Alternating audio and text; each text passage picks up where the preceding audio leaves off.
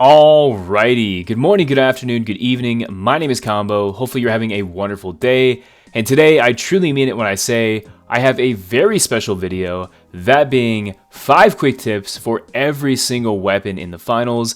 This is a series I've been putting on for 2 years now, and in celebration of the 2-year anniversary of the finals, as well as my time here on YouTube spent with the finals community, I have decided to put together all of the guides I have made on the weapons in this game, prioritizing the most updated ones, which is probably the time I should mention that not every guide in this video is going to be as of Season 9, because that would be a lot of re-recording. But what this video serves to do is not only provide some very useful tips, as much of the information is still very up to date, but also serve as a time capsule and a true celebration of the time that we have spent here together on this channel. A lot of the tips in these videos don't just come from me in the back of my head, it comes from you guys and the things you tell me in my community. So this is just a huge love letter to my community, the finals, and everything this game has given us. So thank you all. Merry Christmas, happy holidays, whatever you want to say. Much love to you. Hopefully you're staying warm and well fed. Enjoy the video and let me know in this video if you would like to see any more of these guides updated. Alright people, I've talked too long in the intro. There are timestamps on this video for every weapon here in the finals.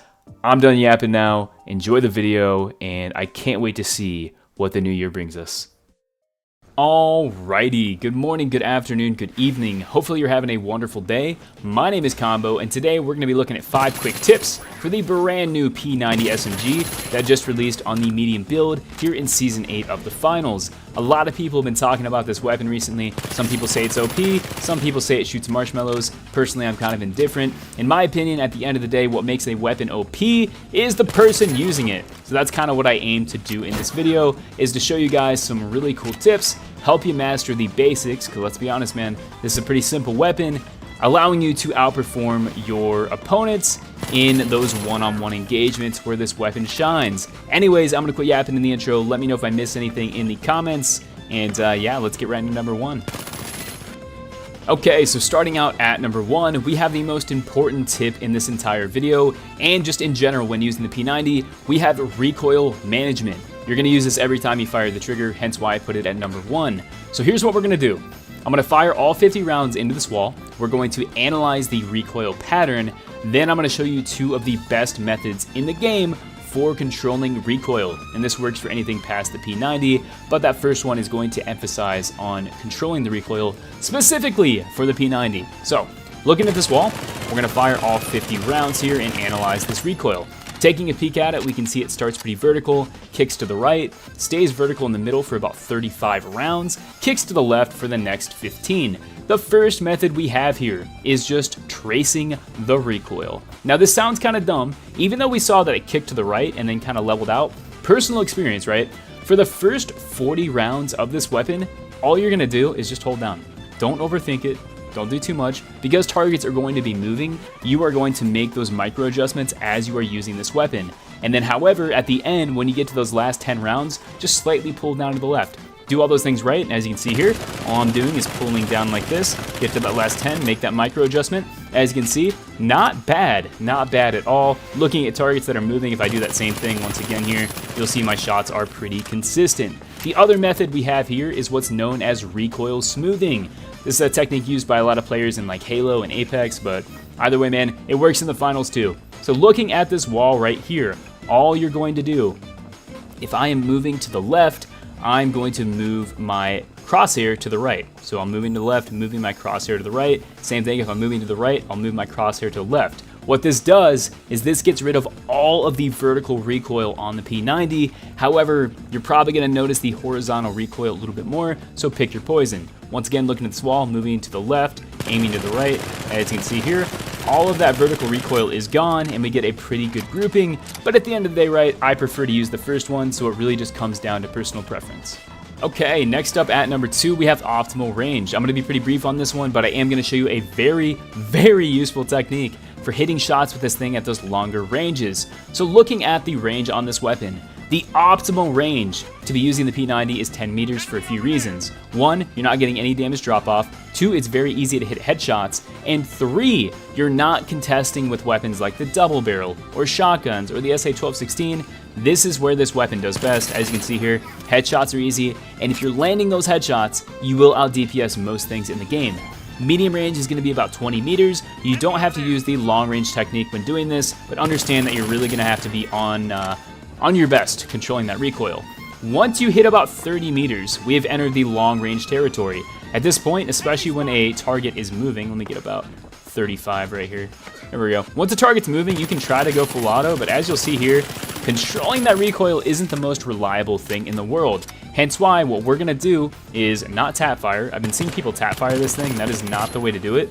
Instead, what we're gonna do is go from full auto to small controlled bursts. And as you will see here, this is going to allow you to conserve your ammo more effectively and allow you to hit your shots much more consistently. So looking at that 50 round mag, we're able to take that target down to almost like completely with one mag. Whereas once again, full auto, it's gonna be a lot more difficult. So let me try that one more time here. We're gonna look at this target when he spawns in. We're gonna go for those short controlled bursts.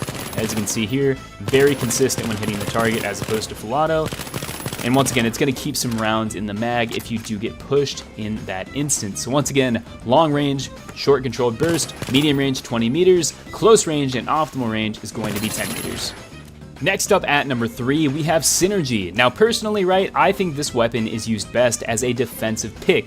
You don't want to be pushing targets with the P90 for 2 reasons. 1, on the medium, other than the jump pad and the zipline, you don't have a ton of movement options. You can maybe demat, but that's not going to get you closer to the target faster. That's more just a nice way to get out of cover. 2, this weapon pairs super good with the healing beam because it forces you as a medium support player to stick next to your teammates. I don't care how good you are at the game, if you're using a weapon that allows you to contest targets at those super long ranges, you are naturally going to split from your teammates on occasion to take duels. The P90, if you are trying to be a medic, forces you to stay within healing beam range. Because check this out, right? If I look at this target here, right, the max range for my healing beam, if I come over here to this target, look at this range. Oh my god, it's essentially 10 meters. So when you're using the heal beam, it's a really good mental trick you can do. If I'm looking at an enemy target and I think in my head, could I heal beam that target? That will tell me if I'm within my optimal range. So once again, heal beam is going to do very good. It gives you that mental trick for remembering your optimal range. It allows you and forces you to play as a good support player. And because you're close to your teammates, your enemies have to approach you, and that's going to allow you to be a lot more defensive with the P90. Also, if you're using defibs, you're going to be close to your teammates. It's going to let you get defibs faster. Once again, a lot of advantages for using this thing as a support player. So definitely give it a try. Use that heal beam tip and go help out your teammates, man. Next up at number 4, we have tactical versus full reloads. This is very important on a weapon like the P90, where you're constantly shooting the weapon, and it gets very easy to lose track of your rounds, so I want to draw attention to why it's so important to go for tactical reloads over full reloads. You're probably saying, all right, Combo, what's the difference here? If you've played FPS games in the past, you probably already know, but let's talk about it. So looking at this wall here, if I fire any amount of rounds and I don't hit 0, reloading with any rounds left in the magazine is considered a tactical reload, and this allows you to engage targets faster because you don't have to re-rack the weapon. Looking at the full reload, which means going all the way down to 0, then reloading, this is going to cause your character to pull the magazine out, reinsert it, and then re-rack the weapon, which isn't going to take a ton of time, but that few, like milliseconds that it takes to rack that weapon could very well be the difference between life and death. So my recommendation here, when using the P90, do your absolute best to keep track of that ammo, because if you end up full reloading in a gunfight, you are much more likely to lose. So once again, looking at the difference here side by side, we're gonna fire all the rounds here. We're gonna do a tactical reload, holding down the trigger so I can shoot. You can see I'm able to engage pretty fast. Now we're gonna do the full reload, and you'll see the difference here. Look how much longer that is. So once again, do your best, keep track of your ammo capacity, and make sure, for the love of God, you are tactical reloading. And finally, at number 5, you cannot talk about the P90 without talking about the hipfire. A lot of people are raving about the hipfire on this weapon, and I'm gonna have a pretty controversial take. In general, because the recoil on this weapon is very easy to control at those super close ranges, it is not advantageous to hipfire, and it's usually better to aim down sights. And I'll prove my point here. Although, I will say, as a caveat here, if you're looking right at a target and I'm like right in his face like this, yeah, hipfire the weapon, because that's just what you're gonna do instinctively. But if you're anywhere outside of like, I would say like 1 to 2 meters, you need to be aiming down sights. And I'll prove a point here. If I start hipfiring on this target, as you see here, damn, that's still pretty good, especially if I'm aiming for headshots. Even if I crouch, right? We'll crouch here looking at this target, landing my headshots, you see even with that, some of those shots still stray and hit the opponent in the body. But if I just aim down sights, there's not even a chance that I miss a single headshot. Once again, even on moving targets, super close range, you'll see here, this thing is so easy to control. So landing headshots with this weapon, especially on something like a heavy, is so easy at those closer ranges.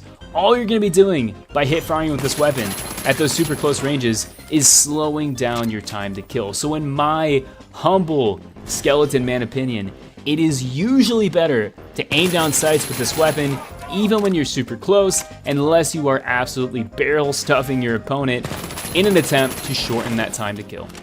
Anyways, everyone, I do hope you enjoyed this video. If you did, be sure to let me know in the comments section down below. The P90 is a very simple weapon, right? So I really wanted to emphasize the basics of controlling recoil, keeping track of your ammo, things like that, because once again, this weapon is very beginner friendly, and I think you're gonna see a lot of new players kind of gravitate to this weapon. But with that being said here, people, I'm not gonna keep you forever in the outro. Thank you so much for coming and watching. Let me know if I missed anything in the comments section down below. I did my best to cover everything, but once again, I am just human, so definitely let me know what you think in the comments. All right, people, much love, and I'll talk to you soon. Stay home, stay safe. Adios. How's it going, everybody? Combo here. Today we got 5 quick tips with the LH1, and man, do I gotta say, I don't have any kind of love-hate relationship with any other weapon in this game than I do with the LH1. Sometimes I hit all my shots and I feel like an absolute marksman. Other times I miss literally everything and want to break a chair over my head. Hopefully by the end of this video, you won't feel the same way. So yeah, don't want to hold you here forever. Let's get right into it. Starting things out at number 1 with what I believe to just straight up be the most important part of using the LH1, that being shot pacing. This thing can output an absolute ton of damage, but that doesn't really matter if you're missing every shot. So if I just kind of shoot at this wall right here and I don't control the recoil, as you can see right here, I am damn near at the ceiling. This thing also goes a little bit left to right, but for the most part the recoil is pretty vertical. However, when you're trying to do this at these longer ranges, as you can see right here, if I'm just firing at max speed, I can hit my shots, but as I get deeper in that magazine, you're just missing shots. So as you get further away, you just want to slow down your rate of fire. So right here, as you can see, if I just slow it down a little bit, I can keep my grouping pretty much in the exact same place. Now I am slightly holding down when firing that, but as you can see right here, I have a perfect grouping. Now if you're within like, I don't know, 5 to maybe even 10 meters, you can go with that max rate of fire, and as you can see, you can even hit all headshots. However, as I said, it's really important as you get to those longer ranges. As I said, you certainly can hit shots, but as you can see right here, that gets kind of crazy. If you just pace your shots, as you can see right here, it's going to be much more consistent, and I promise you, this thing does a ton of damage. Don't worry about killing people quick. If you hit your shots, you're going to take them out. Next up at number 2, we have less of a how to do something and more of a do not do this because you are going to fail miserably. That being hip firing. Now this game has a ton of weapons with great hip fire, but as you can see right here, even standing still, the hip fire reticle on this thing is huge, and if I move, holy crap, look at this, I'm barely, part of my shots aren't even going to hit this target, and the second I start firing, look at this. My shots are going around them, as you can see right there. Now granted, there is one instance. If I am right in somebody's face like this, go ahead and hit fire. But even then, if targets are moving, you might miss shots. Even distances like this is probably too far. As you can see, that took me like 10 rounds. If I just aim down sights, even though I'm gonna move a little bit slower, one, that gives me the ability to go for headshots, and I'm not gonna miss. Even if I'm hitting them all in the body and I'm taking more damage, at least I'm hitting my shots. Because from these ranges, look at this. Oh my god, 15 rounds from that close, and I missed. So please, please, please, if you're gonna use this thing, and unless you are literally barrel stuffing someone like that, just aim down sights. I promise it's gonna make your life easier, and you just need to be consistent with this thing. Next up at number 3, we have another do not. I know, this video is kind of weird. It's like normally you're looking for tips on how to do things. I'm telling you not to do things. This one being in-air gunplay. Now, as we talked about with the hip fire, the recoil spread on this thing when you are hip firing is terrible, but when you go in the air, oh my god, look at that. Especially if I start shooting, look at that. That thing is just, that's horrible. I mean, that looks like literal Swiss cheese, like not in the good way either. Like that is terrible.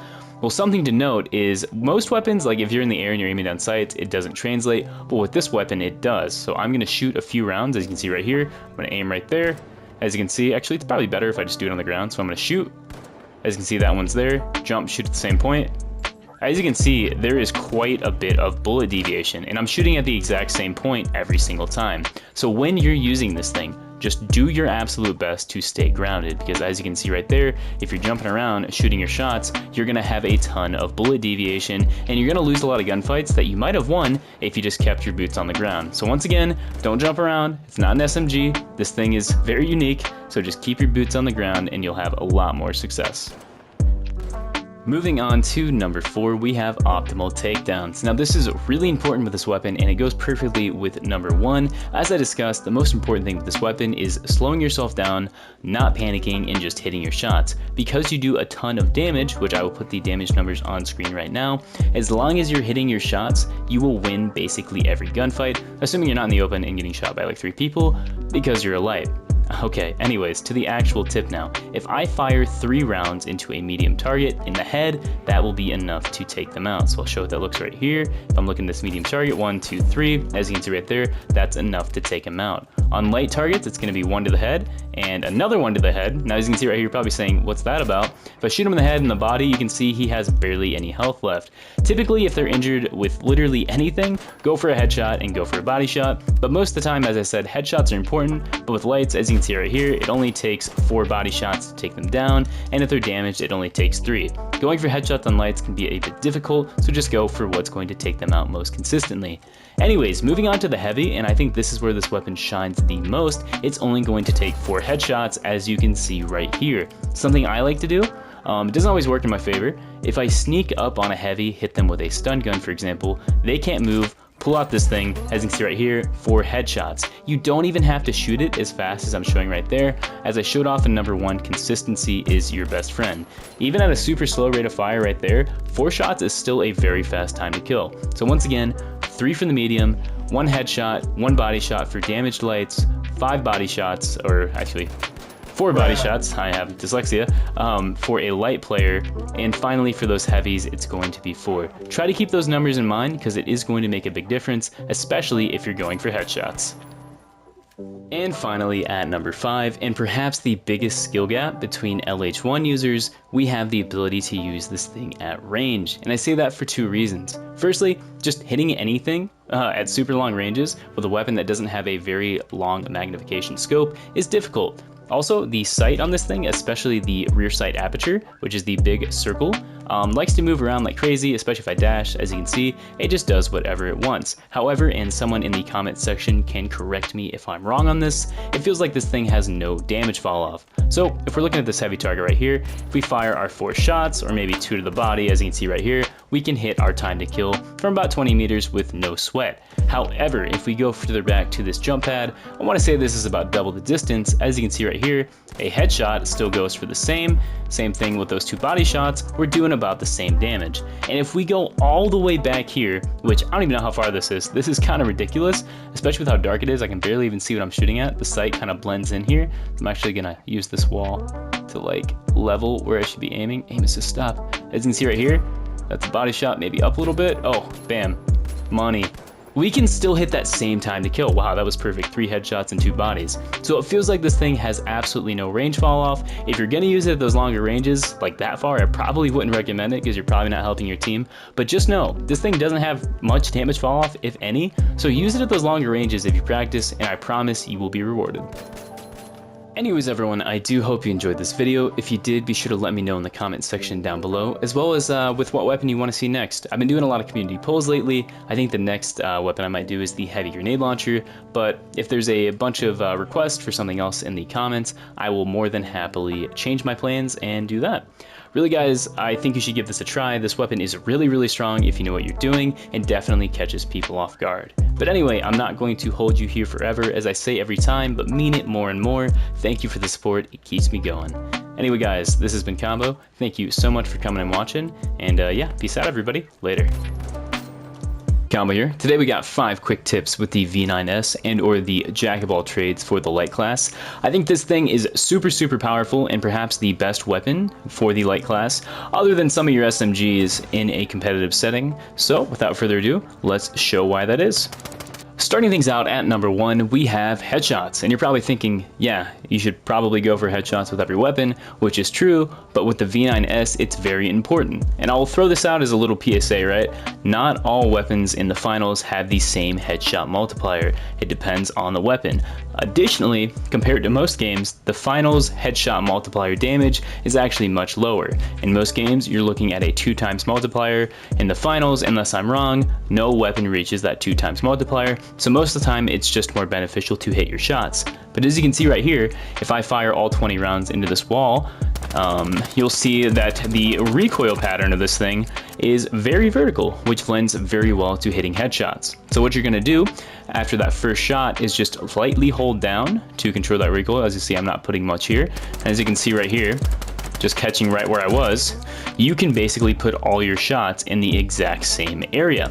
So what we're gonna do is demonstrate that. As I said, yeah, hitting your shots is important and spamming them off, but as you can see right there, your time to kill is not great. However, if you're hitting headshots, as you can see right here, which are pretty easy with this thing, your time to kill is very fast. Now my recommendation for this is you don't want to aim right at the head, although you can hit your shots if you're close enough. I like to aim right around neck area. That way if the target jumps, or I kick up, because this thing does kick a little bit on that first shot, you can adjust for the recoil. So I aim like right here, and after that first shot kicks me up, I am able to go right for the head and get some very fast time to kills in the process.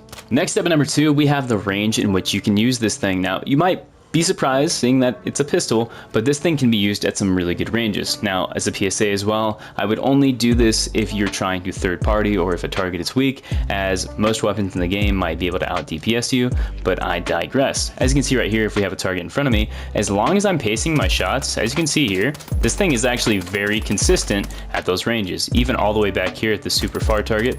As you can see, if I am firing my shots in a paced manner, I can even hit moving targets from that far.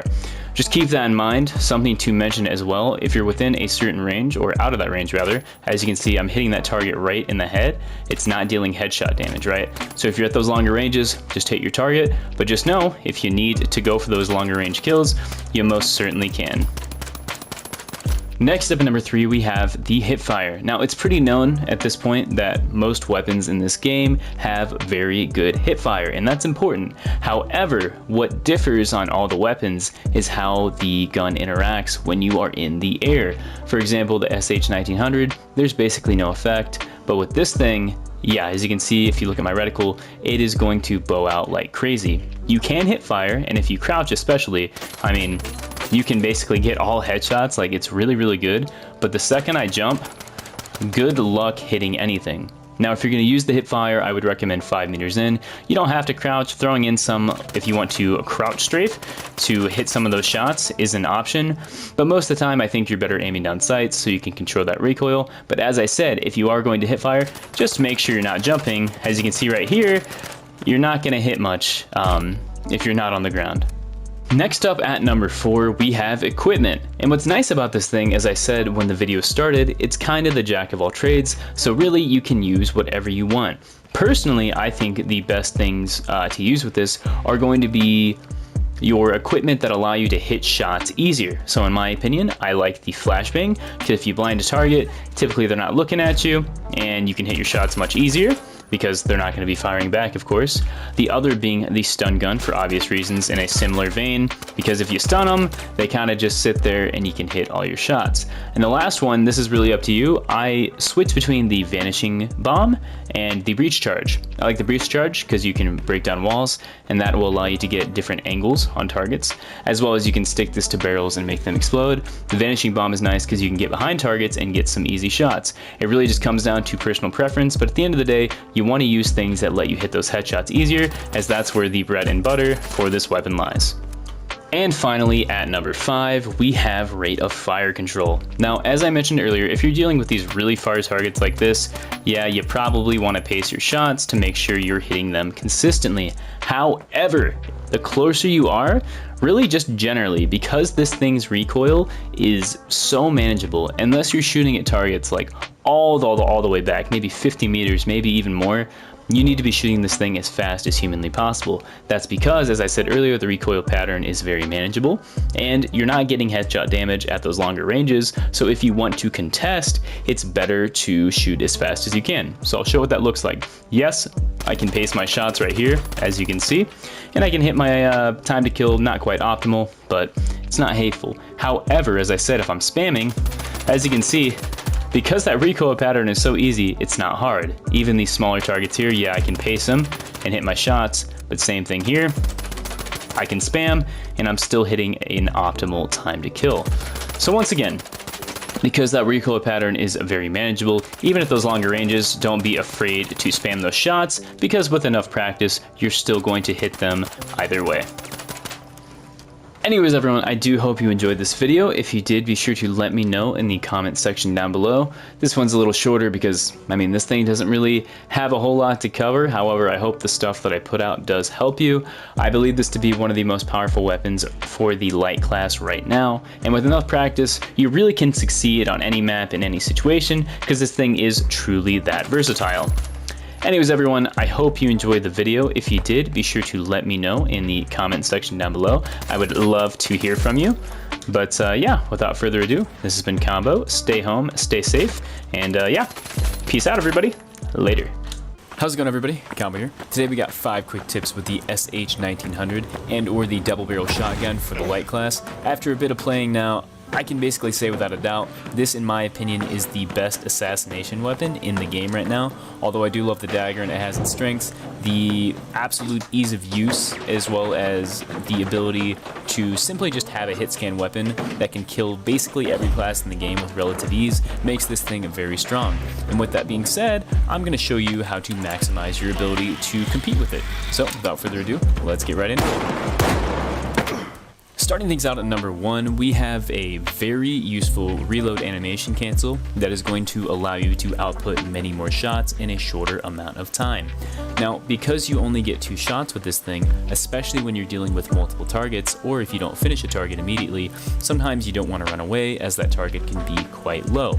By canceling the reload animation of this thing, it's going to allow you to have much more uptime and finish off more kills that you otherwise wouldn't have. So, to demonstrate the effectiveness of this, first I'm going to showcase what it looks like if I don't use the animation cancel. So keep in mind, while this weapon is reloading, I am spamming the shoot button, so when the animation is done, that is the fastest I can shoot. So I'll fire 2 shots, I am spamming the shoot button.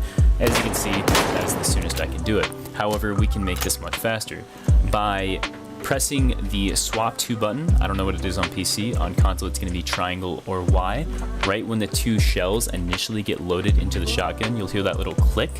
If you press that right when that happens, no, don't press it too early. It's like a millisecond after you hear that click.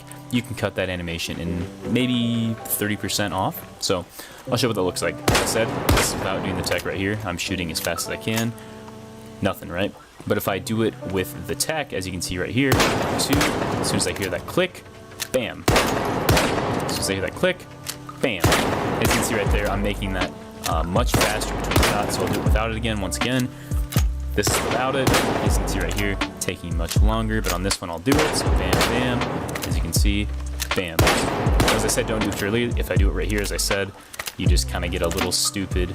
You're just kind of popping infinite shells out. You don't want to do that. You want to hear the click, and then you want to do that. Very useful, and is definitely going to keep the uptime of your shotgun very high.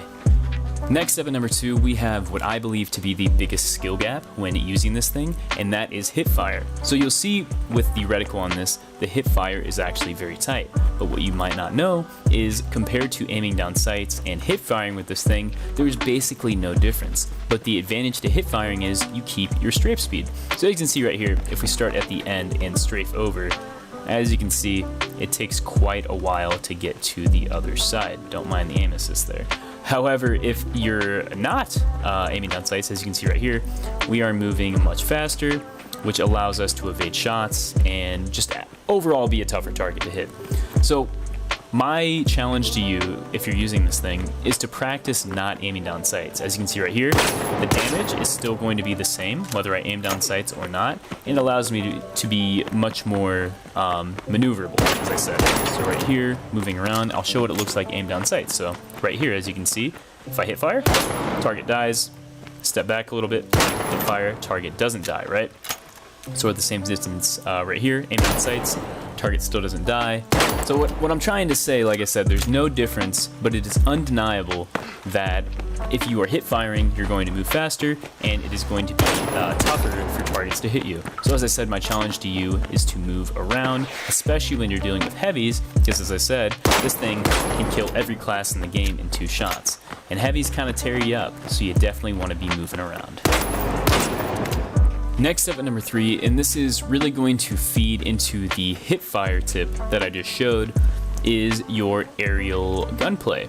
Now, because this is a shotgun, and most shotguns in the finals do follow this pattern, the double barrel shotgun, or the SH-1900, actually does not have any penalties for using it in the air. Now, if you look at the little reticle in front of my screen, right, this little dot with the 4 prongs on the sides, if I jump, you'll see it barely goes out. And what that means is you are not limited in your ability to use this thing in the air, which is really important, as I showed with the hip firing. And if you want to aim down sights, you most certainly can. You can do some pretty cool stuff, and it allows you to be even more maneuverable. So right here, this target, as I said, I'm not losing really any accuracy, so there's nothing wrong with like jumping off zip lines. If you want to use the grappling hook, that's also an option. So just make sure to take advantage of that. And definitely use high ground to your advantage. As I said, you can be like a trapdoor spider and jump on people, and that is certainly something to keep in mind, as this thing allows you to play very aggressively as well as very mobile, depending on basically any ground you want. Next up at number 4, and I'm sorry, I know everyone was waiting for it, or at least those that have experienced it, we have the stun gun. Now, the stun gun in combination with the SH-1900 is absolutely absurd. This basically guarantees that you are going to kill the target you hit. Now, this might sound obvious, but you will get killed if you do not do this. Make sure if you're going to stun gun a target, you shoot them from the back. You can do it from the front, but you're going to take a lot of damage and you might risk dying. So as I said, if you stun down a target, they're going to slow down immensely, as you can see right here. Well, the training dummies don't really slow down, but players will lose the ability to aim down sights, which is going to basically, in most instances, lower their ability to kill you.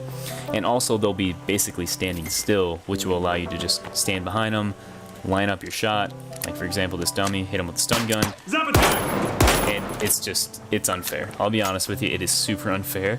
And this works on heavies too. If you stun gun a heavy, let's say this guy was stun gunned, for example, done, like not even a chance. Now of course heavies can kill you pretty easy, especially if they have an RPG. I've been like suicide bombed, like a heavy will just shoot the ground trying to kill me, because they know if they get hit by the stun gun and I'm in the match, they know they're either gonna die or they're gonna take me with them. So just keep that in mind.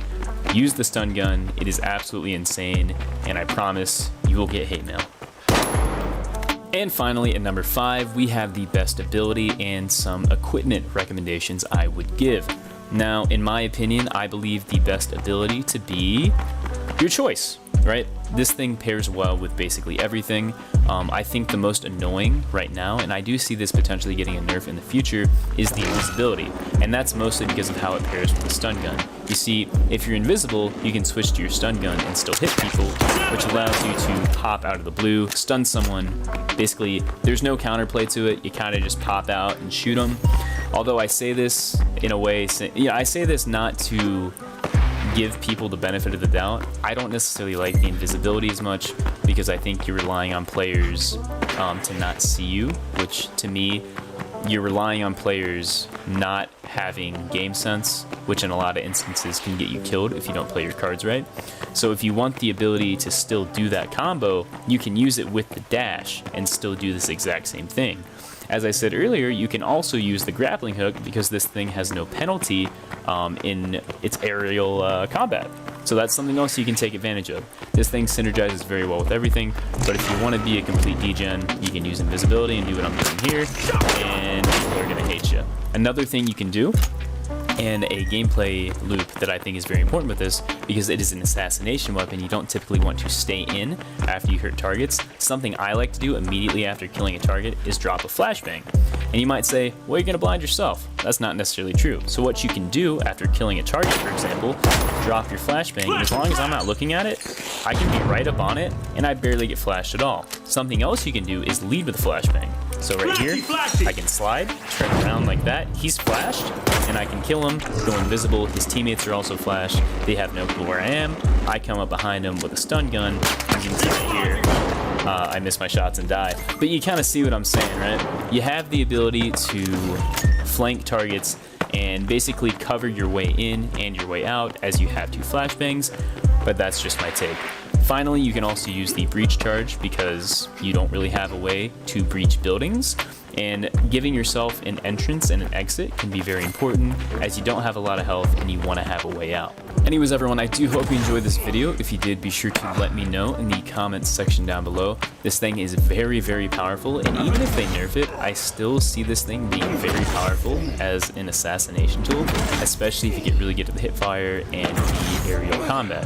If I missed anything, as I said, be sure to let me know down below. It is very likely. I've been really appreciating the support as well as the comments and encouragement and people letting me know things that I missed. I am very open for suggestions, so just let me know. But anyways, I don't want to hold you guys forever. Once again, I can't thank you enough for the support. And yeah, this has been Combo. And yeah, peace out, everybody. Later.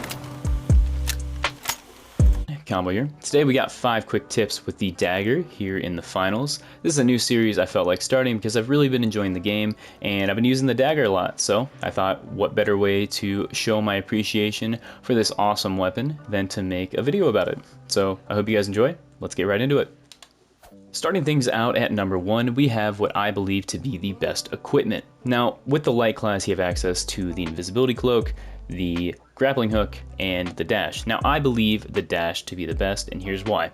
1, the grappling hook does not help the dagger at all. Don't try to fight me on that one.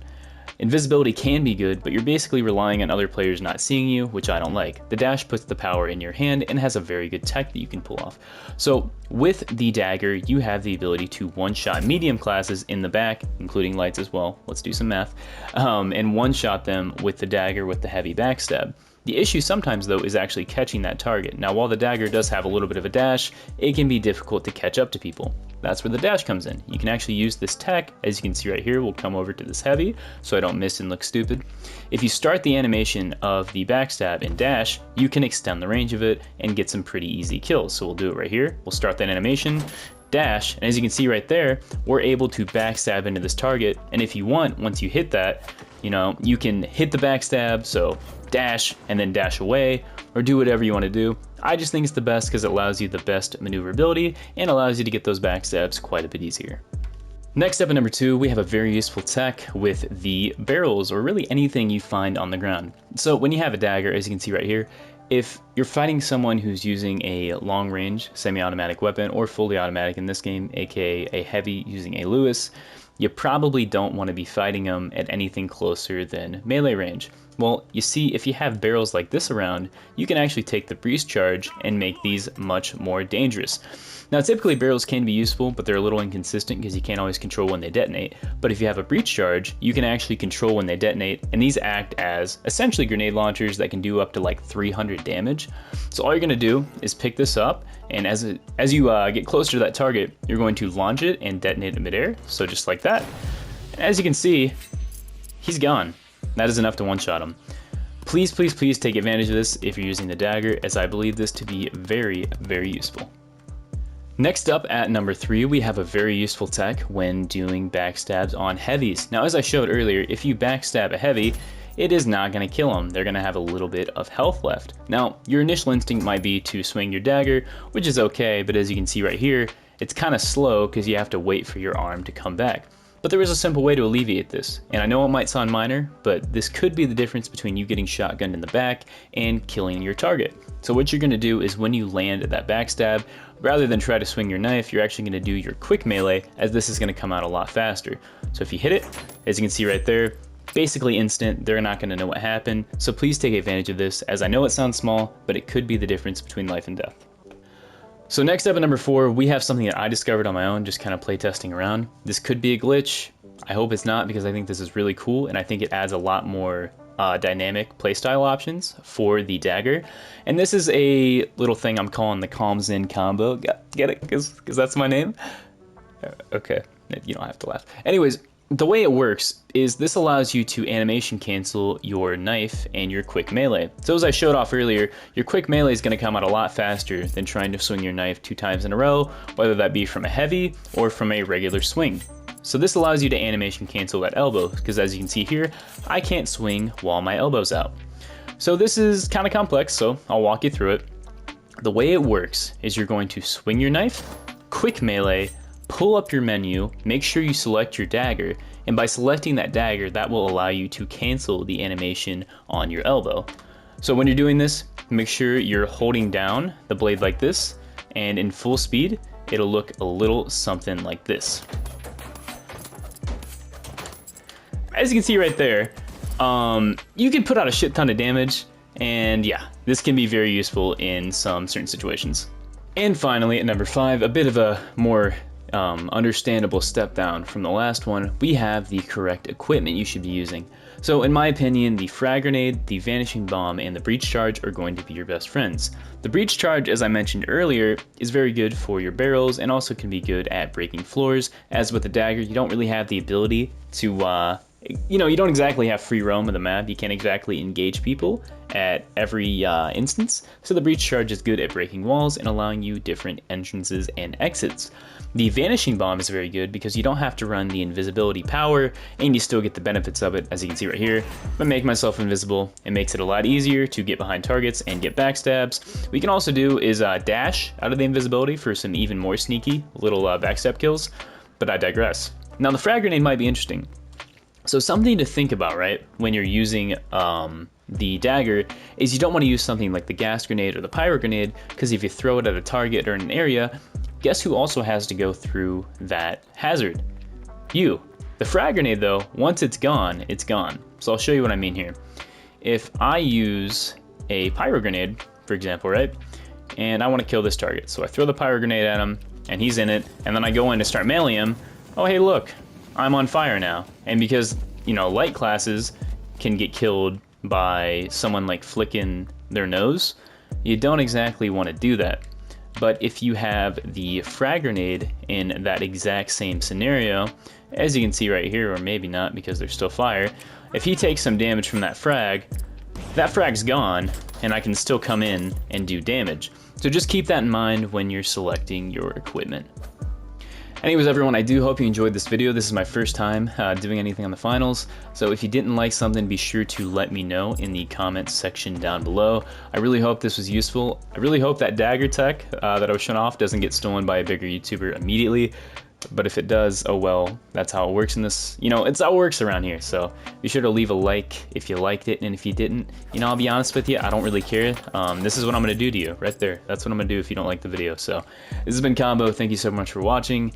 Have a great life, stay safe, happy New Year's to everyone, and yeah, peace out, later. How's it going, everybody? Combo here. Today we got 5 quick tips with the sledgehammer, and by the end of the video, my goal here is to maybe make you reconsider this weapon as something other than a troll pick, and I know I say this every video, but I really mean it this time. This thing can be crazy strong if you know what you're doing. But without further ado, let's show why that is. Starting things out at number 1, we have the Goo Gun Synergy. Now, the Goo Gun has been getting a ton of love here recently as people are starting to figure out, hey, this thing's actually kinda busted, and I'm here to show you why it works well with the Sledgehammer. Now, while you can use the RPG to make up for some of the lost range with the Sledgehammer, the Goo Gun does that and then some. Although the training dummies don't show it well, if you just so happen to hit somebody with goo and stop them, they can't move. They are stuck there. And it may not last a very long time, but if you shoot quite a few in there, they can't move at all. As you can see right there, if I just walk up to this goo and shoot myself with it one time, I can't jump, I can't move, and I'm stuck there for a minute.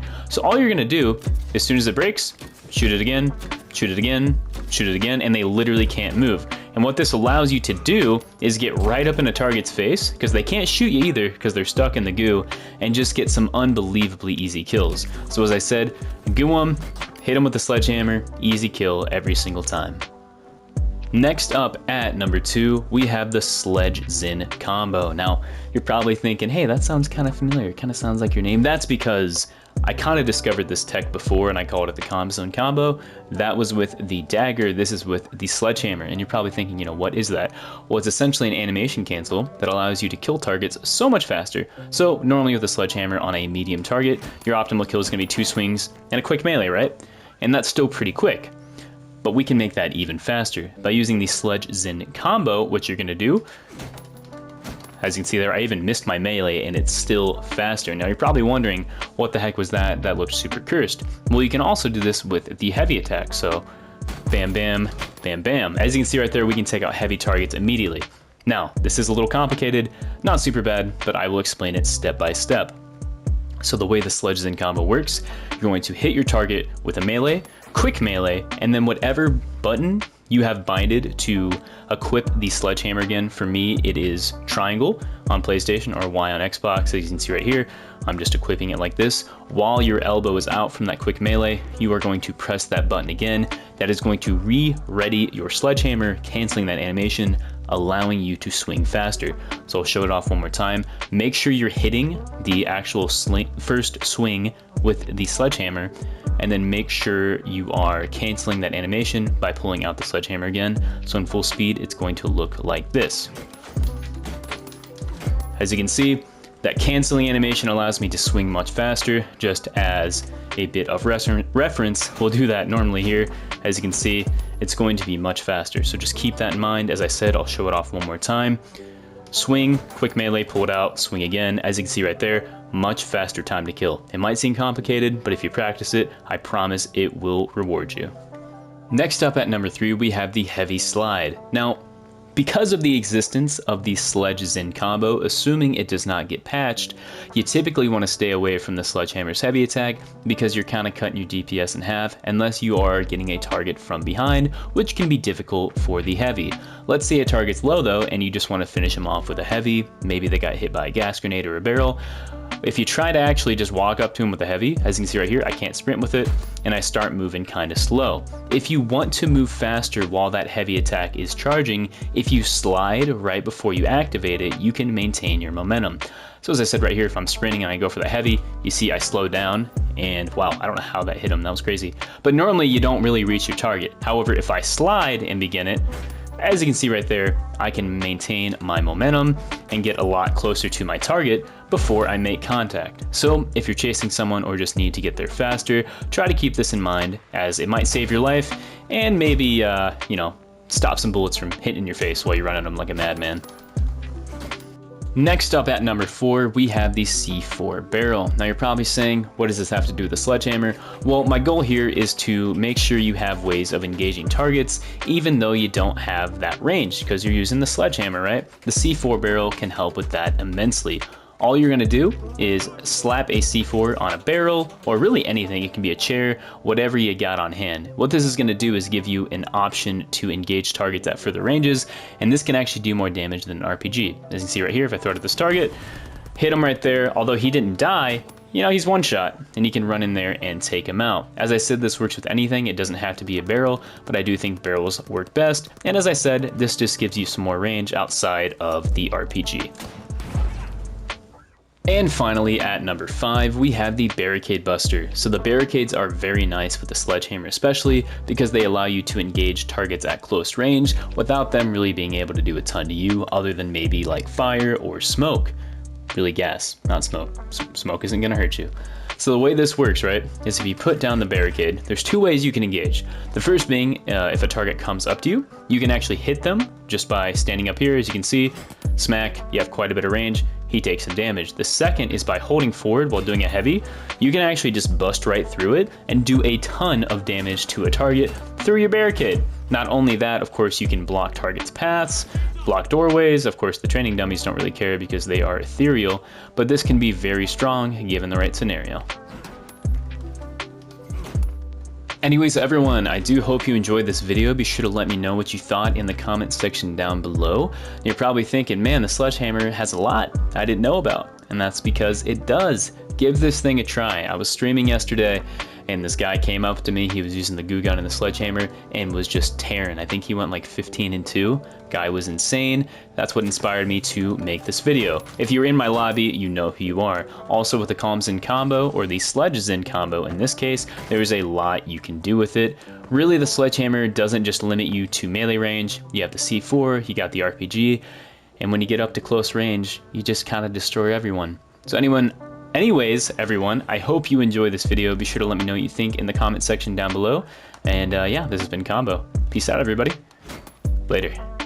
How's it going, everybody? Combo here. Today we got 5 quick tips with the sword. If you want to channel your inner samurai and absolutely decimate the enemy team, perhaps you want to stick through to the very end of this video, as I'm going to show some things that you've probably never seen before, some of which might get patched, others of which I am very confident will stay in the game and will serve you very well when using the sword. I believe this to be one of, if not the strongest weapon on the light class. I've probably said that like 5 times now, but this time with the sword, I mean, I truly do mean it. This thing can be really oppressive on the enemy team if you know what you're doing. So without any further ado, let's get right into it. Starting things out at number 1, we have the dash. Now I'm sure you've seen all over the internet the dash dagger, the cloak dagger, the grapple dagger, yada yada.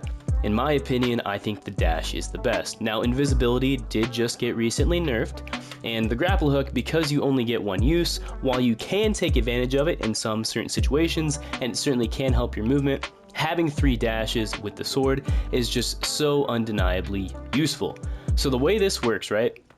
The sword has 2 attacks, a light and a heavy. The heavy lets you charge it up, release it, and if you're on the ground, you dash forward. As you see, if I jump up here, I'm not going anywhere, right? But if I'm on the ground, I move. Well, you can actually extend the active frames of that by using the dash. So right here, right, you might think, well, there's no way I'm hitting that guy. But you can. Because as you can see, when you have the sword out, as long as that thing is still extended out, even though it's not really moving, it's still going to deal damage. So what we can do, even if a target's this far away, if we use the dash while that sword is still extended, as you can see, we can go for some absolutely stupid long-range pokes and do quite a bit of damage in the process. You can even chain this with 2 dashes, as you can see here. You can chain 2, you can make it as long as you want. As long as you keep that hitbox out when you're going for targets, you can extend the range on this thing to stupid lengths. Next up at number 2, we have momentum and the vertical dashes. Now this is really important because not every target you fight is going to be on the same ground as you. Sometimes you need to traverse, sometimes you need to hit targets on an incline, and this is very useful for that. Additionally, you want to be quick when you're using the sword, so there's a little trick you can do to maintain your momentum. So the way this works, right, if I have targets right here, as I said, if I jump while using the heavy attack, I'm not going to move at all. However, if you're using the dash, if you didn't know this, if you look in a direction, you'll actually dash in that direction. So if I jump here and look right there, as you can see, I go upwards. And this can be coupled with the sword. So all you're gonna do is release that heavy attack, right? Immediately jump, activate your dash, and then you're going to look at the target that you want to hit. So it's gonna look like this in full speed.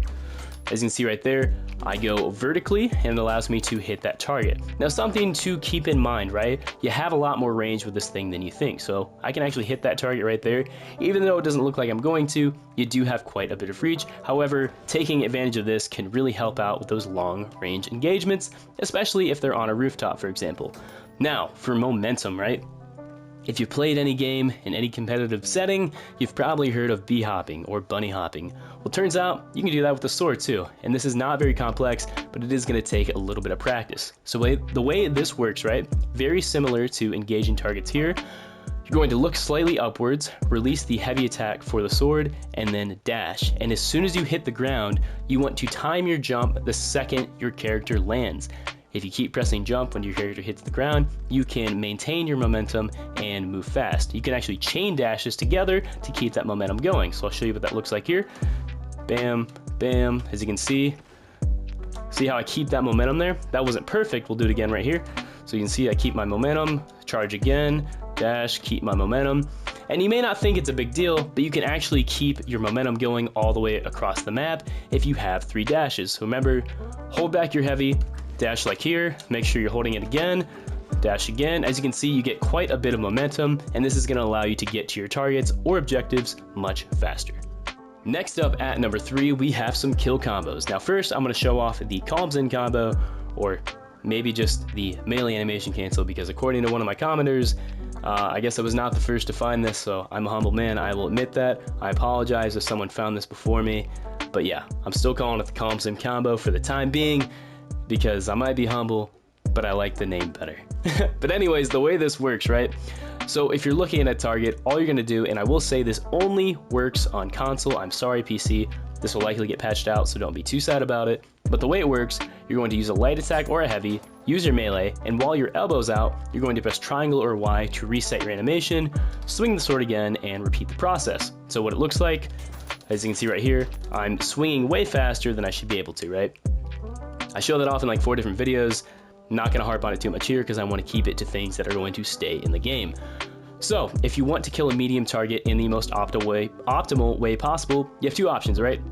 You have 2 charged heavy attacks, like so, that will get the job done. However, what I prefer to do actually is dash in with the heavy, hit the quick melee, and then a light attack. So as you can see here, that is another option. I think that's more reliable, doesn't take as much time, and it's more effective. With heavies, all you have to do is 2 charged heavy attacks with the sword and 2 quick melee. So as you can see here, we just got the quick melee and the charge there. And even if you miss the quick melee, as you can see right there, that is enough to kill. And with lights, you have 2 options. So you can go for a light attack twice in a melee, a quick melee that is, or you can go for the heavy attack and quick melee, which will also one-shot them. So just keep those in mind. Most of the time, in my opinion, try to avoid using the heavy attack when you can, because you might not have enough dashes, you might miss it, it leaves you more vulnerable, but always initiate with it. As I showed here, you can kill with 2 dashes, but in my opinion, going for the quick melee into the light attack is much more effective. Moving on to number 4, we have the invisibility tech. Now this isn't really a tech, just something to keep in mind, right? As I said, you should probably be using the dash because the dash is going to allow you to have that movement as well as keep your momentum, extend the range, so many benefits, right? But you can also use the vanishing bomb for something very useful when using the heavy attack. So if I go invisible, for example, right? Check this out. So I go invisible, I can still charge back my heavy attack without becoming visible. And what this allows you to do is charge up that heavy attack, come out of the blue, and do a ton of damage.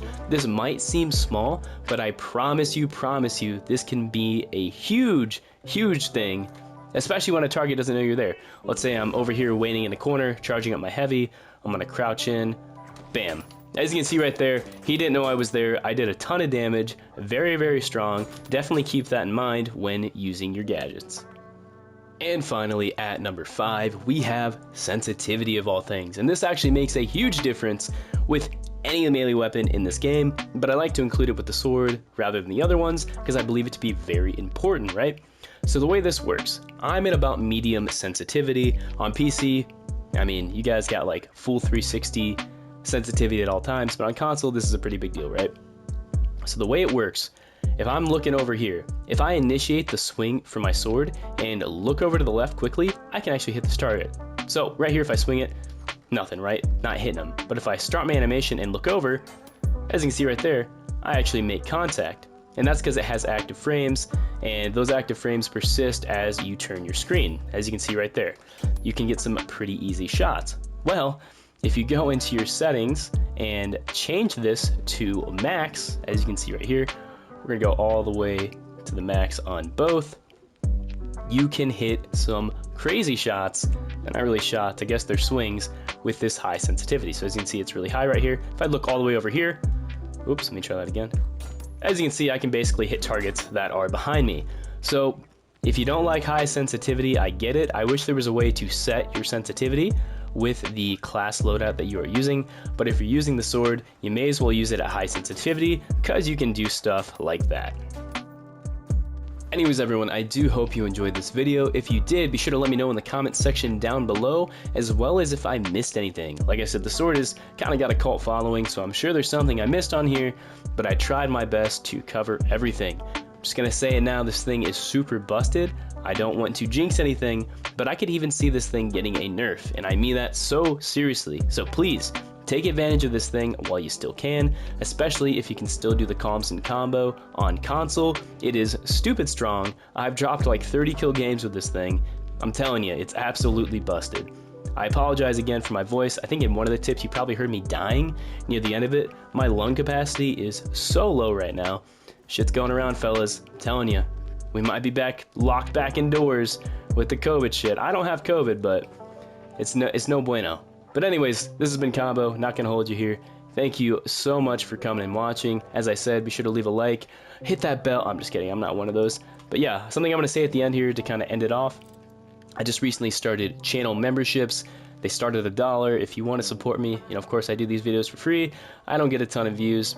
You don't have to, but it's something I throw out there. I'm only doing it for $1, and basically if you do so when I stream, just shoot me a message in chat, and you're basically guaranteed a spot to come and play along. But yeah, I'm sorry, I hate doing promos like that. It makes me feel so like corporate and shitty. But yeah, this has been Combo. Thank you so much for watching. Stay home, stay safe, and yeah, peace out, everybody. Later. How's it going, everybody? Combo here. Today we got 5 quick tips with the CL40. Now, generally speaking, this thing isn't too great, but with the things I'm going to show you today, hopefully you can actually find some use with it, and in some instances, specifically with the first thing I'm going to show you, this thing can actually output a ton of damage despite only having 4 rounds in the magazine. So, without further ado, let's get right into it. Starting things out at number 1, we have the Mine Combo. Now, the Mine Combo is very awesome. It may not be my combo because I didn't look this up. It's just something I kind of discovered after a bit of testing. But jokes aside, when using the CL40, exploding both friendly and enemy mines is very easy. So if I throw this explosive mine out here, because this thing's a grenade launcher, you know, I can shoot all the way over there and still blow that thing up. What we can do with this is turn this into an aggressive playstyle. So as you can see right here, CL40 really does not do a lot of damage, and you only have 4 shots, right? So sometimes if you don't hit all your shots, it's very easy to lose a gunfight. Well, what you can do is throw a mine, and when you do this to blow it up out of the air, you don't want to try to shoot the mine out of the air, you want to shoot the ground underneath it. So if I do that, as you can see, I can almost one-shot this target, and the same thing goes for the gas mine right here. So if I have these targets right here, let's say I don't even want to throw it at them, right? Just to get them in the general area, I can throw it on the wall next to them, shoot it, and as you can see right there, now I have a gas cloud doing a ton of damage. If you take advantage of this in game, I promise you, as you can see right here, even taking out heavies and everything, this does a ton of damage, and it's definitely worth getting good at doing. Next up at number 2, we have an awesome tech with the jump pad. So the jump pad when using the CL40 is very useful because one, of course, it lets you get that aerial superiority on targets and shoot down, which is a lot easier than trying to hit them directly. However, what you can also do, right? Let's imagine for a second. We'll actually run in here to show this even better. Let's say the cash out is this box right here, right? And we know there's targets there. I don't want to run over here because yeah, I can do a little bit of damage, but I'll probably die in the process. Well, what I can do is slide over here, put a bounce pad on the wall, and as you can see here, I can actually bank shots into that corner and deal quite a bit of damage. And because this thing has quite a decent splash radius, as you can see here, you can just fire some shots off. You can see I can hit this pretty accurately in like a general direction. So if I even get like right here, so if I get like right on the corner, as you can see, You can get pretty accurate this, and this is really nice because, as I said, unless they want to break that wall down, they don't really have a way to engage you unless they destroy your bounce pad. But if they do that, then they're focused on the bounce pad. You can turn the corner, maybe throw a mine like I showed off earlier, and there's just a lot you can do with it. So definitely keep that in mind for those tricky scenarios where you feel like you're going to get gunned down. You can actually shoot people without even having to shoot at them or having them shoot at you. Next up at number 3, we have hip firing, and I'm sure you have kind of picked up on this subconsciously as you've been watching the video, but I just don't aim down sights with this thing, and there's a good reason for that. So as you can see by my little reticle, I'll look down so you can see it better. This thing is already super tight. If you aim down sights, you see it kind of gets a little better. The only time it's really noticeable is while you are airborne. As you can see, it's quite a bit tighter there. So if you're jumping, maybe aim down sights for a second, but generally speaking, you're just as fine hip firing. And the reason you want to do this is because you're able to maintain your movement speed. You can jump, you can slide, you can do all that without having the penalty of being aimed on sights and moving like a snail. So with a little bit of practice, and everybody's different, you know, I like to move around and be quick while I'm using this thing. If you like a more sit back play style, maybe aim down sights more, but generally speaking, I think you will have more success if you just don't aim down sights, use the hip fire and practice with it. I think you'll be fine. Next up at number 4, we have aiming. Now, we just talked about hip firing. What do you mean aiming? Well, what I mean by this is more like the hitbox that this thing provides when shooting at targets and where you should be aiming. What I see a lot of people do, and there's not necessarily anything wrong with this, is aiming at the feet just like this, you know, doing damage that way. And this is going to take a little bit off your damage. It might be easier for some to do that, but because you only have 4 rounds, you want to make them all count. This thing, just gonna say it flat out, has a ton of forgiveness with its rounds. As you can see right here, I'll aim like all the way to the right. It's still gonna explode. You can see like where my reticle's at. I'll even go a little further. As you can see, get a little bit closer. That's the range right there. You basically have like 2 or 3 more reticles to the left or right of where you are aiming at a target. So in my opinion, you should be aiming directly at targets all the time. Underneath the arm, as you can see right here, no big deal. Next to his leg, it's gonna detonate. Now granted, that's not a great example because it's going at the ground, but you see my point, right? No matter like where you're at, you have quite a bit of forgiveness when it comes to shooting this thing. So if you're going to engage a target head on, go for those direct hits because they're a lot easier than you might think, as I miss one. And finally, at number 5, we have the optimal kills. Now I will post the damage numbers for this thing on screen now. However, I will warn you, these numbers can be a little inconsistent because 1, you're not always going to deal the same amount of damage, even if you are direct impacting. This could be because of netcode. Sometimes this thing, I don't know, maybe the rounds explode early. Anyways, in my experience, the damage can be a bit inconsistent. However, it's still good to know what your optimal kills are because you only got 4 shots in this thing, right? So for a light target, it is going to be 2 direct impacts to the body. For a medium, you can guess, it's going to be 1, 2, 3. Now, as I said, this can be a bit inconsistent. So inconsistent, in fact, that this last one, I wouldn't even recommend you really try to do this optimally. So for a heavy, it is going to be 4 shots, as you can see right here. But as you can see, he doesn't die. So my recommendation is if you are going to engage a heavy target, you have 2 options, right? The first being, make sure he's weak. Make sure you call out for your teammates. Be like, hey, I got a heavy in front of me. I don't want to mess with him. That way you can get that optimal 4 shot after he's been weakened a bit, right? Or the other one, as I showed off in that first tip, explosive mines actually make this pretty manageable. So if I slide up on him, throw a mine like that, as you can see, it becomes a lot more manageable and I have an extra round to work with. However, generally speaking, unless this thing gets a damage buff in the future or a magazine buff, honestly guys, I would say just stay away from heavies if you can, from those closer ranges. As I said, you can poke at them from long range, throw down your mine and do damage that way, but in a general sense, heavies are not your friend. Stay away from them and you'll stay alive a lot longer. Anyways, everyone, I do hope you enjoyed this video. If you did, of course, as I always say, be sure to let me know in the comment section down below. Let me know what you think about this thing. Maybe I missed something. As I said, I think this thing could probably use a buff. I will say it's really, really fun to use, especially with the mine combo. that I was showing off earlier, because you really can't output a ton of damage. I have a clip where I actually killed like 2 or 3 people with like 2 mines, and it was really cool. But the consistency of doing that in a real game, it is kind of tough, I won't lie. It is consistent, I would definitely recommend still doing it. But yeah, this thing, in my opinion, like I said, could definitely use a buff. Let me know what you think in the comment section down below. But yeah, that's all I got for you. Thank you so much for coming and watching. Much love. Thank you so much for the freaking support. God, it's been awesome. I love it, I love it. But yeah, for the 8th time, this has been Combo. Thank you for watching. Stay home, stay safe. And yeah, peace out, everybody. Later. How's it going, everybody? Combo here. Today we got 5 quick tips with the Riot Shield. This thing may come off as a meme weapon in a lot of circumstances, but I really believe this can be a very good off-meta pick that can catch people off guard and do very well if you know what you're doing. And I found a few things that I think are useful and you may not have seen anywhere else. So without further ado, let's get right into it.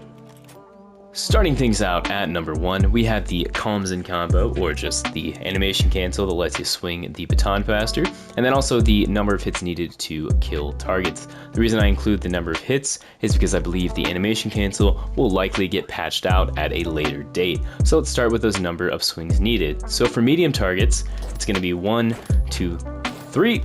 Quick melees are not going to make a difference in this regard. For light targets, it's going to be 2. Same thing here.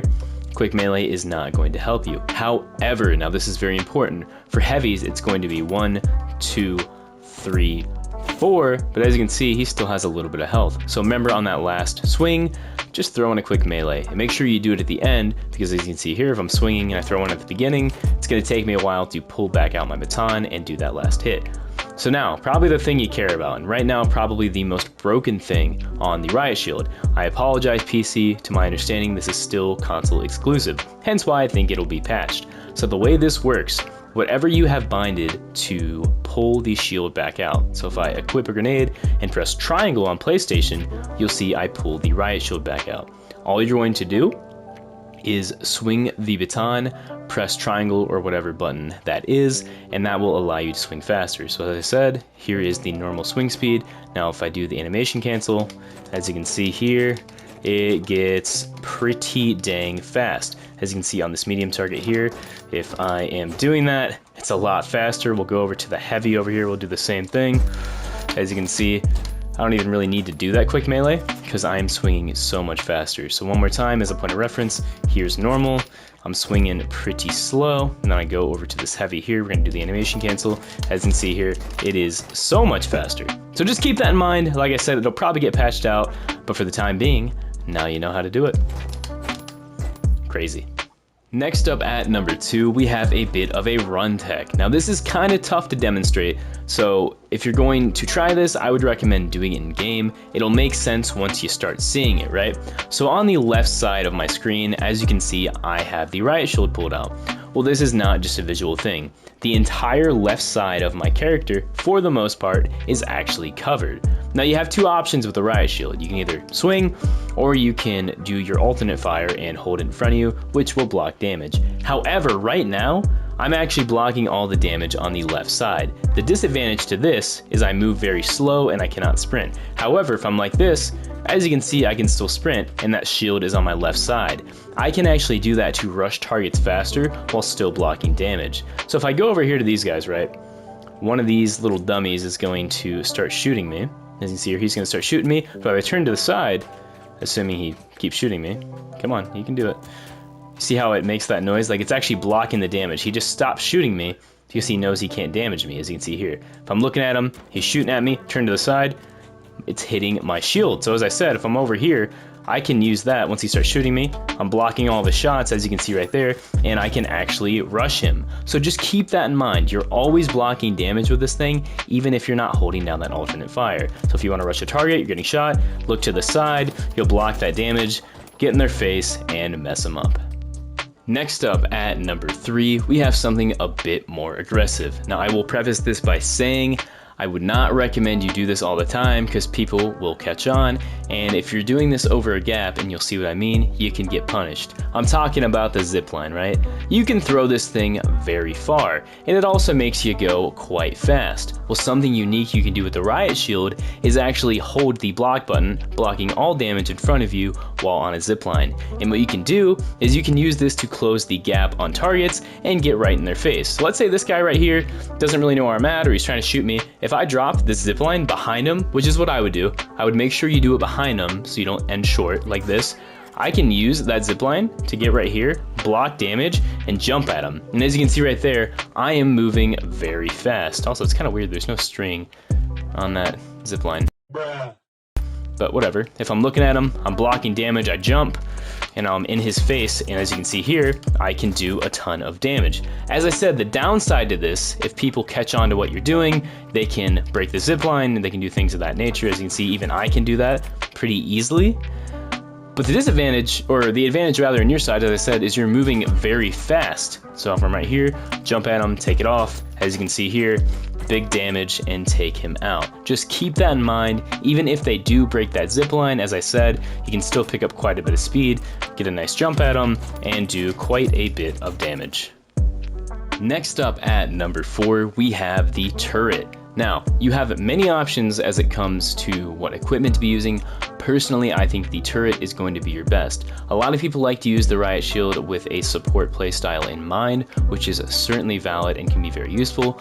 Personally though, I like to go in and smack shit in the face, so I like to use the turret. And what the turret allows you to do is have pressure on two sides. Of course, targets want to focus on you, but if you put a turret down during an engagement, they kind of have to shift their focus a bit. And what's nice about the Riot Shield is you can actually place down the turret and protect it while it's building. So what you can do here, let's say this guy's shooting at me, as I said, if I place this turret down and get in front of it, as you can see here, he can no longer shoot it. I can also get in front of this turret, as you can see, blocking it, and basically just having like a little aimbot buddy behind me. I can strafe in front of it, this thing's still going to shoot things, and if I want to, because the turret is going to be dealing damage, I can rush with the shield to the side as I showed off, get right in his face, my turret's shooting things. As you can see, you can do a lot with it. If you want to move it, you can pick it up. So I'll put the turret down right here. Let's say I want to pick it up. I stand to the side in case they're shooting at me. I can pick it up, as you can see right here. Now, of course, you're going to be vulnerable in the time you're picking it up, but you can pick it up, you can move it, you can go over here, you know, be aggressive where you're at. Just remember to take it with you, because I do think this is, at least in my experience, a big part of my playstyle and makes up for a lot of my damage. If people have, let's say, you know, glitch bombs or things like that, you may want to change, but generally speaking, the turret is going to allow you to put a lot of pressure and can be very useful. And finally, at number 5, we have explosion blocking. Now this one here, I will say, this can absolutely make your game or break your game, as you can just blow yourself up. So the way this works is you are going to take advantage of the secondary fire with the shield, aka the block, to block explosion damage in front of you. Now I like to use frag grenades. You can use explosive mines, but I like knowing when the grenade is going to explode. That way I can better time and better space myself from the explosion. So, as a bit of reference, if I put a grenade right here in front of me, as you can see, I'm going to take some damage, but so is my target. However, if I do the same thing in the exact same place, throw that there, but I put my shield out, as you can see here, I take no damage, he takes a ton of damage. Caveat to this though, I would not recommend engaging like this. The only time this is useful is if the target does not know exactly where you are, you're trying to maybe disengage from a fight, or it's a last-ditch effort and there's a bunch of people around you. However, this can create a very cool gameplay loop with the stuff that I showed earlier, as this grenade can be a bit of a distraction. So let's say you have a zipline, for example. You get on it and you start blocking, you throw a grenade down. While that grenade is going, of course, they are going to move. If not, they're going to take a ton of damage. In the time that they're moving, you can put down a turret, apply more pressure while you're blocking that grenade. I know that sounds like a lot. I'm going to show you what that looks like, and that's basically the key to this whole guide, is all the text and all the things I've showed you. I want to create a gameplay loop for you that is going to be the most effective. So I'll show what that looks like, right? So we're over here, we're blocking, we jump, we throw down the frag, maybe they're right there, I got this, I get in their face. You see I took a little bit of damage, as it can be a little inconsistent, but as you can see, I have that down, I have the turret down, I am applying pressure, and There really is not a ton of counterplay to that. As I said, I'm basically invulnerable for the majority of that, but I am outputting a ton of damage. As I said, and as you probably saw there, it's kind of good that happened, the frag grenade blocking can be a bit inconsistent, so make sure you are facing down at the frag grenade, as if you're facing too far up, you're still going to take damage. So I'll show that one more time. Let's say I'm getting on the zip line, I'm blocking, I got my grenade, jump off, turret down, like that. As you can see, he takes damage from that. My turret's up, my turret's shooting things. Once again, I was basically invincible for the entire process there. So just keep that in mind. As I said, don't use the zipline too much because you don't want to be predictable, but you can combo the things I've shown you to make a very powerful gameplay loop. Anyways, everyone, I do hope you enjoyed this video. If you did, be sure to let me know in the comments section down below. I just want to say from the bottom of my heart, thank you so much for the support on the grenade launcher video. It just blew my mind, the comments and stuff. It was overwhelmingly positive, and it was amazing. I tried to respond to as many people as I possibly could, but if I didn't get to you, you're hearing it from me now. Thank you so much for your support. Especially for a small creator, it means a lot. Be sure to look out for more community posts. I don't know if people saw, but I actually put what you guys wanted for the next guide. It was this or the flamethrower. The Riot Shield won. So yeah, this has been Combo. I don't want to keep you too long, but yeah, I hope this video was informative and you learned something. Get out there and smack people with your Riot Shield. Peace out, people. Later. How's it going, everybody? Combo here. Today we got 5 quick tips with the flamethrower. Now this thing has been quite the topic of discussion recently in the finals community. A lot of people are saying this thing is not very good, as the damage can be quite low and the range is abysmal, while a lot of people are saying, hey, this thing basically invalidates melee playstyles, rework it. Personally, I think it's kind of somewhere in the middle. I don't think it's too strong, I don't think it's necessarily broken, but I will say it is quite strong against those melee playstyles. However, with the stuff I show you today, you're going to be kind of OP versus every playstyle. Maybe that's a bit of an exaggeration, but you'll kind of see what I'm saying, so without further ado, let's get right into it. Starting things out at number 1, we have the explosive fire mines. And not to be confused with the actual fire mines on the heavy class, this is a little combo you can do with any kind of mine. I prefer explosive mines because they detonate instantly and the damage is more like a frag. Using the fire mines can be redundant because the damage between that mine and the flamethrower do not stack. Alright, mouthful over. The way this works, you're going to throw a mine out and you're going to shoot it out of the air with the flamethrower. It's extremely simple and it does a ton of damage. I will say, make sure there is adequate space between you and the target. If not, things like this can happen. If you do it, as you can see right there, I take damage. However, as you can see here, this target took a ton of damage and he basically gets one shot. Normally you're not going to stop firing if you're trying to take them out. So properly, if you have the spacing that you need, you're going to look up a little bit, throw it. As you can see right here, flamethrower takes that out very quickly and you can essentially one-shot targets. So just keep this in mind the next time you're using the flamethrower. Next up at number 2, we have some pretty cool stuff you can do with the goo gun. Now the goo gun and the flamethrower are a match made in heaven, and this allows you to do 3 different things, along with all the stuff the goo gun lets you do normally. So firstly, although it doesn't work on the training dummies, you can immobilize targets. So if I hit this target right here, normally he would stop in place. I'll show that on myself here. As you can see, if I'm stuck in goo, I can't move. That is very good for the flamethrower because he cannot shoot back and he's stuck in place, which makes up for the low range. The second thing is you can turn goo into a barricade that not only blocks walls but also does damage. If I light this on fire, as you can see here, when the dummy goes into it, oh, I guess he's actually just not going to. Well, typically if you're a player, you will take damage. So we'll see if he takes damage here. I guess not. I'll show it myself. If I run over that, as you can see right there, you take quite a bit of damage. This can be very good at denying chokes for opponents. And the third thing you can do, which is really cool and one of my favorites, you can basically set up almost like a spark wire with flames and get damage from a long distance. So right here, if I put a big string of goo like this and I want to damage those targets, as you can see, I can shoot that.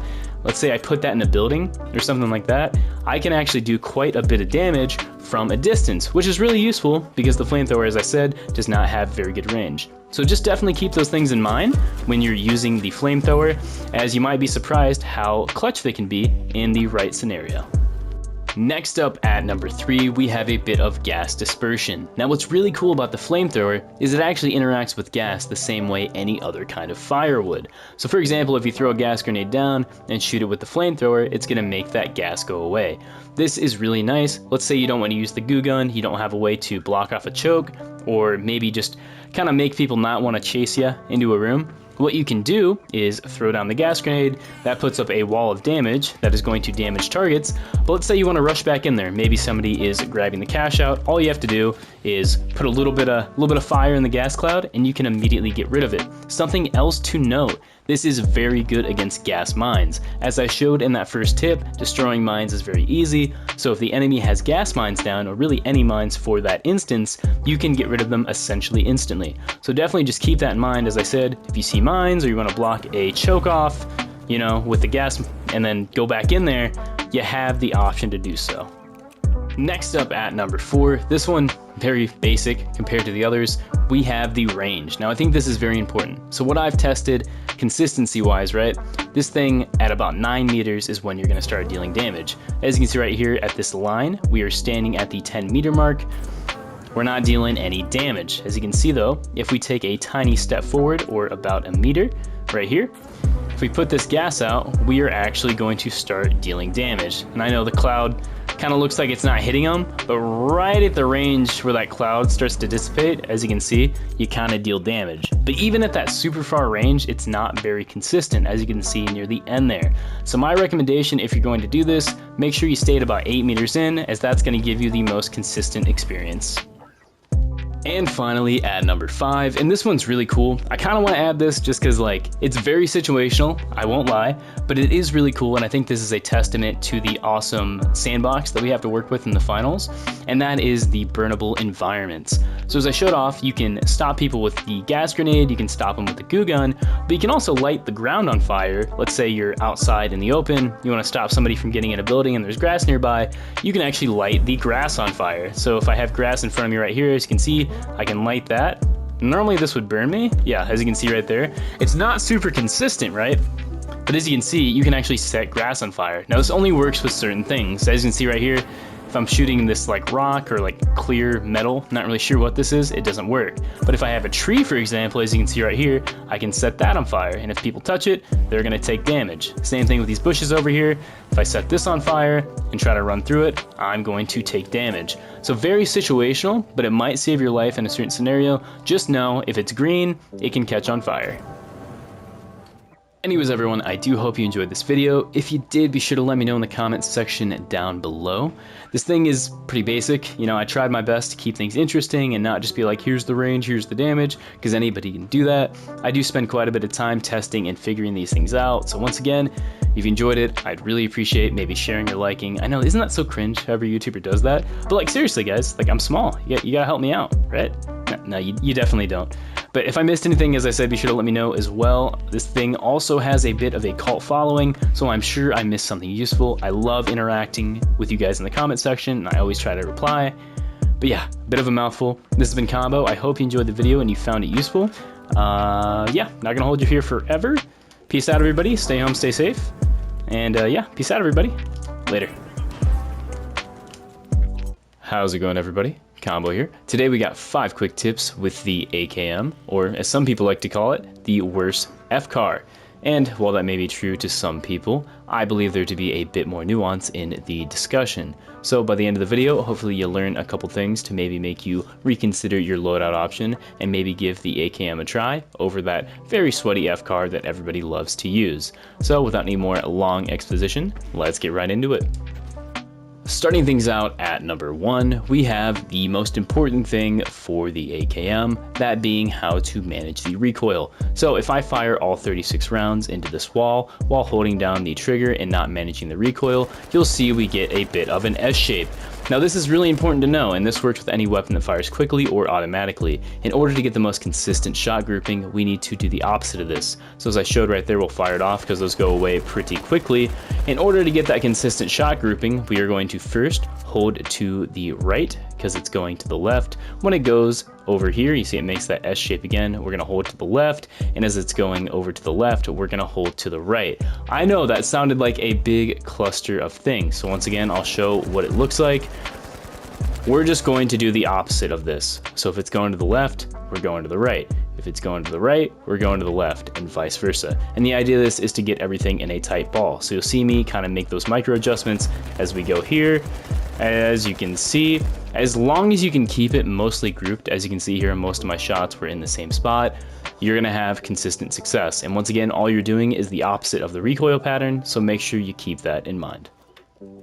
Next up at number 2, we have the equipment that you should be using with the AKM. Now really, this thing is super flexible. You can really use whatever you want, but this is what I like. Firstly, I like the tracking dart because being able to see targets through walls is very useful. And as we get into another tip later, it's very useful when you are behind cover. So once again, if I see this target, of course I can pock up and land some rounds. Next up, I love the frag grenade because I think it's the most consistent equipment in the game. It also does a ton of damage. Let's say you want to weaken a target. You know, I put a frag over here, or I throw one at a distance, you know, I get some easy damage. And because I have 36 rounds, being able to get a target low and then just immediately shift over to another one is very useful. And finally, you can use the jump pad. Now this is great for just general maneuverability. However, in my opinion, the AKM is actually quite good from the air. So if we have a target on the ground right here, and I get on this, as you can see, you know, you can actually do quite a bit of work in the air. Now granted, I wouldn't recommend doing this at targets that are like 10 years away, but as you can see right there, you can actually do quite a bit of damage. So that's my personal loadout. You can use whatever you want, but I would just definitely keep those things in mind. Next up at number 3, we have how to deal with those targets at those longer ranges. So you have two options. The first, as I showed off before, if you were looking at that recoil pattern, as you can see, the last about 15 rounds of the magazine tend to be much more tight. So what you can do if you're going for those long range targets, especially from like 40 meters out, if you want to go full auto and try to get a ton of damage, aka sacrificing consistency for burst damage, if you start near the feet, like I'm showing right here, and I know that sounds crazy, let that recoil kick you up, and as you can see right here, as it levels out, you can hit those shots. However, you can do this, and as I said, as you start to get further away, this gets not as consistent. As you can see, you can hit shots, it might just be a skill issue, but what I like to do is just tap fire. So if I'm looking at this target right here, I want to find the perfect rate of fire and just tap. And as you can see right here, I'm sacrificing that high burst damage for the ability to hit those shots maybe at those longer ranges. As you can see, this target's moving. You know, I'm fairly consistent, and really this isn't much different than when you're in game. So once again, at those super long ranges, of course, you can wait for the recoil to kind of level itself out, as you can see here, to do that damage. But personally, I like to tap fire because I believe it to be more consistent, and as you practice it, you can actually do quite a bit of damage from pretty long ranges. Next up at number 4, we have the specialization you should be using with the AKM. Now this one, truly, this is personal preference, but I believe it to be the best. Now, the recon senses did just recently get a nerf. However, in my opinion, I still think this is the best for the AKM, and there's good reason for this. I believe this to be the best because of the constant uptime you have seeing targets through walls. Now granted, you could use the sonar grenade, you also have the tracking dart, but most of the time, especially with this thing, as we'll show in the next tip, pre-firing is very important, especially as I showed initially, the recoil pattern of this thing lends well to having fired a few rounds in order to get that stabilization and maybe go for headshots. So once again, in my opinion, the turret is good and it tells you where targets are, but nothing's as good as wall hacks. So once again, if I do this right here, and I can see where targets are. Maybe we run over to this area over here. We look up, we see where the targets are. Well, you would, but these are training dummies. And as I said, you can do quite a bit of damage, and just having the ability to know where targets are, because as I said, you can shoot this thing at those longer ranges, but it's gonna do better at those close to medium. Having the ability to know when a target's gonna turn a corner, especially with those invisible targets, will definitely save your life. And finally, at number 5, we have perhaps the most important thing with the AKM, that being pre-firing. And you're probably saying, well, yeah, pre-firing is pretty important for any weapon. However, I think it's most important with the AKM. As I said, we're going back to that recoil pattern again and again, but that last 15 or so rounds really like to level out. So if you want to do better at managing that, if I hit fire for a little bit and then aim down sights, you'll see those last few rounds are very tightly grouped. And that's really important. So the idea with pre-firing, right? It works best with either recon senses or the tracking dart, as I showed off earlier, but if we know where a target's at, we can hit fire a few rounds beforehand to stable it out, and as we come up, we're already firing. Now the advantage of pre-firing is rather than peeking up, finding a target and shooting, as you can see right here, if we're already firing and dealing that damage, all we have to do is aim down sights, and as you can see right there, we're already dealing damage to that target. And because the AKM's recoil pattern lends well to firing a few shots off beforehand, your recoil is going to be much more manageable, and if you do it right, as you can see right here, we can see him through the wall there, we'll start pre-firing, aim down sights, and because it levels out, as you can see, I can hit like all headshots on these targets. So once again, just keep that in mind. Having the ability to pre-fire with this thing is an essential part of the gameplay, and really the only way you're going to be able to compete with those FCARs if you want to win that duel. Anyways everyone, I do hope you enjoyed this video. I apologize if it seems a bit rushed. I've been trying to get an upload out, haven't really had the opportunity. I figured I'd go for the AKM because I'm gonna be straight with you. 5 tips is kind of stretching it with this thing. It's a really simple weapon, but I will say that recoil pattern, pre-firing, and your loadout, as well as those long range shots, are super important. So I guarantee I missed something because I know people use this thing every day. You know, let me know, because I'm human and I miss things, and if you use the weapon more than I do, I'm sure you know things that I don't. Anyways everyone, I'm not going to keep you here forever. As I always say, thank you for the support on the videos. It really is appreciated. Be sure to share the video around if you have a friend that could use a little nudge, you know, maybe make you win a few matches. This video might help them out. Anyways everyone, this has been Combo. Stay home, stay safe, and yeah, peace out everybody. Later. How's it going everybody? Combo here. Today we got 5 quick tips with the Model 1887 and or the weapon that has the most reload animations in the entire game. I believe it's 5, I don't know off the top of my head, correct me if I'm wrong on that.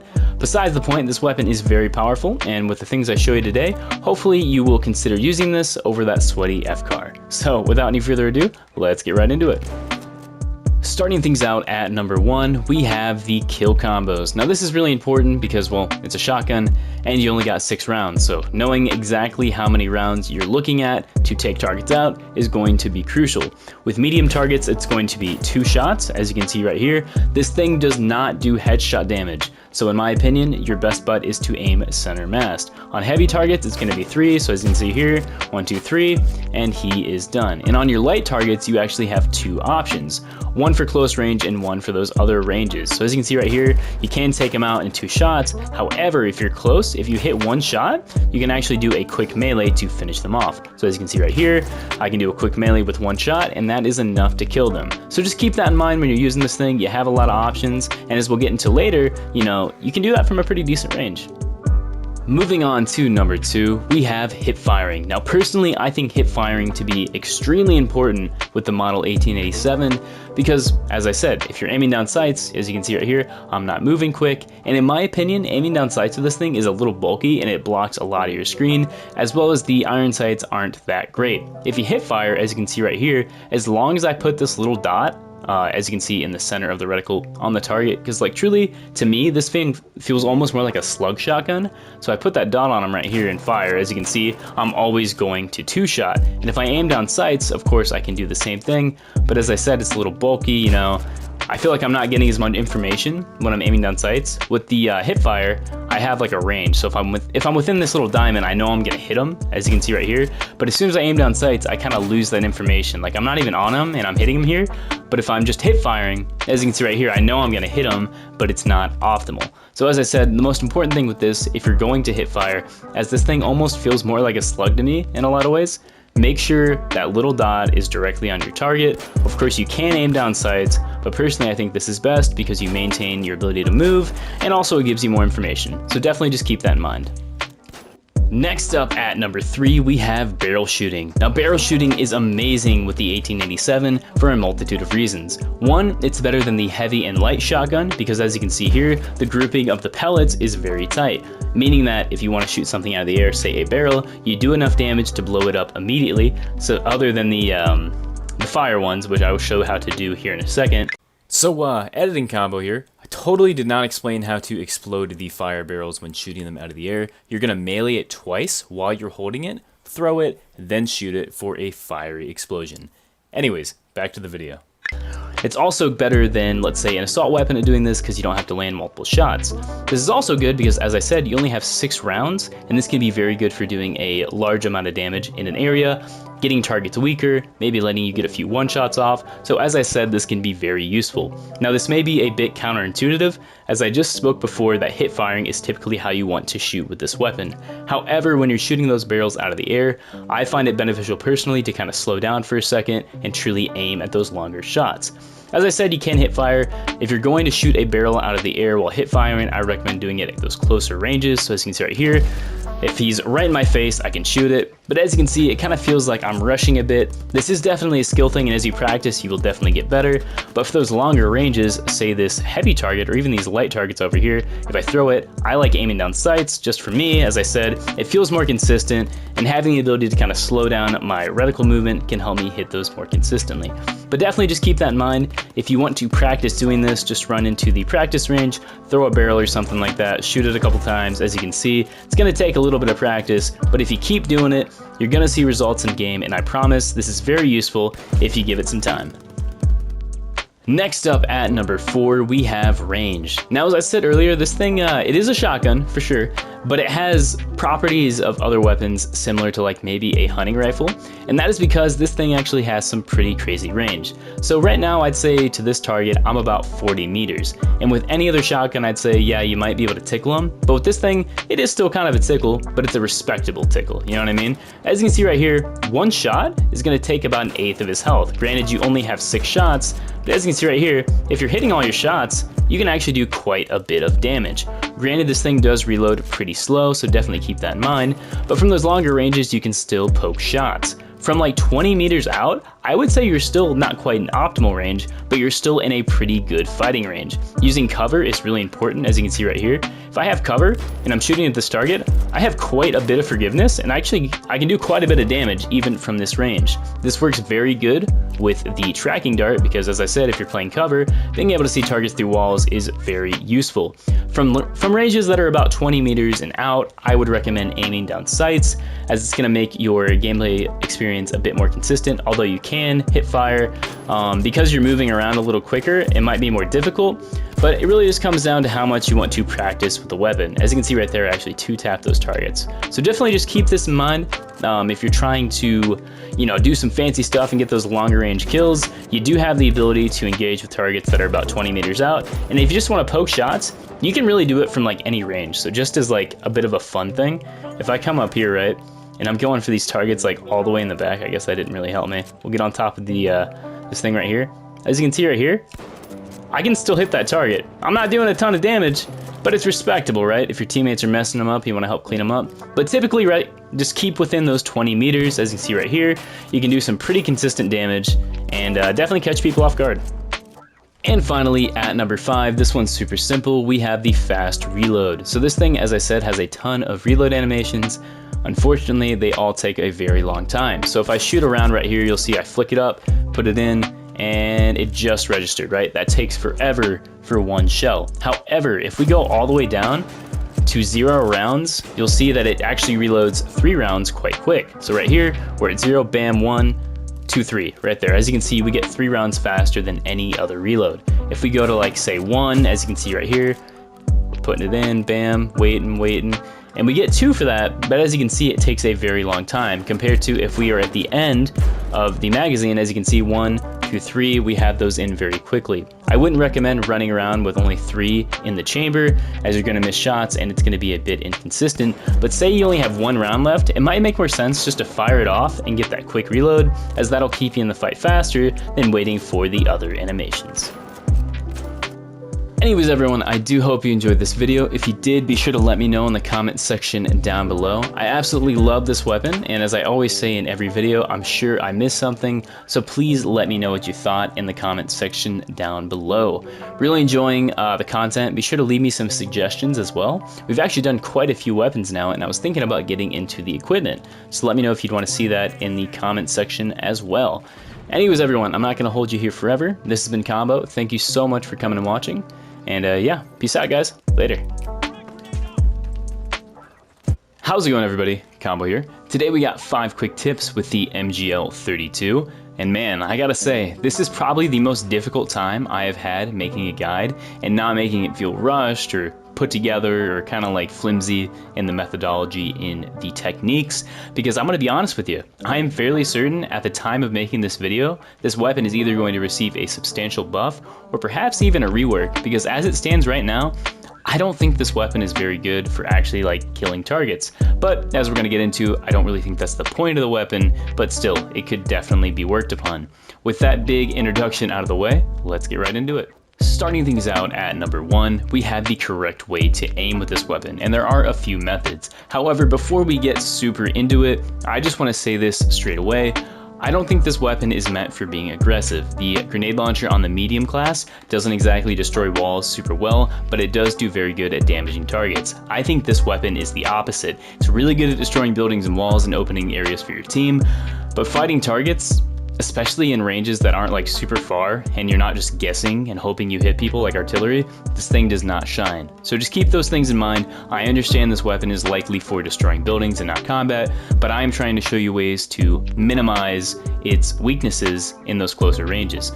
Hence this tip here. So in order to have consistency when shooting targets, you don't want to do what I call the 3-point bounce. A lot of the times I'll see people shoot right in front of them like this, go for these big bounces and hope it lands on targets. And while it can be successful, the issue with that, especially if targets are moving, if it's a light player with a dash, I mean, if you find a light player with a dash, you're probably screwed with this thing, to be fair. If you're looking at the ground shooting, there's a good chance you miss the target, you might hit yourself, especially when there's a bunch of obstacles. The correct way to be aiming with this thing, what I like to do is right where their feet meet the ground, I aim just in front of that, and there's 2 reasons. One, I might just bounce and hit them, like right there, but the other reason, if they are far enough out, as you can see right here, if I'm shooting it like this, it's still gonna explode right by their feet, and it's gonna make my consistency so much better. Now you might say, well, what do I do if they're within like 5 meters and I wanna hit them? If you have high enough sensitivity or there is a ceiling, what you can also do is bank them off the ceiling. So if my target's right there, as you can see, I'm just looking up and down to see where my target is, and I can bounce them off the ceiling like that. If you're on the open and targets are just right in your face, I'll show you what to do. You don't want to shoot at your feet like this, because it's going to come straight up and damage you. So just keep that in mind. You can use the ceiling or just put it right in front of their feet for those more consistent shots. Next up at number 2, we have methods for dealing with those close range targets. Now the first one, and this is my personal favorite because I'm a little biased, I love the goo gun, you have, well, the goo gun. So the first thing you can do, right, if you simply stick goo or like stop a target in their tracks, if they're stuck in the goo, you can shoot the goo 2 times and that will allow you to damage them. This also immobilizes them and a lot of instances allows them, or rather disallows them, to shoot back at you. So once again, the rhythm for this is going to be 1 goo shot and then 2 shots with grenade, switch back, 1. As you see, it takes 2 shots to blow that up. This is very effective. However, if you don't like the goo gun and you want to deal with those targets in close ranges, because as I showed here, if they're right in your face, even if you goo yourself, you can still do damage and just kind of stop them, maybe even just get your distance, so you can hit shots like this. The goo gun is very good at that. Another option you have is the charge and slam, because you know the goo gun is good, but it can be inconsistent. If there's targets right in your face and you want to damage them while not blowing yourself up, the charge and slam is very good because you can jump around, slam, and do some damage. So you have both those options, just kind of keep them in mind. I think the goo gun has more applications than the charge and slam, but undeniably the charge and slam is just going to be better at those super quick panic moments with targets in your face. Next up at number 3, we have a way to increase the lethality of the MGL, as well as extend its explosive radius and burst damage. Now granted, I understand this thing doesn't need a ton of help in the splash damage department, but this is good for bursting down groups of targets, or especially in those solo engagements. So as I showed off in tip number 1, you don't always want to do the little 3-point bouncer because it's kind of slow and it relies on targets being in the same place. However, in this one instance, it can be useful. So we're going to be using the mines here. Hell, we'll use the fire mine because it's specific to the heavy and it's a bit more flashy. So the way this works, you're going to do your little 3-pointer as I showed off. While that grenade is in the air, you're going to throw the pyro mine, and essentially where that grenade lands is going to detonate the mine, and this can be good for burst damage. So I'll show that off here. You're going to bounce it, throw that down, and as you can see right there, you can detonate that mine. Now I did that one kind of close, so we'll do this one a little bit farther. So same thing here, go for that 3-pointer, bounce it, throw my mine, and as you can see right there, we do a bit of damage. The explosion from the mine hurts him, as well as the pool of fire may do damage after the fact. That's kind of why I prefer the explosive mine though, because it gives you more forgiveness in that splash radius. Another option you have, and this is the one that I typically do, doesn't rely on that 3-point bouncer as we talked about, because this thing is kind of slow, you know what I mean? And it relies on targets being in the same place. The other option you have is to throw the mine first right here, doing what we showed in tip number 1 with that aiming. We're going to keep it low, maybe at the target's feet. As you can see right there, you can do damage. The final option you have to pull this off, if targets are like right in front of your face or there's a bunch of rubble, you can also use the ceiling, although I would recommend doing this sparsely because it's kind of tough. So same thing right here, throw it, bounce it down. As you can see, you can detonate it. So just keep those things in mind because you can do quite a bit of burst damage, but it's definitely going to take some practice. Next up at number 4, we have something very simple, although it may be a bit difficult to see until you try it yourself. It's basically just a way to reload this thing faster. So as you can see right here, if we just start firing shots, we're going to fire all 6 rounds and then reload. You can see that I can't start shooting until it's all the way back in my hand in the ready position, then I can start shooting. So I'll do that again, I'll just keep firing. As you can hear, I am hitting the trigger right here. It is not letting me shoot till it's like all the way back in its stable position. However, we can make this reload animation a lot faster. So if you listen when I reload it right here, you hear that click right there? When you hear that click, it's actually reloaded, and you can cancel the animation of the reload to shoot faster. So here's what that'll look like. All right, I'm shooting my rounds, I'm reloading, click, bam. As you can see right there, it lets me shoot faster. So this is without doing it. This is as fast as I'm able to shoot. Right there, this is with me doing it. So this is, I hear that click, bam. As you can see, I'm able to shoot much faster. And the way you're gonna do this, I don't know how it works on PC, as in the binding, but on console, all you're gonna do is when you hear that click, press either triangle or Y, and that would allow you to effectively cancel that little animation of you putting it back in its ready position, and this will keep your uptime on grenades quite a bit faster. And finally, at number 5, we have some equipment recommendations. So for me, these are just, once again, you don't have to use these. At the end of the day, it's going to come down to team comp as to what are going to make these useful. However, these work best for me. As far as your specialist ability goes, for me, I like to use the goo gun because I'm kind of biased. However, the dash and slam can work as well. I wouldn't necessarily recommend the mesh shield. Once again, if your team comp does well with it, then certainly use it. You can also use the mines as I showed off earlier, because these can be good for detonating a lot of burst damage. Personally, I like explosive mines over fire mines because they don't linger. You can kill your teammates with those incendiary mines, and that can be kind of bad unless you're into that kind of thing. The other thing I recommend is the RPG, and that's because this kind of gives you another option to deal damage. Unfortunately, no matter how good you are, if targets get in your face, let's say I damage this guy, right, just a little bit, I don't want to be shooting right on top of me or panicking or anything like that, because I'm going to kill myself and I'm going to look really dumb. Having the RPG to just kind of clean up targets or maybe break walls, which really isn't an issue with this thing, but it can come up, is just very useful and gives you a bit of breathing room when it comes to finishing targets. The final one is the dome shield. This is the kind of a similar reason. This just gives you a way to protect yourself, especially from those longer range targets. You can drop this down. Maybe you have people in front of you. You can just bounce grenades out of this thing, and this can be very useful for keeping yourself alive. I also like the goo gun and all these things because they all kind of like work together in harmony. So like, for example, I kind of talked about this earlier, but let's say maybe I goo this guy, come over here, throw a mine, bank it. As you can see right here, I can maybe detonate that, do some damage, blow up my goo, just kind of things like that. At the end of the day, you should definitely play around with whatever loadout you're using and find out what works, because there really is no right answer.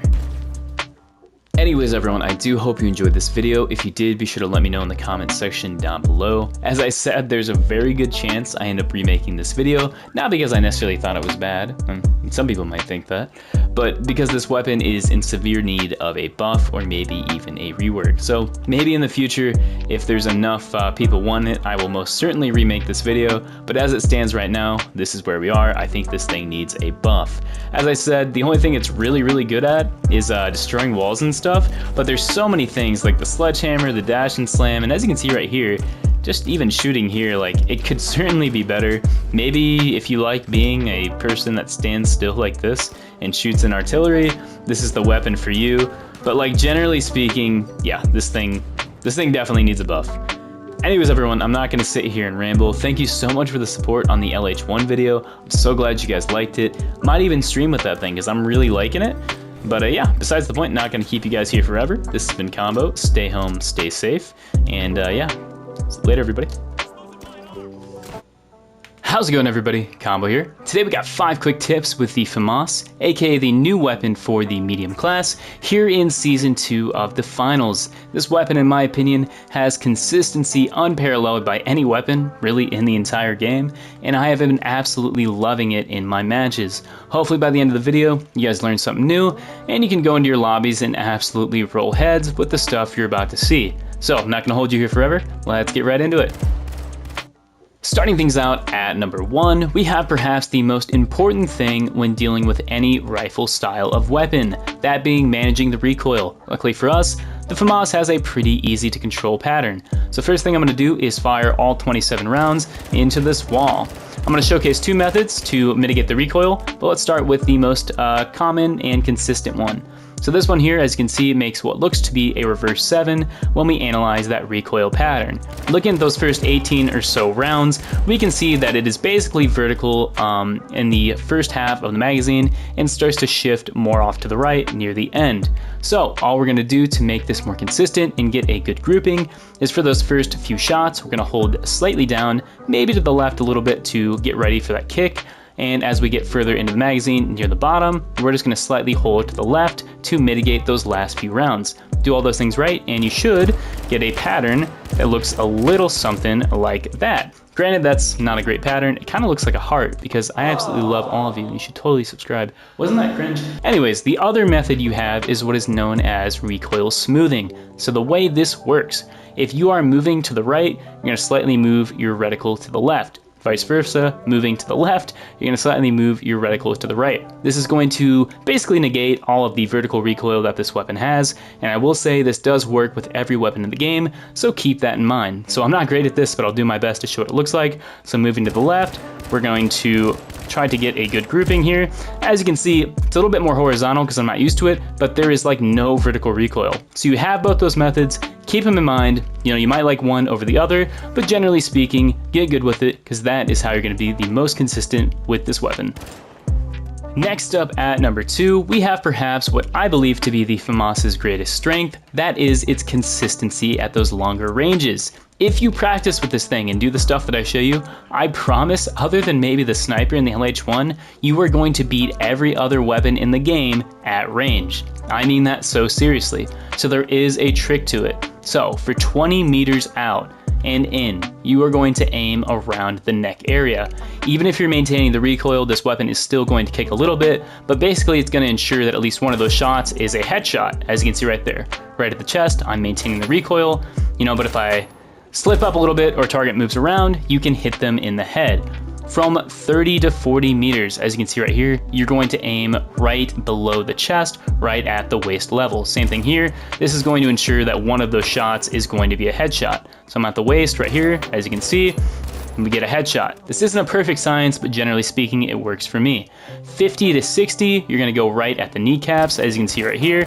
And we're always going to get at least one headshot in our kill, as you can see right there. From ranges like this, the fact that we can basically make sure we're getting headshots is absolutely nuts. Even from 70 to 80, as you can see on this moving target, I'm aiming a little bit below the kneecaps, as you can see right here. You don't want to spam your shots from these longer ranges, but as you can see, you can be quite consistent. And finally, from 90 to 100, you're going to be aiming pretty low. Even if you're maintaining that recoil, make sure you're not spamming your shots. But as you can see right here, if I'm firing at this target, I can be very consistent. Now you might say, hey, these targets are standing still, but even if I move back here to this target right here, as you can see, once you practice with this, the fact that I'm able to hit headshots from this range with somewhat consistency is absolutely nuts. So keep those ranges in mind, practice with this thing at those ranges, and you will absolutely tear people up. Next up at number 3, we have something that is probably pretty self-explanatory, but I did want to point it out and maybe show a way to make it be more consistent.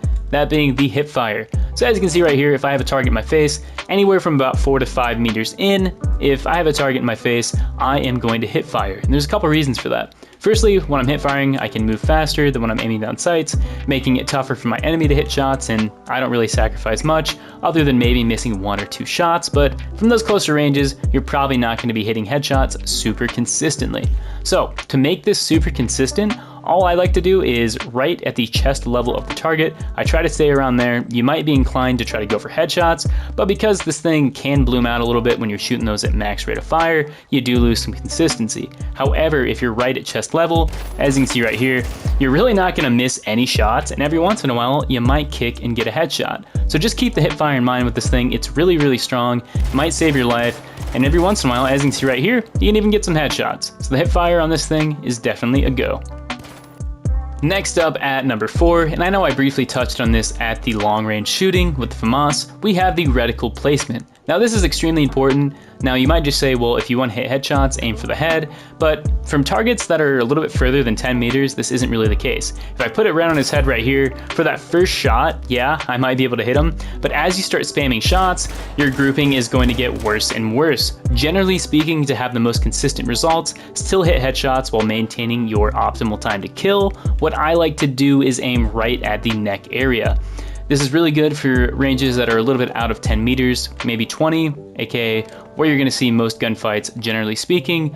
And what this does is, even if I'm not controlling that recoil perfectly, because this thing does kick more the deeper you get in the magazine, it's going to ensure that 1, you're hitting all your shots, and 2, you might kick up and get a few headshots. So right here in the neck area, as you can see, if I'm aiming and doing that while maintaining that recoil adjustment that I showed off previously, you can hit headshots very consistently. As I showed off in the range one, as you get further away, you're going to want to aim lower and lower, but generally speaking, if you aim towards the neck, as you can see right here, headshots become very consistent. Now you're probably saying, well, that target's standing still. Same thing works here if I'm in the neck level, maintaining that recoil, headshots are very consistent. So keep that in mind, make sure your reticle is placed properly before beginning a gunfight, and you will have a ton of success.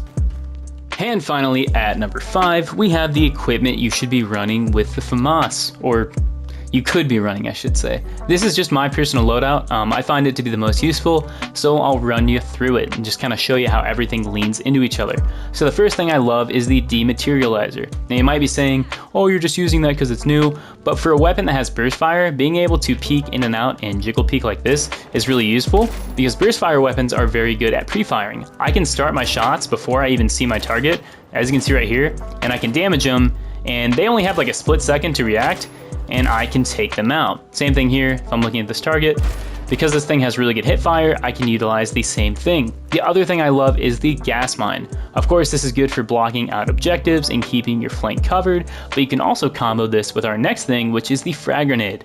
Now the frag grenade is just amazing. It's my favorite equipment in the game overall, but it has a pretty cool synergy with the gas mine. So all you're gonna do is throw or underhand a frag grenade, take your gas mine, throw it like that. As you can see right here, you have what is essentially a gas grenade and a frag grenade all in one, and you get 2 charges of the gas mine, which makes it better than the gas grenade in my opinion. Of course, you can throw the gas grenade further, but I really like that synergy. The other thing you have is the jump pad for general maneuverability. However, I will caveat this. Do not use the FAMAS in the air unless you are right in a target's face. As you can see right here, if I jump and fire all these, the spread on this is absolutely bonkers. Make sure if you're using this thing, especially if you're hip firing, don't jump around and do that. Because as you can see right here, we'll go to this wall. If you're jumping around while you're hip firing, yeah, you're just not gonna hit what you're aiming at. So generally try to stay on the ground, but the jump pad is really good for getting on objectives, maybe throwing frags,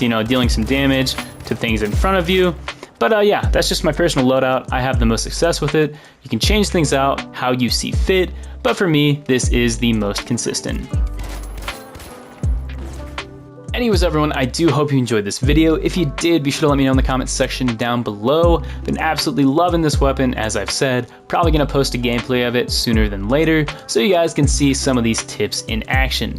Or you don't really have to watch that. I can't make you do anything, but I promise it's worth it, right? So I don't just seem like a phony. Maybe you're just like watching these videos and thinking, man, this guy probably can't do any of this stuff in game. And for the most part, you're right, but every once in a while, I can do some cool things. Anyways, guys, this has been Combo. Thank you for coming and watching. Stay home, stay safe, and yeah, peace out, everybody. Later. How's it going, everybody? Combo here. Today we got 5 quick tips for the XP54, aka the FCAR for the light class, as I like to call it. Since the nerfs to invisibility and the SH1900 on the light class, I believe this to be the most competitive option if you like to run around as a speedster. Because of this fact, it's probably good that you have this thing in your back pocket in case you need to swap to it if the going gets tough.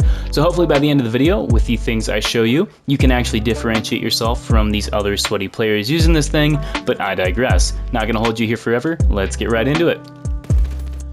Starting things out at number 1, we have the most important thing for any automatic weapon, that being the recoil and how to control it. So all I'm going to do here is fire all 30 rounds at this wall. We're going to analyze them, then I will show you how to counteract that recoil. And as you'll see, man, this thing has a beautiful recoil pattern. It's basically all the way uniform up and to the right.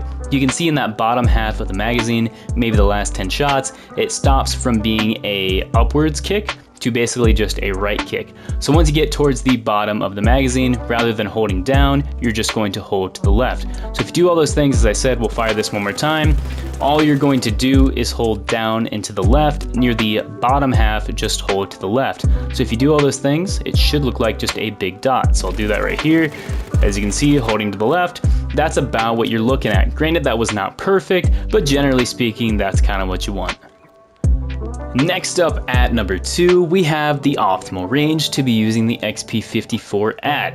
And don't be confused, just because this thing is an SMG does not mean you can't be using it at those longer ranges. As you can see, and I'll demonstrate, this thing can be effective all the way at 30 meters, maybe even past if you get lucky with your recoil pattern. So we'll start off at 10 meters, as you can see right here, holding down to the left as I showed in tip number 1. It is very consistent, even going for headshots is quite easy.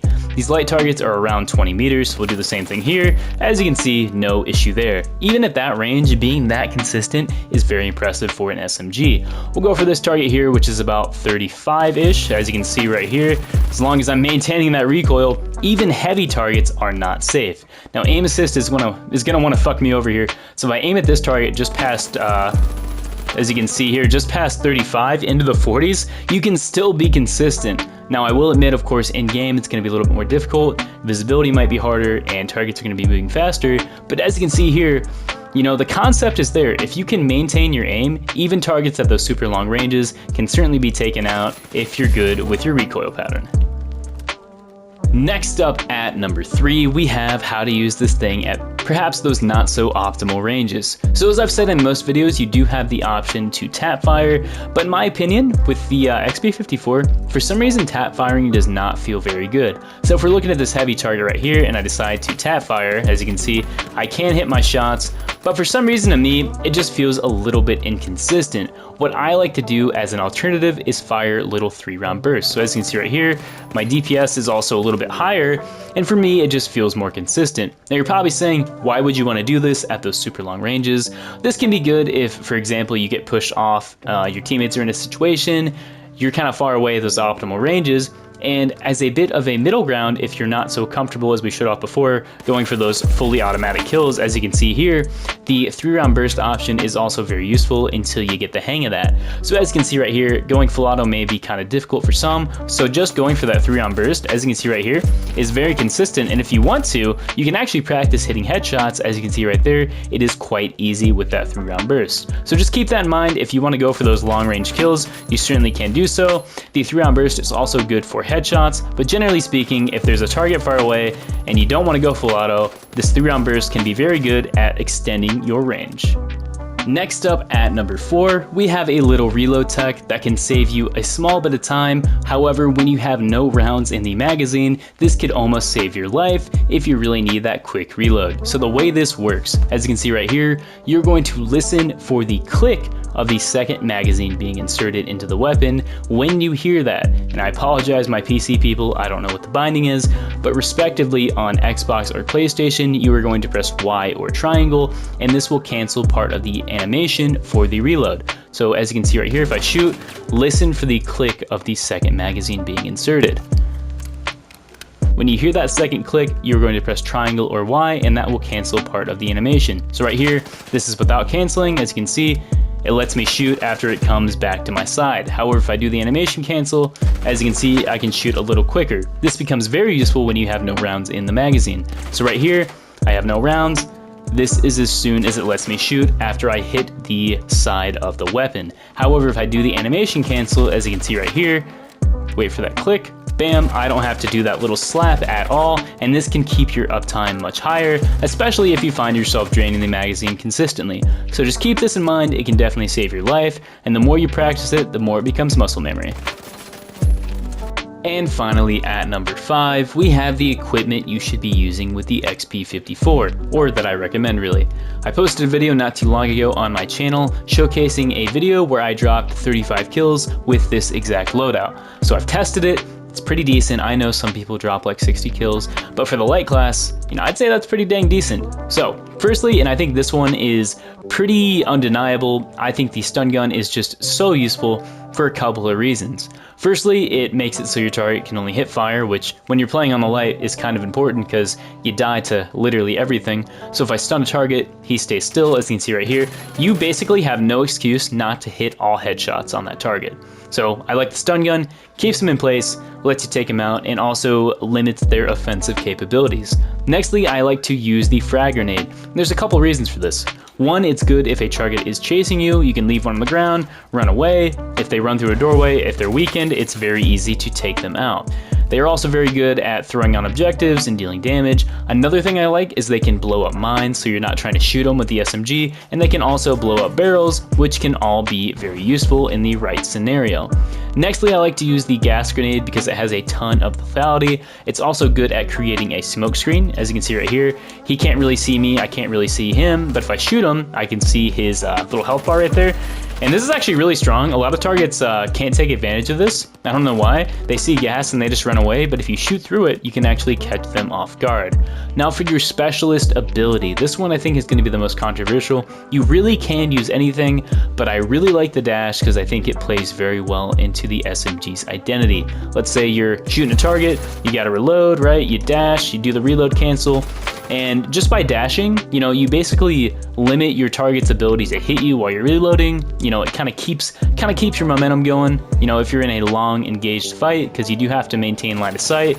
The dash makes maintaining line of sight not as dangerous because, as I said, you die to anything.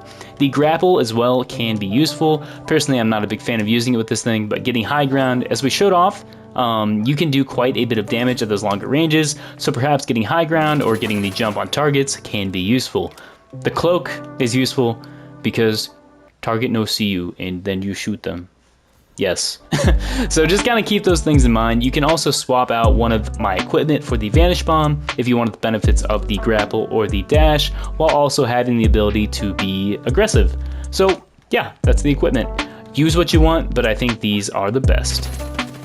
Anyways everyone, I do hope you enjoyed this video. Now I will say, this is a very simple weapon to use, so hopefully with the things I showed you today, if you find yourself in an XP54 duel, tell them Combo sent you and gun them down, because now you're just officially a better player.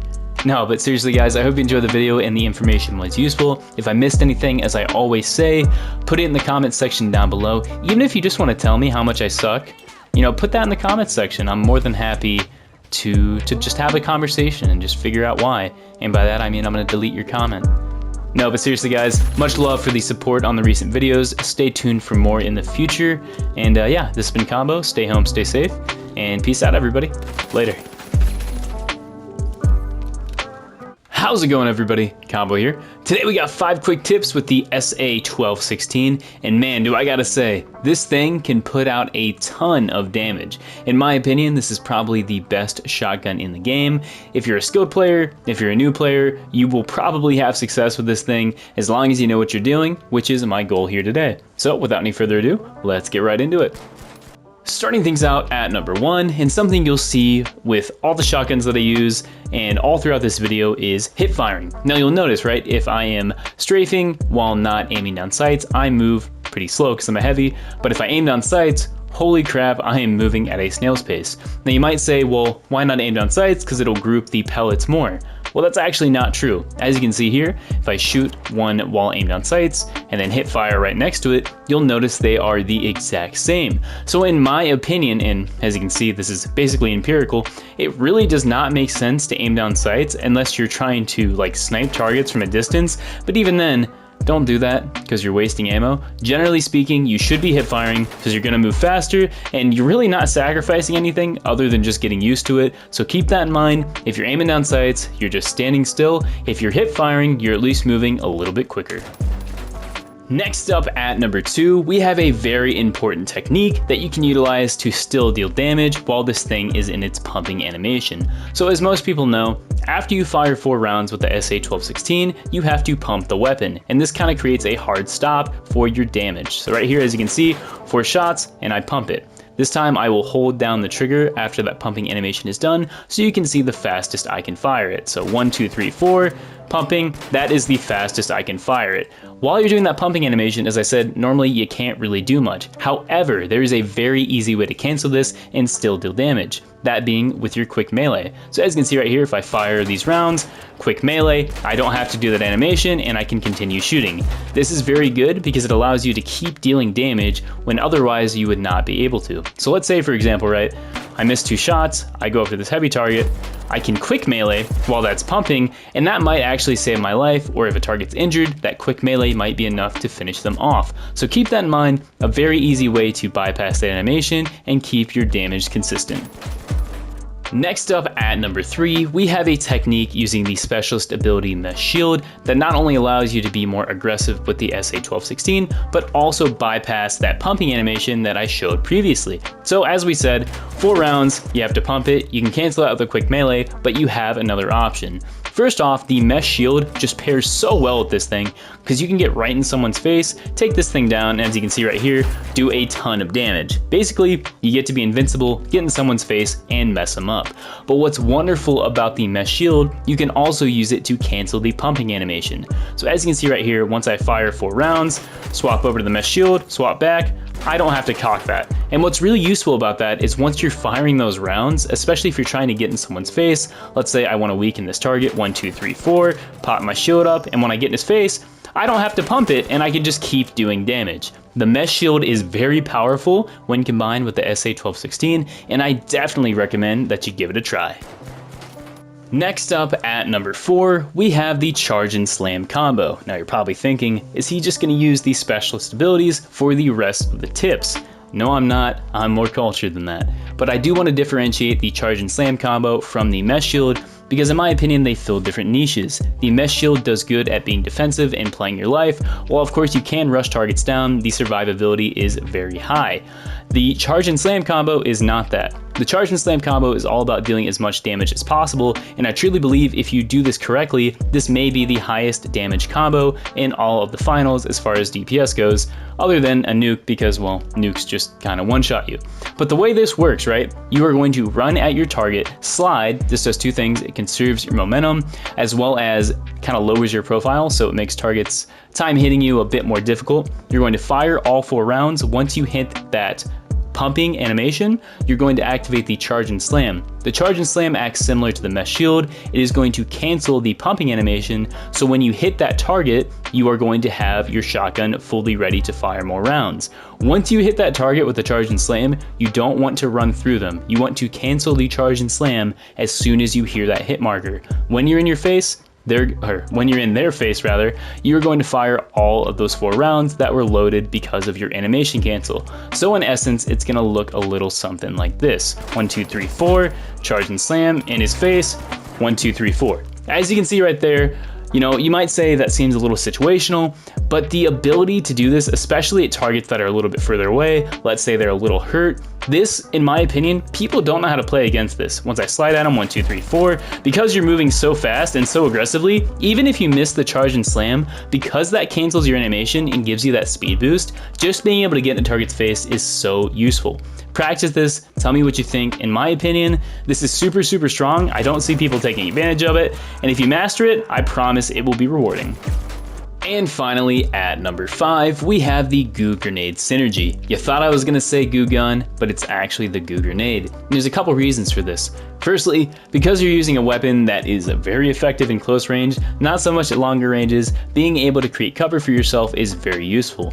Now you can do this with a barricade, but being able to throw your cover is very useful. Let's say this target's trying to take me out, I throw down my cover so he can't see me. Let's say I want to engage even further, I underhand it like so. As you can see, I get in his face, I made more cover, now I can push up on him and do some damage. Another thing you can do with this, if a target is trying to leave an area, you can block a doorway and trap them so you can get in their face. You can also use this with the charge and slam to go through goo and get in a target's face. Finally, I wouldn't recommend doing this because it can be a little difficult. You can also just trap your target in goo, which is very useful because if a target's trying to run away and you completely stop their movement, this can be very easy to get those kills. So just keep the Goo Grenade in mind. It synergizes so well with the SA-1216, and I promise you it will serve you well. Anyways guys, I do hope you enjoyed this video. If you did, be sure to let me know in the comment section down below. This is the last shotgun that we have covered. Until they add more, all of these shotguns have been finished now, which is really cool to think about because all of them play very differently. And honestly, genuinely, I think they're all in a pretty balanced spot. Even though this thing does a ton of damage, because you kind of have to play to its strengths and get in people's faces, I really don't think it's that big a deal at the moment. If you guys want to see more videos like this, be sure to let me know in the comment section down below, as well as if I missed anything or if you thought some of the tips weren't that great. But anyways guys, this has been Combo. Thank you so much for coming and watching, and yeah, peace out everybody. Later. How's it going everybody? Combo here. Today we have 5 quick tips with the KS-23, or the newest weapon for the heavy class in Season 2 of the Finals. I've been loving this thing. It's classified as a slug shotgun, but to me it feels like a goddamn cannon that you're shooting at people. Because this weapon is so new at the time of recording, if I miss anything, please let me know in the comment section down below because I'm sure there are things that I am unaware of. So without any further ado, let's get right into it. Starting things out at number 1, we have the best specialist ability. Now this is similar to the other shotgun on the heavy class. I believe the best ability or specialist equipment to be the mesh shield, and there's a couple reasons for this. One, the mesh shield synergizes so well with shotguns. So as you can see right here, when you shoot it, you have a little pumping animation. If I shoot this, pull on my shield, as you can see, I can shoot it without pumping again. So what this shield allows you to do is by putting up the shield immediately after you shoot, you can essentially get rid of the time you are vulnerable during that animation. Additionally, although this weapon does have some pretty good range, which we will get into later, having the ability to keep yourself alive, and because it's a shotgun, get in a target's face, can be very useful. The other option you have, of course, is the charge and slam, which is okay, but generally speaking, I would say probably stay away from it. Although this weapon, as I said, can do good in those close ranges, leveraging that range can be useful. But also, as I said, because this thing is kind of the jack of all trades, you can get in a target's face. So if I use the charge and slam, a really good combo I like to use is shoot, go in with the charge and slam, and you can kill them. So as you can see right there, one shot, charge and slam, that is enough to kill a medium and a light target, obviously. So keep those two in mind. It goes by your playstyle. The most competitive in my opinion is the mesh shield, but the charge and slam can be just as good. Next up at number 2, we have the range. Now this is what I believe to be the coolest thing about this weapon. Because this thing has basically slug cannonball properties, it has a bit of travel time, but man does this thing have range, and it is actually effective at those ranges. So as I said, it does have travel time, but as you can see right here, if I'm aiming at this target, from this range, it's basically a direct impact, aka a hit scan. Although it does have that travel time, it's so fast, it doesn't really matter. From ranges past about 40 meters, as you can see, there is a bit of travel time, but if you get really good at leading your shots, as you can see, you can two-shot light targets from an incredible distance. So we'll go even further back here. So we'll go right here, as you can see, 1, 2, 3.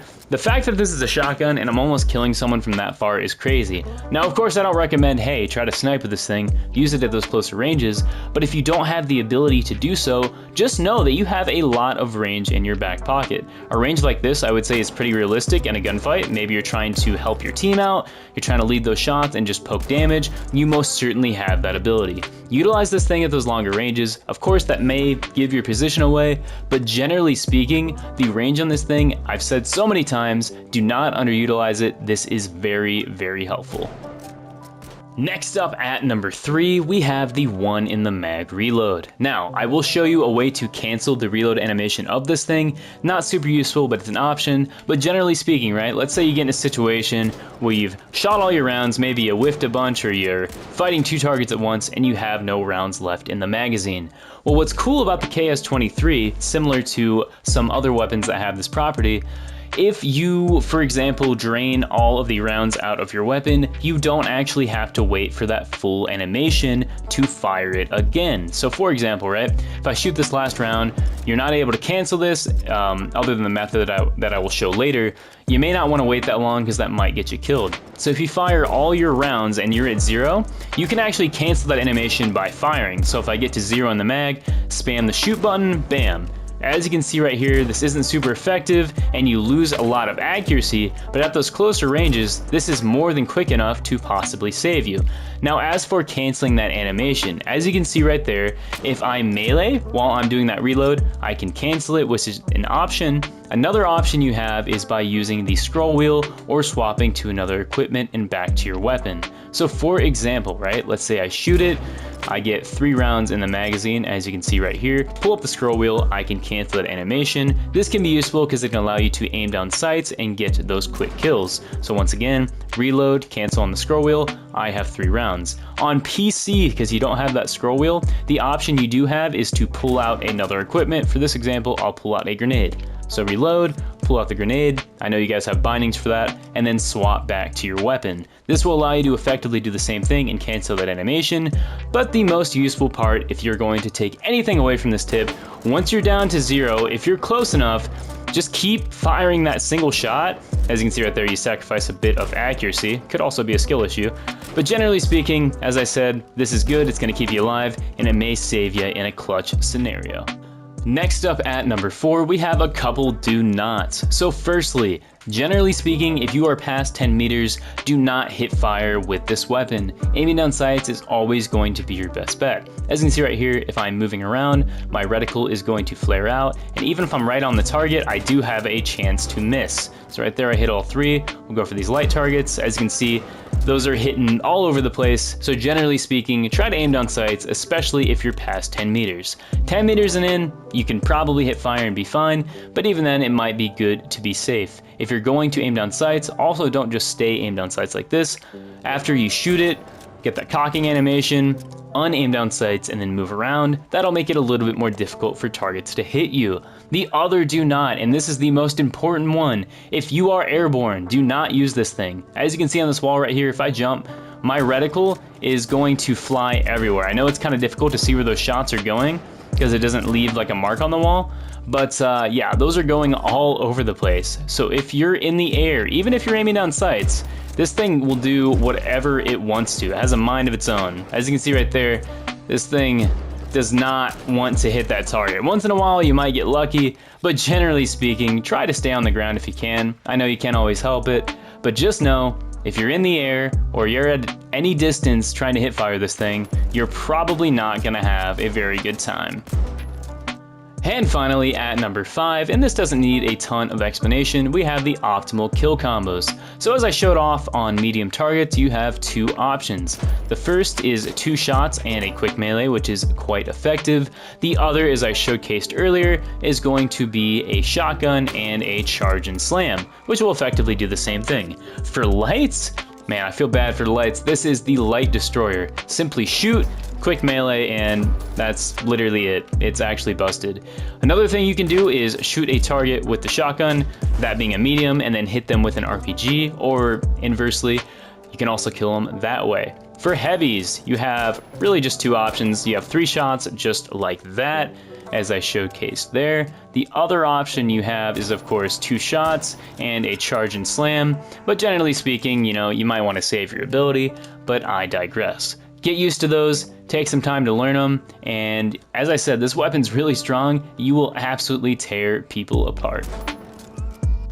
Anyways everyone, I do hope you enjoyed this video. If you did, be sure to let me know in the comments section down below what you want to see next. I'm loving Season 2 of the Finals right now. Super fun. Here's a little bonus tip for you guys. You can actually explode walls with this weapon quite easily. As you can see right here, 4 shots and you destroy a wall. Little bonus tip for you. It's actually 6 quick tips. This video is loaded with stuff because I absolutely love this weapon. I'm sorry if the video dragged on. I know I hate videos that take forever. You guys are here for info. I'm not here to hold you. But as I said, the KS-23, super unique, super well done weapon. It might be a little too strong, or, you know, maybe for people who can aim, it might be a little too strong, but, you know, it couldn't be me. Anyways, everyone, I do hope you enjoyed the video. This has been Combo. Stay home, stay safe. Hope you're enjoying Season 2. And yeah, peace out, everybody. Later. How's it going, everybody? Combo here. Today we got 5 quick tips with the M11, aka the Uzi, if you want to say it in a way that doesn't make you sound like a fucking nerd. This weapon's really powerful, especially in those closer ranges, and while it might seem really simple, you know, you just hold down the trigger and take people out, this weapon's actually quite complex, and you can use it in certain ways that are definitely going to set you above your competition. So hopefully by the end of the video, you'll learn something new. Anyways, people, without any further ado, let's get right into it. Starting things out at number 1, and I do this fairly consistently, we're going to talk about the recoil and how to manage it. So typically I say there's 2 ways to do it: your recoil smoothing and your basic tracing of the recoil pattern in the opposite direction. Well, unfortunately, this weapon, as you can see right here, if I fire all the rounds without controlling it, this thing has a crazy recoil pattern that unfortunately you're not going to be able to memorize this in a gunfight. This thing is too sporadic, and especially at those longer ranges, it's just not going to help you. You could try to recoil smooth, which means moving in a direction and moving your reticle the opposite way, as you see right here. But once again, this spread is just insane, and you're not going to get a very good grouping unless you literally either use a macro or sit here and practice this hours on end. But I'm not here to tell you to just go practice it, because that'd make this video useless. So I'm going to show you a little hybrid of the two that I've kind of developed that has helped me control that pattern. So what you're going to do, if we look at this pattern, as you can see, it goes up to the left, to the right, to the left, to the right. So you're going to match that pattern with your movements. So I'm going to go to the right a little bit, then to the left, then to the right, then to the left. While I'm doing that, I am holding down to maintain that vertical recoil, and those two together give you the most consistent pattern in my experience. So once again, we're going to slightly hold to the right, go to the left, go to the right, go to the left. Once again, that's not perfect. My vertical control was not great there, but compared to what it looks like normally, that horizontal spread's not too bad. So we'll try it one more time right here, holding down slightly, right, left, right, left. As you can see, the grouping isn't great, but compared to the other two, in my opinion, this is the most consistent. So one more time, you're gonna look at it, you're going to move to the right slightly, to the left slightly, to the right slightly, to the left slightly. While you're doing that, you are holding down, controlling that recoil. I know this sounds like a lot, but if you want the most consistent results, this is what you're gonna have to do. Next up at number 2, we have barrel shooting. Now this is super strong with the M11 for a couple reasons. Firstly, because this thing just fires so many rounds, it is super easy to shoot things out of the air. Secondly, because barrels actually have their health nerfed in Season 2, this has just become even easier. So you're probably saying, why would you want to do this? And I won't lie, it's a little bit situational. This works as a technique with the M11 because in my opinion, the M11 strives in situations where you're able to get targets isolated and take those 1v1 engagements. Because most of the time, you just want to pump all your rounds into one person, whether that's a heavy, light, or medium. If you're hitting your shots, other than if that heavy is using a sledgehammer and one shot to you, or an SA-1216, you're probably going to win that gunfight. So once again, I'll show you what that looks like. So you're going to take the barrel, you're going to quick melee it, and then you're going to throw it. Do those things right, and it should look like this. So quick melee, throw, shoot it. You can either hip fire or aim down sights, whatever works best for you. Now you're probably saying, hey, being on a light and taking damage like that's probably not wise. That's definitely true. So you actually have a method to mitigate taking damage. So what you're going to do, even if you don't hear that metallic clink sound when you do your quick melee, as soon as you input that quick melee, you are going to throw that barrel and immediately start shooting, and you shouldn't take damage. Your character's still gonna cough, which is weird, but if you do it right, it should look like this. Quick melee throw, and shoot it. As you can see, I take no damage, barrels on my target and he's taking damage. You can also do this with flame barrels, however it's a bit more difficult and you may have to shoot it on the ground. You're still going to quick melee it and do what I showed before, but for some reason they just have more health. So once again, I'll throw it, and as you can see right here, I'm hitting my shots. It just takes a little bit more. This can still be useful and I would recommend doing it, but just know gas barrels are easy to destroy. It may take a few more on those flame barrels. Next up at number 3, we have a little technique called crouch strafing. Now you're probably saying, I know what that is. Why are you showing me this? Well, hold on just a second, right? Normally I like to put hip fire in its own little category if I think the weapon has a spread that is uniform enough to constitute saying, hey, use this over aiming down sights. Normally I wouldn't say the M11 has a great hip fire pattern, so I'll show what that looks like right here. If we're at a longer distance and we hip fire, as you can see, that gripping's okay, not too great, but the second we crouch, now of course all weapons gain a benefit when crouching for the most part. I don't know, for me the M11 seems like it gets a much bigger bonus than other weapons and the shots feel super uniform. So generally speaking, right, if you're in an engagement at these closer ranges, you probably could aim down sights and be fine, especially if you have the dash, but hip fire crouch strafing with the M11, I don't know why, but to me it just feels so consistent. So all you're gonna do, you're gonna strafe left to right, and you're also gonna throw some crouches in there while you're hip firing. And this does two things. Makes your shots more consistent because you're getting that reticle to come in a little bit when you're hip firing while crouching. And also by strafing, of course, and crouching, you are making yourself a tougher target to hit. So do all those things right and it should look a little something like this. As you can see right there, extremely powerful. And just to even show that off further, if we go further back right here and try to regularly just strafe and hip fire this heavy target, as you can see, the consistency is not very great at all. So we'll take him out. We'll go right back to this line right here. This time I'm gonna throw in some crouch strafing as I showed off before. So as you can see right here, it's not huge, but that consistency does go up a pretty noticeable bit. Of course, I wouldn't be hip firing from that far away. That's just to kind of show it at a longer range, but generally the benefits are there. So if you're gonna hip fire this thing, throw some crouches in there, take people off guard, and this will make your gameplay go from okay to absolutely busted. Next up at number 4, we talked about how to use the M11 at those closer ranges, so naturally let's talk about how to do it at those longer ones. Now, I will preface this by saying this is an SMG. If you want to use it optimally, use it at close range, aka 15 meters and in. But there will be instances that occur where you're going to need to use this thing at those longer ranges. For example, let's say a target you're fighting takes a zipline or a jump pad, you're gonna have to know how to shoot at longer ranges to keep your damage consistent. Maybe you're fighting a target who has a dash or a grapple hook, and they try to get away. They're probably gonna get some distance on you. You're gonna have to know how to use this thing at those longer ranges. I digress. So, some people will tell you, hey, to do this at longer ranges, fire all the rounds off, don't be a pussy, memorize the pattern, or recoil smooth. In my experience, I'm gonna tell you right now, this does not work, right? So we fire all 40 rounds using the technique that I showed in the beginning, which I think is the most consistent. We'll go right while holding down, left, right, left. As you can see, I'm doing my best here. You're just not going to control that recoil. So what you can do, if we look at the recoil pattern of the M11, as you can see, those first 10 or 15 rounds are basically vertical. So we're gonna use that to our advantage. Essentially what I do at those longer range fights, shoot about 10 to 15 rounds, wait for my recoil to reset, and then fire another 10. Right here, I'm gonna fire all 40 and try to hit my target.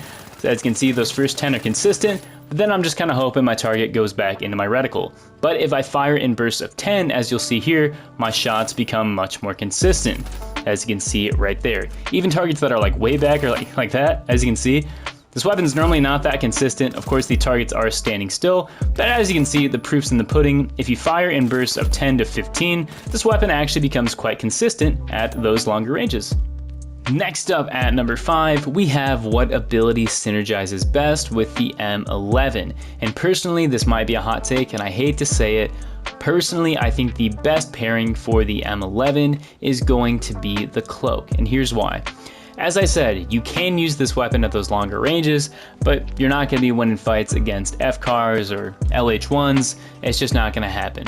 What the cloak allows you to do is get right in a target's face, get to your optimal range, probably isolate targets if no one sees you, and just absolutely lay into them. Something else I want to say with this weapon that I haven't really said, headshots are of course important, but this weapon does so much damage in a short amount of time. Just hit your shots. Headshots are important, like I said. As I showed off in that ranged example previously, if you use the first 10 rounds to go for headshots and then go for body shots with the rest, do that if you're not as good at controlling the recoil. But generally speaking, back to get on topic, cloak is your best bet because it just allows you to get closer to targets. Also, you know, escaping is very good with it. If you know what you're doing, you can bait targets. Cloak just really synergizes well with this weapon. The other two, dash and the grappling hook, are of course very useful. I love to use the dash when I'm being aggressive, but generally speaking, cloak helps you get to your target. It's gonna get you into your optimal range. You can also use this with a stun gun, which is super busted. Sneak up, stun gun them, and then just lay them out. But yeah, use what you want, but in my opinion, I think the cloak is going to suit your playstyle the best. Anyways, everyone, I do hope you enjoyed this video. If you did, be sure to let me know in the comments section down below. Originally, I was going to do this video with the 93R. However, I don't really like the weapon and I don't feel comfortable making a guide on it yet. The most kills I was able to drop with it was like 25, which may sound like a lot, but typically like game to game, that's about what I average. In like a regular quick cash game mode that's not like ranked or anything like that. So I'm gonna give it some time, maybe try it out more, look and see what other people are doing with the weapon. But yeah, back to the M11, really love it, give it a try. This weapon is super fun, it's also quite powerful, and I do think it gets overshined a little bit by the XP54, so give it a try and let me know what you think. If I missed anything, also let me know in the comment section down below. But yeah, not gonna hold you here forever. This has been Combo, stay home, stay safe, and yeah, peace out everybody, later. How's it going, everybody? Combo here. Today we got 5 quick tips with the MG60 here on the heavy class. Since this weapon's release in the beginning of the finals, it has always been overshadowed by the Lewis gun. However, due to recent nerfs to the Lewis gun and buffs to this weapon, it has most certainly made a comeback and become one of the strongest options on the heavy class. Not here to you know, talk your ear off in the intro. I'm here to show you guys how to get it done and take full advantage of this weapon because I really think it's strong. So yeah, let's not waste any time and get right into it. Starting things out at number 1, we have recoil control. Now I know I do this on like every video with an automatic weapon, but the M60, it seems complicated, but it's actually super easy, and I have a really cool trick you guys can do to basically have no recoil with this weapon. So I'm gonna fire all 70 rounds into this wall, and we're gonna see what it looks like when I don't control the recoil. So as you can see right here, kicks pretty hard initially, and then it makes somewhat of a snake pattern left to right. But as you can see near the top, it really starts to level out the longer you shoot it. And that's going to be important in our next tip as well. So like I said, it makes a snake pattern, it goes right, left, but I'm telling you guys, if you just hold down into the left slightly, you're going to have absolutely no issues with the recoil. Just know those first few rounds are going to kick a little bit harder, so maybe hold down a little harder for the first few rounds, and it should look a little something like this. Remember, all I'm doing here is holding down to the left. So as you can see right here, all I'm doing, holding down to the left, yeah, I have a little bit of recoil, but as you can see right here, yeah, perfect recoil. I know it looks complicated, like I said, those first few rounds are going to kick harder, so anticipate for that, but generally, just hold down to the left and you have no recoil.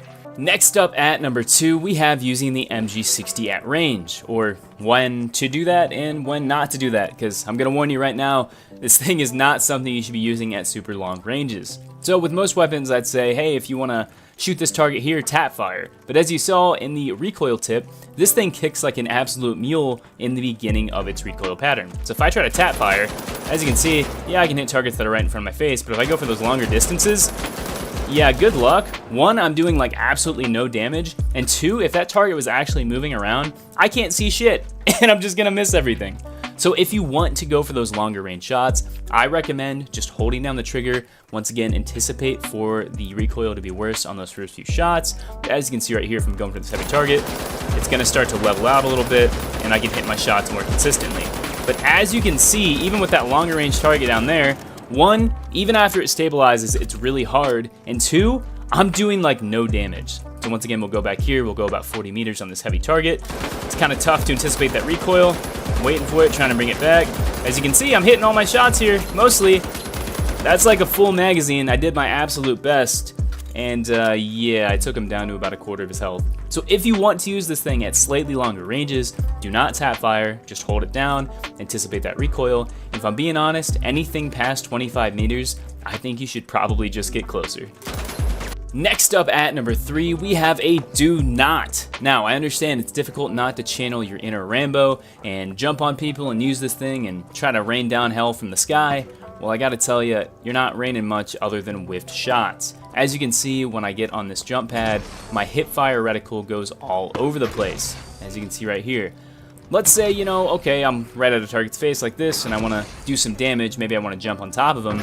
I'm just going to simulate like 5 or 6 jumps so you can kind of see like what it looks like when you're shooting from the air. But as you'll see right here when I come down, I'm trying to hit this target, firing all 70 rounds. As you can see, I'm right on target. Yeah, not really hitting much there. And you'll see with the hip fire reticle too if I try hip firing. Yeah, see how those just kind of go wherever they feel like, except for where the center is? What I'm telling you is I know it's tempting to use a jump pad to get on top of somebody and do some damage. Even if you land right on top of them, at the end of the day, you're going to alert someone to your presence, and you're also wasting a ton of rounds. If the target knows you're coming, sure, maybe fire a few, but if there's more than one target, one of the absolute strengths of the MG60 is being able to take out 2 targets at a time because you have so much more ammo and health. So don't waste your shots because every single one is meaningful. Get those boots on the ground, set yourself up, and take them out. Next up at number 4, we have hip firing. And why? Generally, I just don't even do it. I'll show you one instance where it might be useful, but generally, as you can see right here, with any other weapon, if I was hip firing right here, I'd hit just about every shot. And if I'm using the MG60, as you can see, yeah, I do some damage and most of my shots hit. You may not see anything wrong with that. But for me personally, because I'm a heavy, I have so much health, for me, I would rather just look at this target in the face, aim down sights at this range, and as you can see, there's really not an excuse to not hit all headshots from this range. That was actually a pretty bad example because I actually missed some shots, but once again, if I'm looking at this target, as you can see, headshots with the MG60, especially at these closer ranges where you might find yourself hip firing, are so much easier. I've said this 100 times and I want to make this super clear. One of the strengths of the MG60 is that you're playing a class with 350 health. So if it's a battle of who wins and who does more damage, you're always gonna win if you're hitting headshots. And when you start hip firing, you take away that advantage because now you're just like, well, I hope the game hits people. Whereas if I aim down sights, I can put that power back in my hands. If you want to hip fire, if you absolutely must, if you use the winch claw, granted it doesn't work on training dummies, like that, and then get them in your face and start hip firing like this, that's completely fine. But generally speaking, I would stick to aiming down sights so you can hit those headshots. If you do that, I promise you, you're gonna win like every single duel. And finally, at number 5, we have the loadout. Now this is the most important thing with the MG60 because the weapon is strong, but you want things that are going to complement your playstyle. Generally speaking, what I like to go for is the RPG, the motion sensor, and the dome shield. Now the reason I choose these is I want things that are going to assist me with dueling, aka one-on-one engagements or even one-on-two engagements, things that are going to give me the upper edge and allow me to survive while also dealing a lot of damage. Dome shield is good, of course, because to me, you know, you put this down, targets can't hit you, you can hit them, you hit your headshots, you lay into them. Motion sensors are great because they allow you to get the jump on targets. So if I'm sitting like over here and I know he's right there, once again, pop up, deal some damage, I get the jump on him, I'm gonna win that duel. The RPG is just, it's a classic. I mean, it does so much damage, especially against light targets that like to jump around. Shoot an RPG out just like that. It's really unfair. There's no way you don't win a duel if you hit a light with an RPG. When it comes to your specialization, personally, I like the winch claw, although you can get away with really anything. The charge and slam is really good because you can get in a target's face, hit them, jump up, do 2 things of damage, and then take them out really quick. That is a really good dueling tool, although a lot of the time I don't like to be right in a target's face. As I said, about that 5-meter range is where this thing really shines, as you can just line up those headshots. But at the end of the day, specialization isn't really a big deal. Whatever you play with best is what you should use. Anyways, everyone, I do hope you enjoyed this video. If you did, be sure to let me know in the comment section down below. I don't usually do this, but I actually have a question for everybody if you'd be willing to help me out. So, of course, I like to cover the weapons and the specializations, but before we know it, we're going to be out of both of those to cover. So what do you guys want to see? Do you want to see me reprise some guides? I could also post just general gameplay footage to, like, show you guys these tips in action. But yeah, kind of just want you guys' ideas and your thoughts, things that you would want to see. Please let me know in the comment section down below. But I'm not going to keep you in the astral forever. It's not really my thing. Hope you guys enjoyed the video and found it useful. And yeah, this has been Combo. Peace out, everybody. Later. Alrighty, good morning, good afternoon, good evening. How's it going, everybody? Combo here. Today we have another 5 quick tips with one of the hottest weapons in the finals right now, that being the 93R. If you'd have said that when this weapon first came out in Season 2, I'd have said you were insane. But yeah, man, it's not really a secret at this point. This weapon is very popular. I wouldn't say it's OP. I do think there is definitely a distinct learning curve to really mastering this weapon. But with that being said, hopefully this video can provide some of the framework to get you to that point and allow you to take this weapon into any match and be successful. With that being said, I'm gonna quit yapping here in the intro. So yeah, let's get right into it. Alrighty, starting things out at number 1, we have the shot combos, but specifically, I want to hone in on just how powerful the 93R is against lights. In my opinion, this is one of the best weapons in the game if you are a light dueling a light. So let's talk about why. Firstly here, looking at an enemy light, this weapon can kill in 2 bursts with no precision shots, so no headshots, as you can see right here. This may not seem like a big deal. Even after the nerf to the fire rate, this is still one of the most reliable kills against an enemy light in any kind of duel. And as you can see here, even at a longer range, we're at 26 meters here, we can still kill in 2 bursts. So once again, very, very powerful. Another optimal kill combo you have against lights, not very common, but if you land all headshots on a burst, you can actually kill with a quick melee.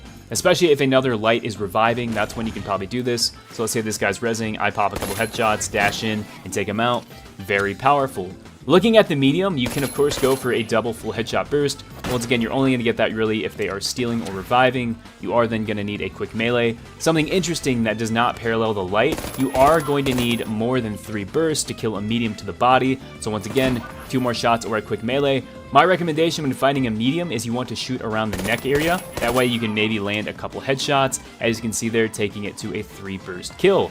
Heavies get kind of interesting. This is very unlikely, but if you land all headshots for 3 bursts, that is enough to kill a heavy. Very, very powerful. Generally speaking though, my recommendation with heavies, don't really take the time to count your shots. Just keep your distance and try to land your shots. As you can see there, it will be 5 bursts to the body to take out the heavy, even at some pretty extended ranges. So once again, 1, 2, 3, 4, 5.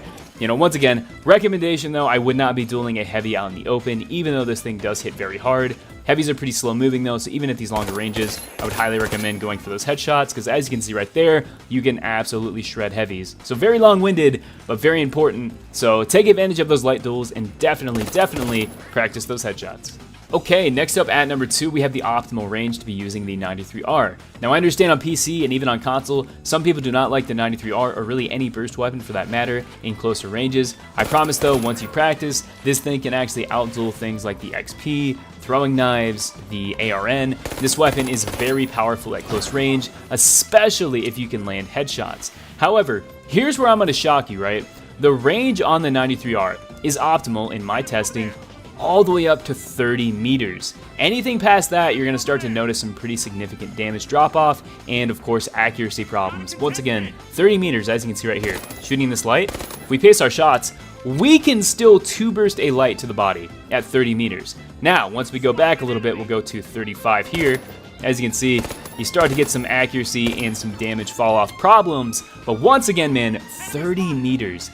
That is insane. Look at that. I can even land headshots. If I'm doing this medium from here, I mean, yeah, I'm not going to do a ton of damage, but I mean, that's respectable, especially if I'm strafing. Of course, that's going to make life a little bit harder for me, but if I'm doing a medium at this range and strafing and still landing my shots, I mean, that's still competitive. I'm telling you, man, it really is. So once again, 93R, optimal range, I would say 30 meters in. You can still extend past, I mean, hell, let's even, just for the fun of it, let's go back to 45 meters here. As you can see, yeah, it's not great, but this thing's still pretty damn accurate, even if I'm fighting a light. And some of this could always be like a skill issue as well. I mean, dude, come on.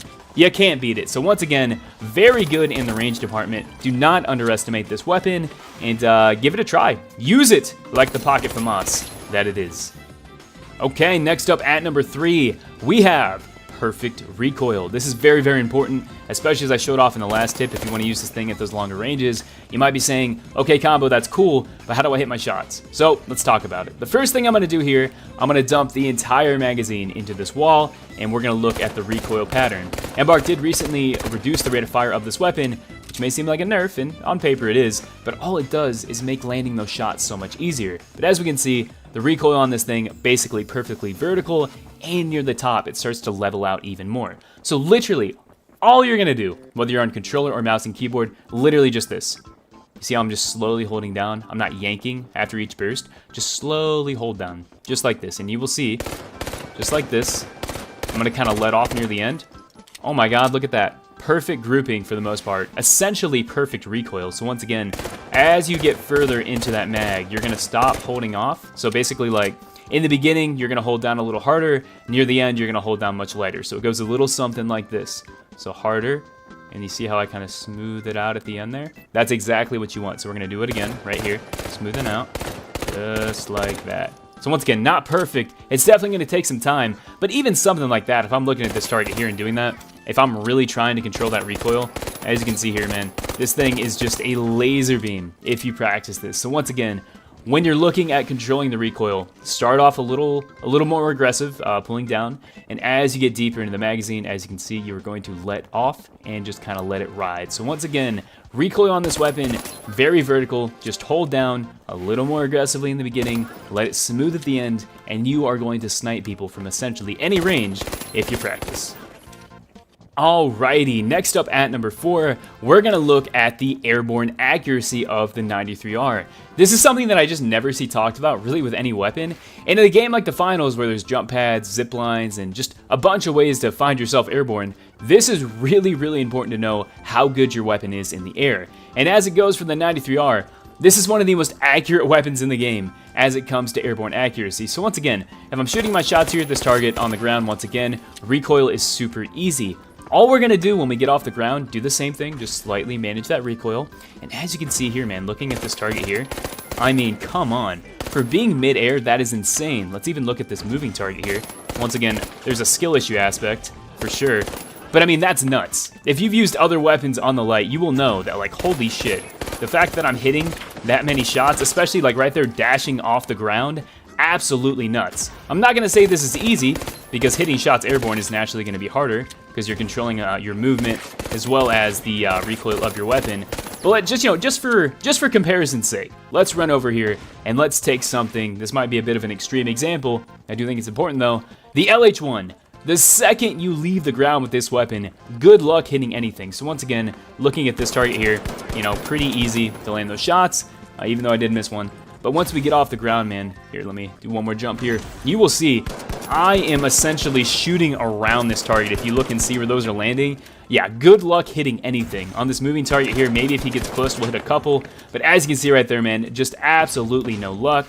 We'll go back to the 93R, just for the sake of comparison. To show this off, I really want to drive this home, because this is a super underreported feature of this weapon. So once again, man, I mean, landing headshots as well, just absolutely nuts. So if you're going to use the 93R, just know that your airborne accuracy on this weapon is fantastic, and it is definitely something that you should be taking advantage of. And finally, at number 5, we have hipfire. Now this one might be a controversial take, but this is more of a do not. In my opinion, right, unless you are literally barrel stuffing an enemy like I am right here, even then, I still would not hit fire with this weapon, because as we said before, looking at the recoil on this weapon is basically perfectly vertical. But the second we hit fire, man, look at that. Look how bad this thing throws shots. Because it's a burst weapon, I mean, the FAMAS has actually pretty good hip fire, but this weapon, man, as soon as you start hip firing, I mean, look at this. Yeah, I might hit 3 shots and I might get lucky, but once I'm moving around and jumping and all that, the hip fire on this weapon, in my eyes, is just such a downgrade to just aiming down sights. Of course, yeah, you can move faster and maybe get some shots, but once again, as you can see right there, shots just go around your opponent. Similar to the LH1, my recommendation with this weapon is basically to always aim down sights. In my opinion, right, especially because headshots are so damn important on the 93R, unless you're dueling lights that is, it's just always better to aim down sights.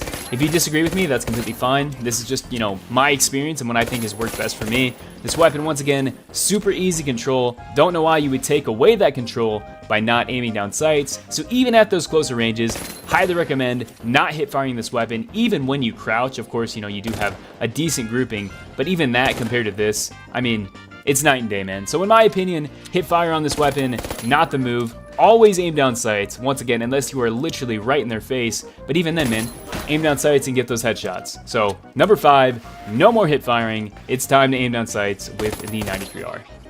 Anyways, everyone, I do hope you enjoyed this video. If you did, be sure to let me know in the comments section down below. I just want to take a moment here at the end to say thank you so much for 12K. Still kind of wrapping my head around how I got here. It just all went by so fast, and the support on the videos have been fantastic. I say it all the time, and I really do mean this. I think we have fostered the best community in the finals sphere right now. I mean, everybody is so positive. The feedback has been fantastic, and it means the world that you guys enjoy the content. So thank you again. Be sure to share the video around and help out your buddies who need some help with that 93R. But with that being said, everybody, expect a more full-fledged thank you video coming out soon. I don't know if I said it, but school does start for me in a few days, so streams and all that are probably going to slow down, unfortunately. But I'm going to do my best to keep the flow of content coming in pretty smooth. Anyways, everybody, this has been Combo. Thank you so much for coming and watching. Stay home, stay safe, and yeah, peace out, everybody. Later. Alright, how's it going, everybody? Combo here. Today we got 5 quick tips with the R357, or the revolver for some who may know it by that name. I made a guide on this weapon almost a year ago now. Obviously, since then, a lot of things have changed from Season 1 to Season 7. And with that being said, I've gotten a lot of requests to do this, as the revolver is definitely a fan favorite weapon in this game. Hopefully this can help you out with this weapon, and ensure that you're using it to the absolute highest potential. With all that being said, I'm going to quit yapping in the intro, and yeah, let's get right into it. Alright, so starting things out at number 1, we have peak shooting. Now this is probably the most important thing in this entire video, and definitely something you're going to want to get used to when using the revolver. So understand, right, the 357 is a dueling weapon, meaning you don't want to be fighting more than one opponent with this weapon. With that being said, let's talk about how to properly peak shoot. The first thing that you want to make sure you're doing, the 2 key components of this. The first one, after every single shot, you want to duck behind cover. That's because the majority of weapons in this game are going to be fully automatic, and the second you go behind cover, their time to kill goes through the roof, because if they miss like 3-4 shots, it's going to hurt them. But once again, you just got to peek up and hit 1, and that's equivalent to about 5 shots on, say, something like the FCAR. So once again, peeking after every shot is very important. It's really going to hurt their DPS, but it's not going to affect yours. Get in a rhythm. You know, understand the max rate of fire of the revolver. Get used to something like that. The other one here, this could just be a console thing, but understand, when you go back undercover, unaim down sights, this allows you to pop up in different spots a little bit faster. Obviously, while you're ADS, you're moving a lot slower. The second I unaim, I'm able to strafe faster. So once again, I will shoot, pop back up, and that allows me to, 1, reacquire my target and not have to pull quite as hard, because once again, I'm a little faster, not aiming down sights. Once again, you're going to shoot, you're going to unaim, and you're going to move. This is going to make it a lot more difficult for your opponent to hit you. It's also going to make it faster for you. And in my opinion, I think it's a little easier to reacquire your target when you're doing that. So once again, peak shooting, that was a little long-winded, but very important with the revolver. Alrighty, next up at number 2, we have hip fire. Now, hip fire on the 357 is something Embark has been slowly buffing since this weapon came out, and it's really important to understand in your day-to-day gameplay.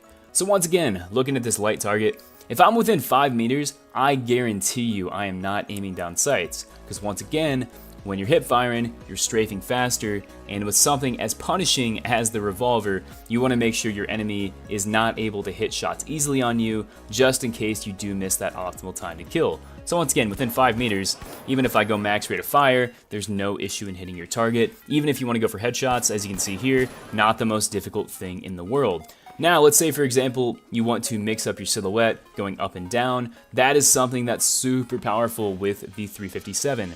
At those closer range fights, I highly recommend every once in a while throwing in a couple crouches, because another thing that does is this takes the hip fire from the 357 from good to fantastic. the crouched hipfire on the revolver is some of the best in the entire game. So once again, when you find yourself in those close quarters engagements from about 5 to 6 meters, shoot some hipfires, throw some crouches in there to ensure your shots are hitting, and really embrace that cowboy fantasy. Alrighty, next up at number 3, we have the reload animation cancel. This one's super important because, as I've said, man, the reload on this thing can definitely get you into trouble. So let's talk about it here. So there's 2 ways to know when to cancel the animation on the 357. The first one, if you look in the bottom right of my screen, it shows me how many rounds I have in the chamber. Once I see that go from whatever it's at, maybe 0 back to 6, I will then pull out my turret or a gadget, if that's easier to you, and then immediately swap back to the 357. This will cancel a few frames at the end of the animation where the character essentially puts the cylinder back into place. May not sound like a lot, but I promise you in-game this can be a lifesaver. Definitely want to practice it though, because this can be bad. So once again here, I'm going to do this without the animation cancel, so you can see a side-by-side. I'm going to fire immediately as soon as the game lets me. Once again, we're going to do a side-by-side just so you can see the difference. So this is without it. Firing as fast as I can here. You see them put the cylinder back in, right? We're going to do it one more time. Watch it again, put the cylinder back in. Now, the animation cancel, this is going to allow us to get rid of that part where my character puts the cylinder back in and allow us to shoot faster. So this is with the animation cancel here. So we see it hit 6, pull it out. You see we cancel the cylinder animation. One more time here. And oh, a little too early there. That's why you gotta practice it.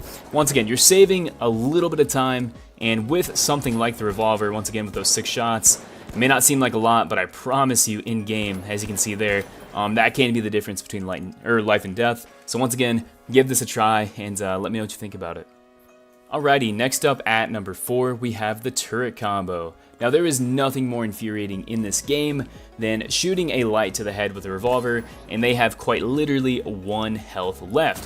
Fortunately for us, we have the turret to assist us. So usually what I'll do before I engage any target with the revolver is I will put down a turret. The turret's nice because once again, it shoots a target, it does not miss. 1 headshot essentially allows you to one-shot a light. The other nice thing about the turret is this allows us to actually play cover, as we kind of talked about before. So what I'll do, put down the turret, and then maybe I'll peek some shots behind it, let it block some bullets for me, and then what I'll do here, once again, if I get 1 headshot, that is enough to take that light out. This also affects our time to kill on mediums quite a bit. Once again, just making the revolver a lot more forgiving in general. So, in my opinion, I do think the turret combo is pretty damn good with it, especially against lights. Once again, making those engagements a lot less frustrating to deal with. Also helping with mediums and heavies as well. So, once again, incentivizing you even more to go for those headshots and get those essentially instantaneous time to kills. And finally, at number 5, we have the slightly more boring stuff, essentially just talking about all the different kill combos with the revolver. So on the light, of course, you have 2 pretty important ones. Headshot, quick melee is going to be one of them. However, you're not always going to be close enough to do that, so it's also headshot, body shot, or 3 body shots, which is quite punishing, hence why the turret can be so useful. On the medium, you can of course 2-tap to the head, which is very powerful. However, most of the time, you'll probably find yourself doing a 4 body shot or a headshot and 2 body shots. So once again, there's another option. And then on the heavy, this is your ultimate kryptonite on the revolver. So a perfect body shot is going to be all 5 shots with 1 in the chamber, or if you're built different, you can go for a headshot and then 1, 2, 3 for 4 total. To me, I think the optimal one here is going to be going for 2 headshots, as you can see right here.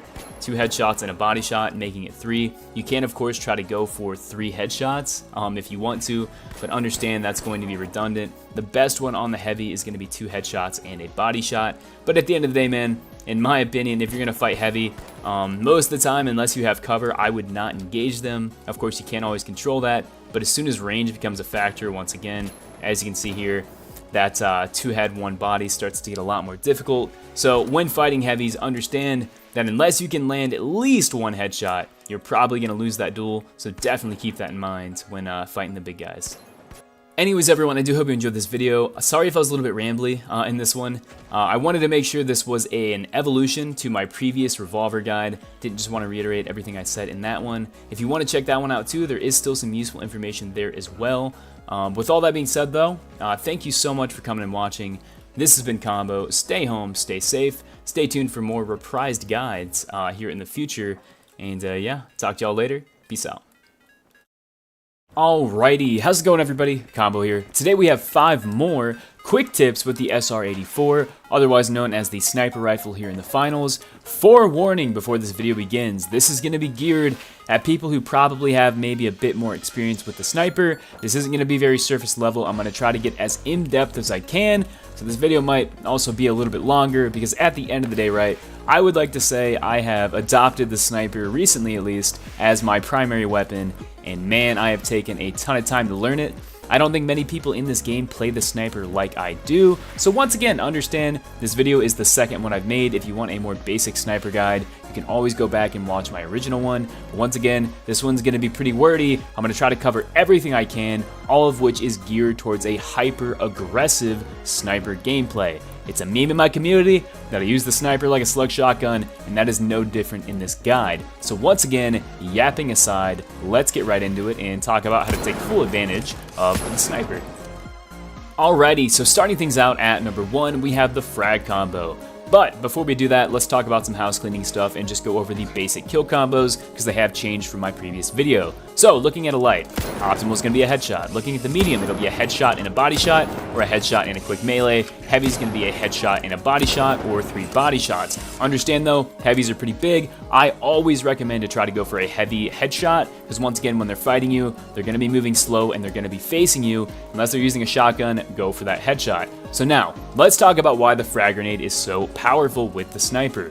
Essentially, there is a combo with every single build in the game, light, medium, heavy, to make it so the sniper combined with the frag grenade can kill in one shot. I'm telling you, I do this in streams all the time, super powerful. This also takes away a weakness of the sniper, which is dealing with multiple targets because you have splash damage with the frag grenade. So once again, I'm gonna put this frag, pretty far from this light right here. See how much damage that does. So he takes a good bit, but boom, as you can see right there, just getting close to him, I can turn the sniper into a one-shot. Super powerful.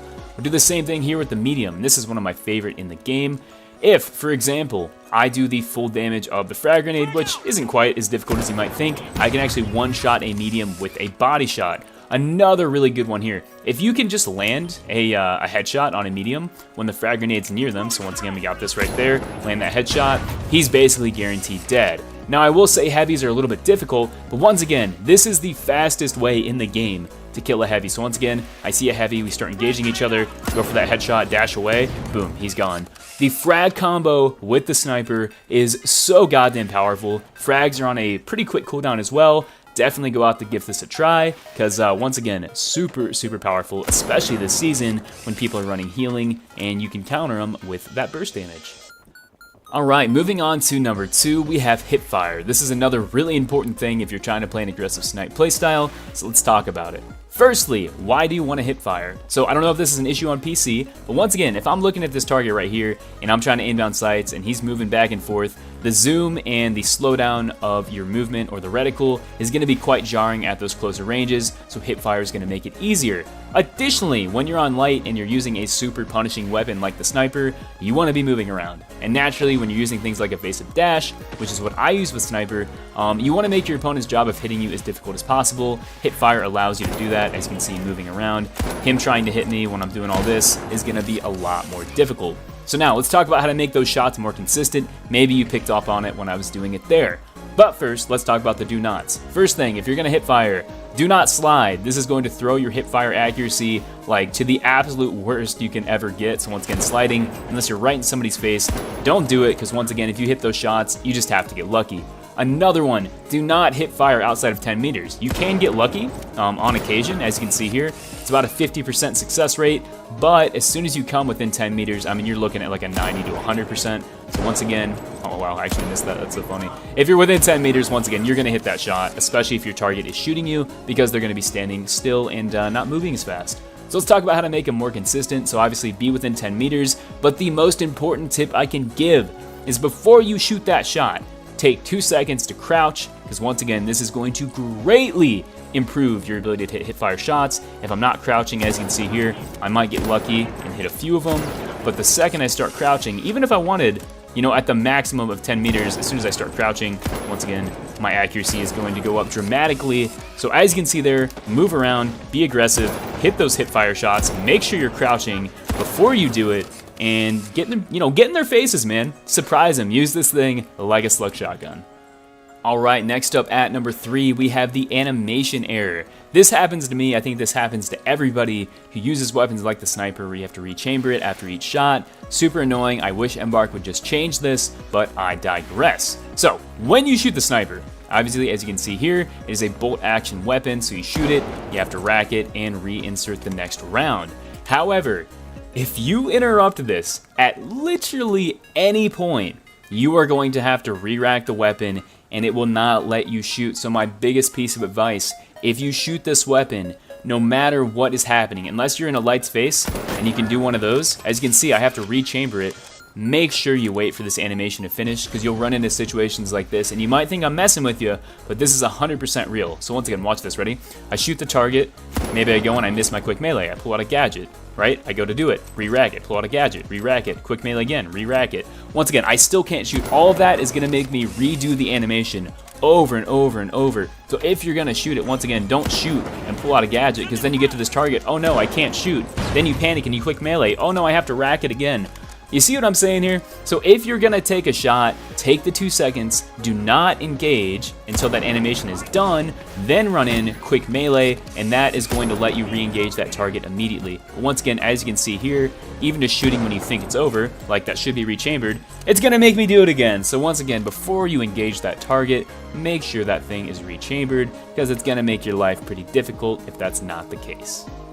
All right, next up at number 4, we have shoot and move. And in my opinion, this tip right here, this is what separates a good sniper player from a great sniper player. I see this all too often, so I'll be watching my teammates or the enemy team, they'll be in the back of the map, they'll hit a headshot, and they'll sit there and they'll move super slow, trying to track their target. And while this can be good initially, if you miss that shot, and you're standing still, and you alert the enemy to your position, most good players are going to beam you, especially if you're playing against a good sniper. They're going to see you standing still, they're going to go, oh wait, huh? And then turn around and just dome you. So once again, moving, very, very important. That's why I like to run the dash. So what I recommend doing here, as soon as you take that shot, boom, I'm dashing, I'm moving. Take the shot, dash. Obviously take the time to align your shot, don't just like do crazy shit like this, but once again, the second you take that shot, I like to unaim. Half the time I'll dash, at least slide around and move, because once again, if I miss that shot, I want to make their job as difficult as possible, and I want to give myself as much recovery time as I can, because as we talked about, the sniper is super punishing. Another one you can do if you don't like doing this is just play cover, man. Don't sit out in the open in hardscope with this thing. If you're going to sit and aim down sights, which I don't recommend you do, at least have cover. Run goo, do something like this, jiggle peek, do something. Because once again, this weapon, I want to reiterate again and again, super punishing. You have to be quick on your feet. You have to have a backup plan, because if you miss that shot, chances are you're going to get domed unless you can do something about it. So once again, shoot and move, shoot and move. I cannot stress this enough. Incredibly important for success with the sniper. And finally, at number 5, we have travel time. So travel time was added at the end of Season 3 to the sniper. In personal opinion, if you are getting travel time with the sniper, you are playing it wrong. You should not be using this thing across the map for 2 reasons. 1, because travel time in a game like the finals, where things like evasive dash exist and most people just move really fast, you're going to miss most of your shots, because at the end of the day, you are relying on predicting movement to hit those shots. At a minimum, you might hit a cool clip, but it's not good. The other thing that it tells me, if you are relying on travel time, you are not with your team, right? You know, a lot of people may not believe me. The sniper is a very beneficial weapon to have in your team, because I can tag somebody and say, oh hey, that light's one shot. Your teammates can be in there. But if I'm sitting in the back of the map and I'm hoping that I hit this light with travel time, yeah, I can tag him, but now I have no clue where he is, because I'm like 80 meters out and I can't provide any information to my team. So if you start getting travel time, simply just pick up where you're at, move up, and get with your team. The sniper is a hard carry weapon. The typer, that's your teammates when they see you put on the sniper. The sniper is a team support weapon. Of course, you can solo carry with it, and I know you want to have those cool guy plays. I mean, you know, it's super fun. No matter what you do, you look good doing it with the sniper. But once again, get in there with your team, practice some of that aggressive play, and I promise you, If you're playing together, this weapon can be super oppressive, especially if your team's shotting. So once again, if you get travel time within those 45 meters, just move closer because you're doing yourself and your team a huge disservice. Anyways, everyone, I do hope you enjoyed the video. If you did, be sure to let me know in the comment section down below. I do apologize if maybe this video got a bit ranty near the end. However, I wanted to ensure that every single possible base was covered in this guide, as I have been getting a lot of requests to cover the sniper. With that being said, though, everybody, I hope it was helpful. Once again, let me know anything you might add or you thought I missed. But with that being said, thank you all for coming and watching. Stay home, stay safe, and yeah, peace out, everybody. Later.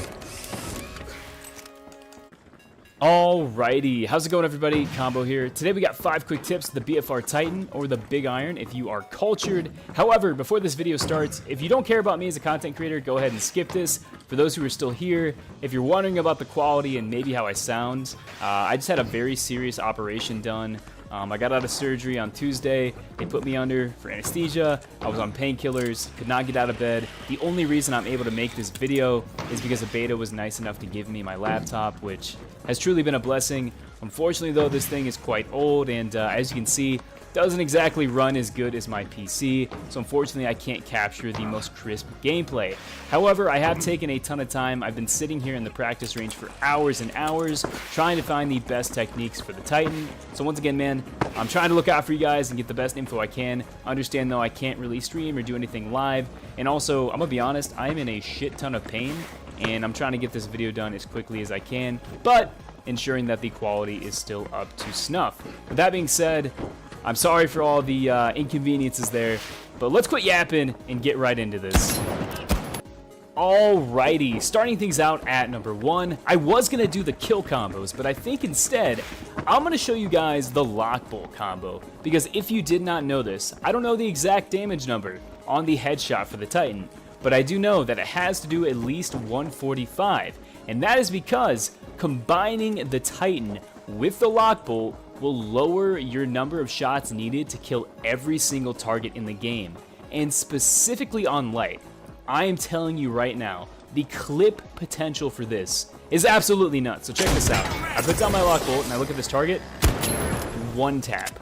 Lock bolt plus this thing equals a 1 tap. And you might say, well, combo, you can always use the winch claw, but trying to line this thing up and hit a headshot, as you can see there, not the easiest thing in the world. You might also say, combo, you can do the same thing with the RPG.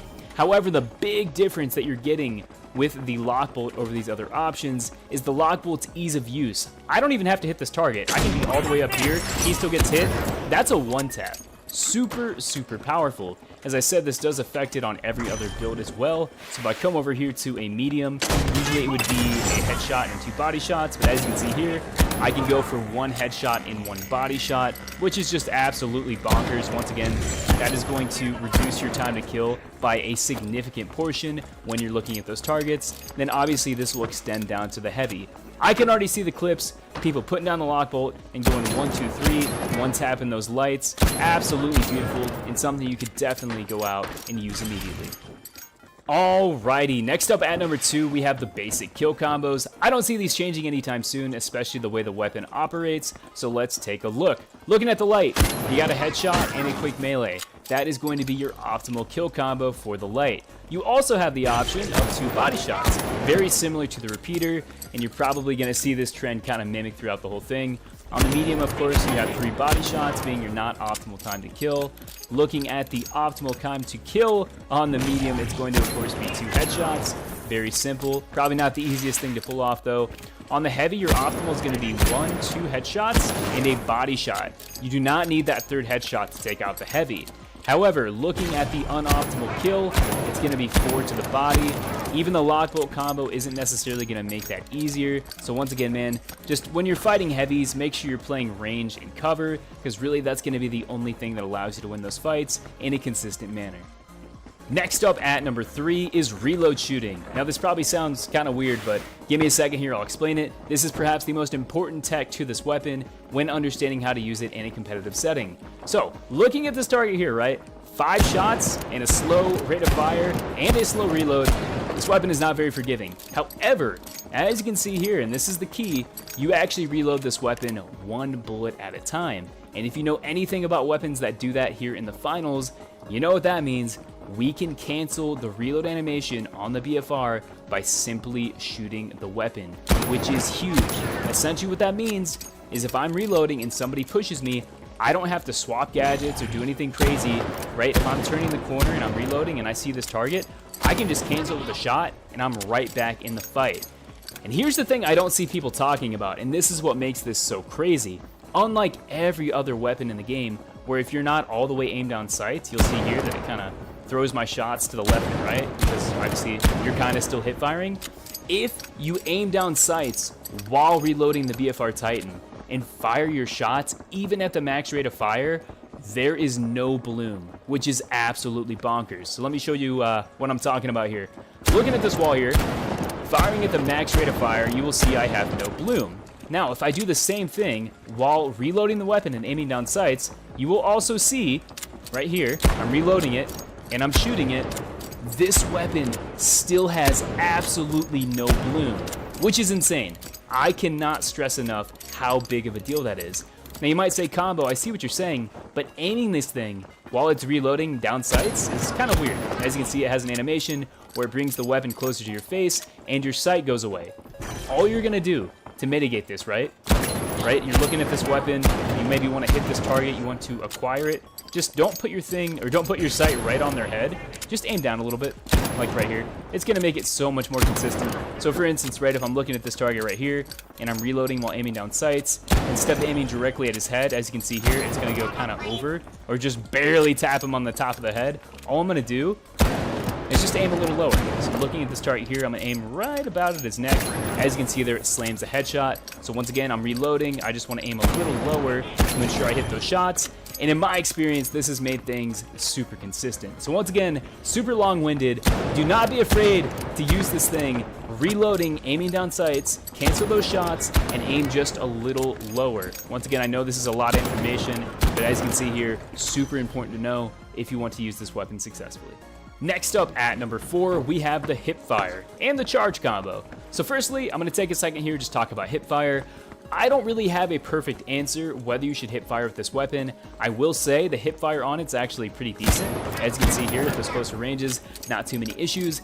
But because you have such a slow rate of fire and only 5 shots, hip firing is inevitably going to encourage you to just kind of throw shots. And really, if you want to hit your optimal time to kill, similar to something like the repeater or the sniper, you cannot afford to miss a single shot with this weapon. So if you are going to hip fire, just make sure you're crouching before you take that shot. So once again, I'm moving around as long as I crouch. As you can see, my accuracy, even on moving targets like this one here, isn't going to be too bad. So definitely take a crouch before you fire that hip fire shot. I also said here we have a really cool combo that actually goes into hip firing. So if I'm looking at a light target here and I decide to use charge and slam, all you can see right here, or as you can see rather, if you hit them with a charge and slam, cancel the animation, and then go into a hip fire, this is essentially an insta-kill, which is just like super funny.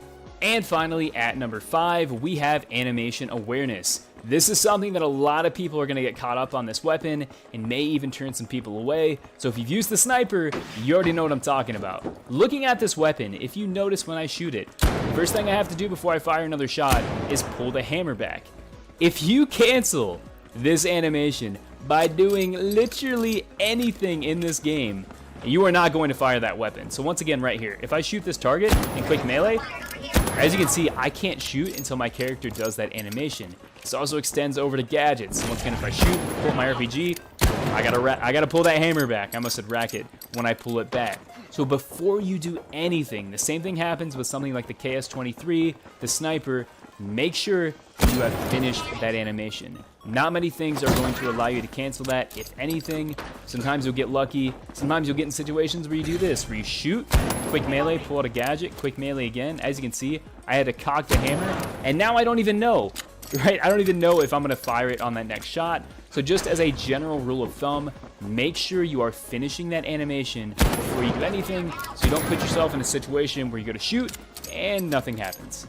Anyways, everyone, I do hope you enjoyed this video. If you did, be sure to let me know in the comment section down below. Once again, I do apologize for the quality and all that.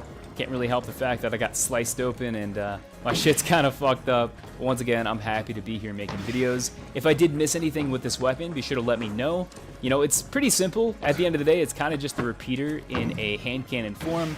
which I'm all for it. Any kind of like hand cannon, sniper, hybrid thing, I mean, that's my bread and butter. So good job, Embark. This weapon is super neat, and I'm so excited to see how it shakes out as the season unfolds. Anyways, people, thank you for coming and watching. I'm going to bed because I am hurting so fucking bad right now. So yeah, stay home, stay safe. Thank you for watching. This has been Combo, and I'll talk to y'all next time. Later.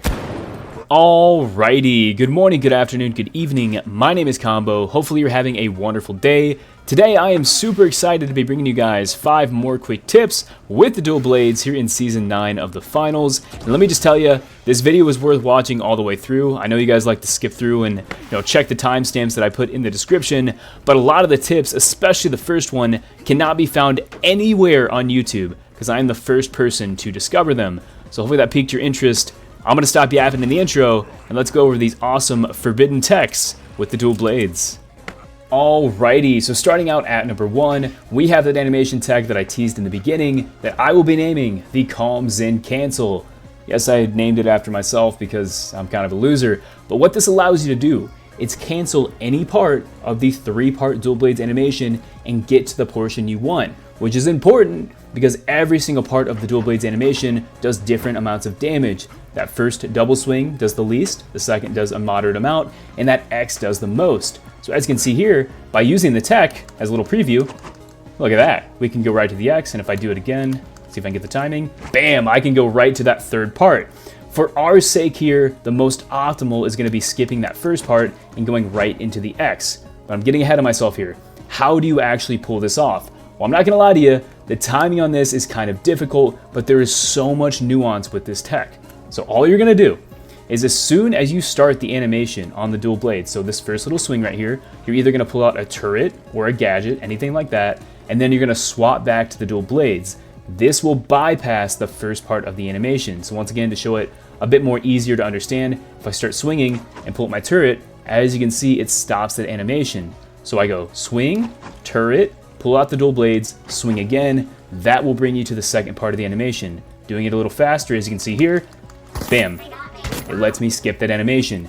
If you want a more advanced version of this tech, what you can do is, because for some reason the game thinks you're moving faster, you can actually input a slide in the middle of this animation. So right after you pull the dual blades back out, you will input a slide, allowing you to do a medium dash and then get to your targets. Once again here, oh, messed it up right there, let me try it again.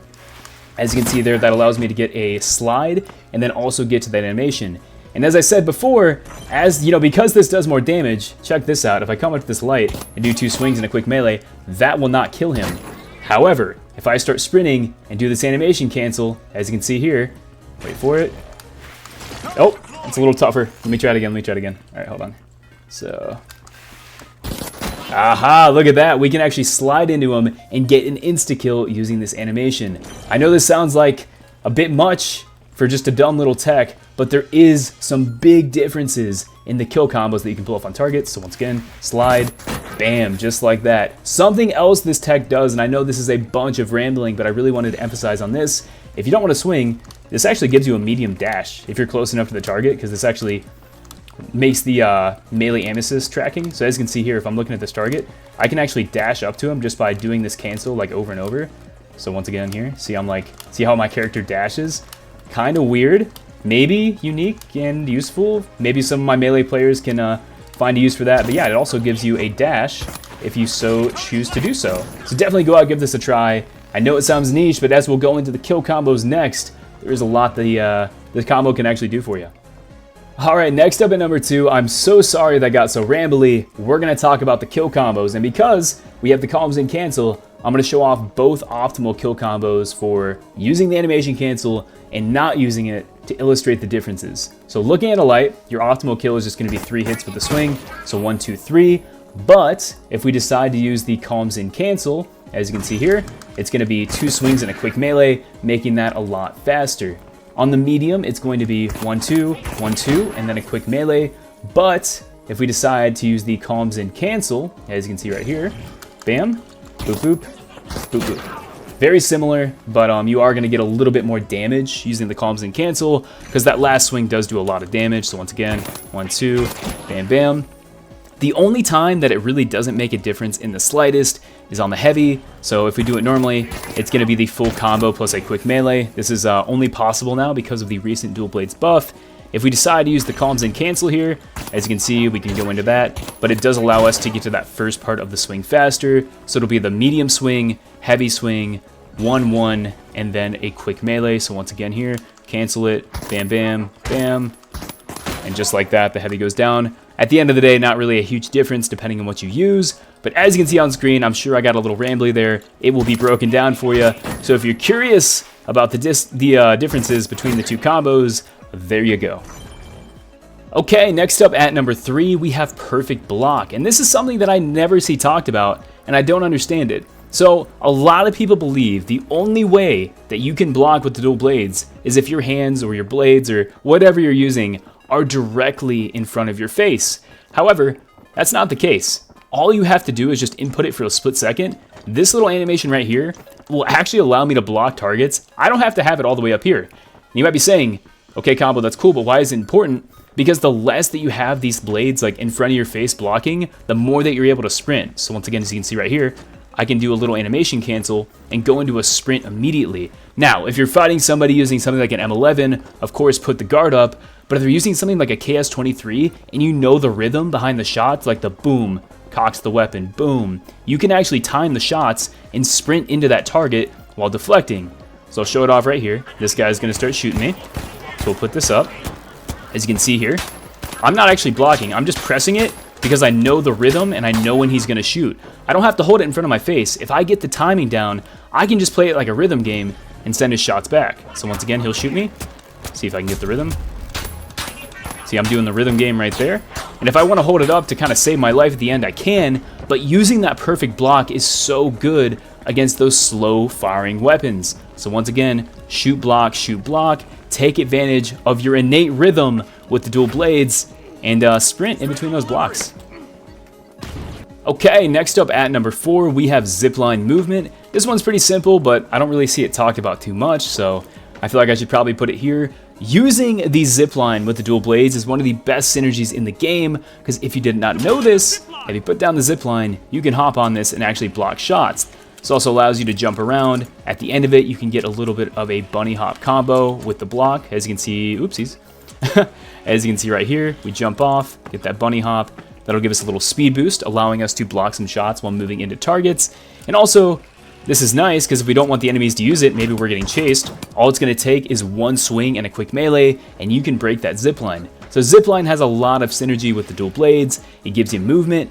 It basically makes you intangible from the front if you're blocking shots, and if people are chasing you on that zipline, you can break it pretty easily. So definitely, if you're using dual blades, free up some slots in that loadout, and give the zipline a try. And finally, at number 5, I gotta take a moment to talk about my boy the turret, because I'm gonna say it right now, the turret does synergize super good with the dual blades. And one thing I love doing is what I call turret holding. So all you're gonna do, if I'm walking into a room, especially if I know there's more than one opponent, the first thing I'm gonna do, slide down, put down the turret, and get in front of it and block shots. What this allows you to do is 1, protect your turret while it's actually building itself, and if people decide to shoot you, not only do they have to choose whether they're gonna shoot you or the turret, but you're probably gonna be deflecting shots back, meaning the turret is shooting them, you're deflecting shots, you're guarding your turret, and you're taking like no damage. Now understand, the counter to this would be if somebody you were fighting was using an explosive weapon, but it's not tough to just pick up the turret. So if I want to fight this guy right here, here's what it would look like. I'd come down right here. I'd come right here. If he decides to start shooting me here, I start blocking his shots. My turret's going crazy. If I start losing the fight, all I do is take my turret and run. Now you might be saying, Combo, that's so situational, but you get the turret back so fast. So the second I start fighting somebody, if they're at a distance, obviously don't do this right in somebody's face, they can't do anything. They just have to sit there and let my turret build itself, and then decide, well, do I shoot him? Do I shoot the turret? And they really can't do either. And if they move, all you do is pick the turret back up, and it's ready in 5 seconds. So once again, turret comboing with the dual blades, very powerful. Highly recommend you give it a try. Alrighty people, I really hope this video wasn't too rambly. I don't know if you could tell, but I was a little excited with some of the tech that I found in this video. because there's so many dual blades players out there, and nobody talks about like anything that I showed off in this video. Of course, the columns in cancel being the highlight for me. That little mini dash in the beginning is so neat. But once again, man, just so many cool things with this weapon. Really happy Embark decided to go and finally give them a buff, as it was very, very needed. But yeah, I'm not gonna yap in the outro forever. I super hope you enjoyed the video. This has been Combo. Stay home, stay safe, and yeah, peace out, everybody. Later. How's it going, everybody? Combo here. Today we got 5 quick tips with the CB01 repeater, or just the repeater, so I don't sound like a nerd throughout the entirety of this video. I've kind of waited to make this guide. As you know, usually I like to get all of them out as the season begins. However, I kind of anticipated a nerf to the repeater. However, it doesn't really seem like that's gonna happen. So with that being said, I have some really cool stuff for you today that can hopefully make this thing a little easier to use. I've seen a lot of people in the community saying that one of the biggest drawbacks to this weapon is it's pretty you know, steep learning curve. So hopefully I can show you some stuff to make that a little bit easier and let you take full advantage of this weapon. So without any further ado, let's get right into it.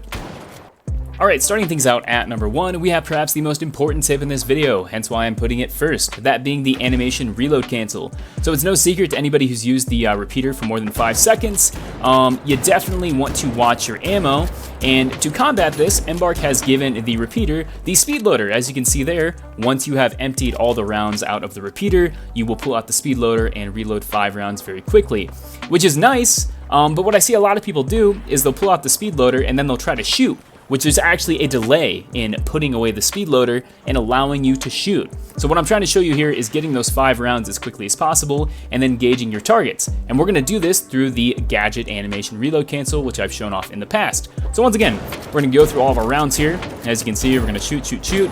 And as soon as I go to pull out that speed loader, if I try shooting right here, as you can see, it takes a minute, right? And I only get 1 round. So if you're spamming that, you only get 1 round, and then you're gonna have to pull out that speed loader again, which is not optimal. So what I'm gonna show you to do is to take full advantage of that. We are gonna do that animation cancel. So watch what I do here. If I'm looking at this heavy target, I'm gonna look in the bottom right. As soon as I see that hit 5, I'm going to pull out a gadget and then quickly swap back. As you can see there, that gives me 5 rounds, and that's gonna allow me to re-engage my target a lot faster. So once again, we'll do that. And once again, the advantage to this over just trying to shoot, as if, you know, once again right here, if I just shoot, I'm only getting like 1 or 2 rounds, whereas if I do the animation cancel, I'm getting 5 and I'm re-engaging in about the same time. So once again, animations with the repeater can take quite a while, so if you want to ensure your uptime is good, you're gonna want to cancel those animations, which can be done with the gadget cancel.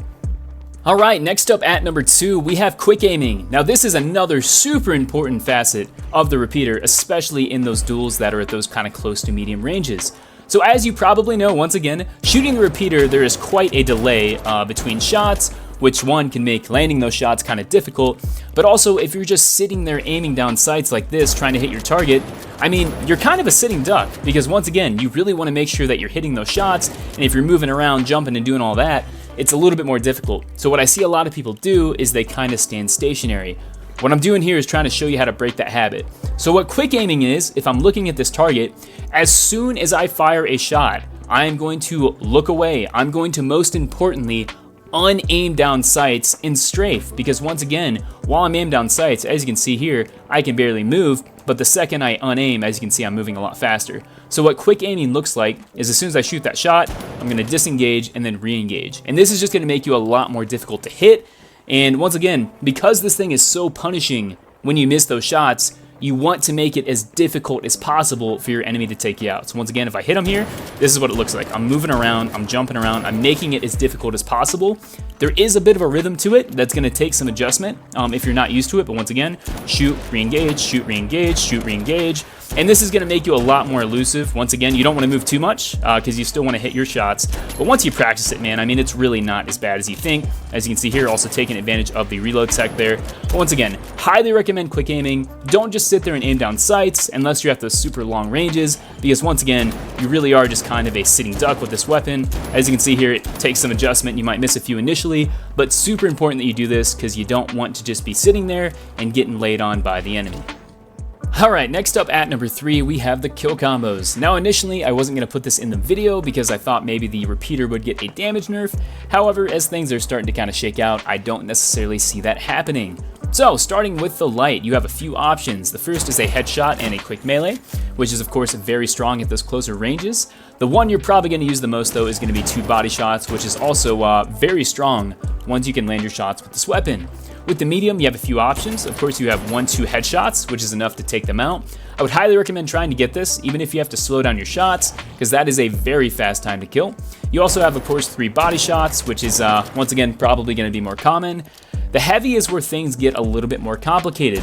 Of course, you have 1-2-3 headshots, which in a perfect world is great and easy to do, but probably not that common. The other one you have is 1-2-3-4 and a quick melee, which my recommendation is if you are going to engage a heavy, throw a gadget and just try to damage them a little bit.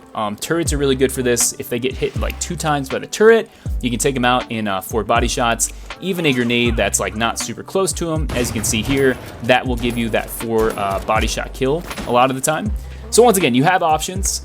Just understand that heavies are probably going to be your kryptonite a little bit. Another really good one is 2 headshots, a body shot, and a quick melee. Once again, I don't really want to go over every single combination with the heavy because it's going to come down to the circumstance you find yourself in. My biggest piece of advice with a heavy though, once again, is going to be try to like light them up with gadgets or anything you can do beforehand, because that's going to make your time to kill a hell of a lot easier with the repeater. Alright, next up at number 4, we have high ground. Now this one might seem kind of basic, but I am going to show you a cool method to make this more consistent and give yourself high ground all the time. But it's no secret, right? The repeater is not great at those closer ranges, especially if you're fighting a light and they're jumping around. You know, once again, the hip fire, which we will talk about later, is pretty powerful on this weapon. But once again, you don't exactly want to be super close range because this thing, you know, it's a long range weapon at the end of the day, right? With that being said, high ground is always your best friend when you are looking at a ranged engagement because they have to work harder to shoot you. Additionally, when you have high ground, you can play cover and they can't, unless of course there is cover in front of them. So what I'm going to show you here is a little tech I like to do with the jump pad and the goo grenade to always ensure that I have high ground. All you're gonna do is take the jump pad right here, you're gonna go here, hold down the goo grenade, and you're gonna land on top of it. This gives you a really good angle to engage targets, as you can kind of see right here. Just trying to turn the fight as much as I can in my advantage. If you wanna run around on the high ground, you can of course put down another grenade. Another one that I don't see people do a lot is you can actually use turrets as platforms, as you can see right here. We can jump on top of the turret and wait for another grenade. Once again, my biggest recommendation here is ensuring that you keep high ground and have a way to always have it. Because once again, you don't want to be in targets' faces. This is also a really good way to kind of escape from targets. And goo is also just really powerful, and it's always a good idea to kind of have in your arsenal.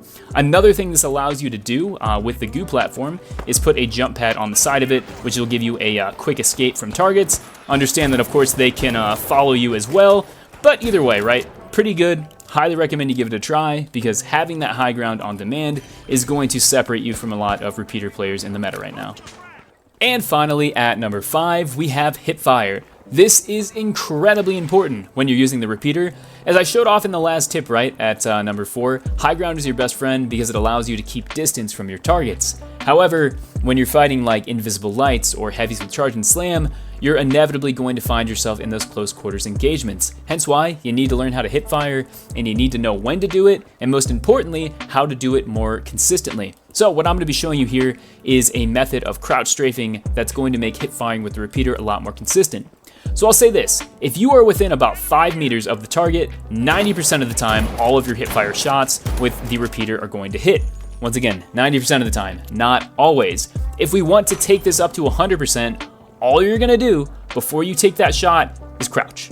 As you can see here, it's gonna group that hip fire spread a little bit. So as we showed off in number 2 with the quick aiming, it's the same concept. You're going to crouch, uncrouch, crouch, uncrouch, and this allows you to hit that hip fire shot more consistently, and you're also moving your silhouette more. And once again, while you're essentially, I don't know the term for it, racking your weapon, I don't know how I couldn't think of that, or chambering it, this is making you a lot more difficult to hit. So once again, if I'm looking at this target here and I'm just doing this and hip firing, my silhouette is the exact same. Also, my hip fire is going to be less accurate. If I want to make myself both harder to hit and my hip fire shots easier to hit, all I'm gonna do is crouch around a little bit, and as you can see there, it makes my shot so much more consistent, and people are gonna miss you. Like I'm telling you, a little bit of crouch strafing with the repeater just before you shoot. Like obviously you wanna make sure you're crouching when you shoot so you get that hip fire, you know, bonus. I'm telling you, man, this trips people up super hard. So once again, if you're gonna use the repeater and you wanna hit fire, make sure you're crouched before you take that shot, because as you can see here, it's gonna make your life a hell of a lot more consistent with the repeater and allow you to hit those hip fire shots.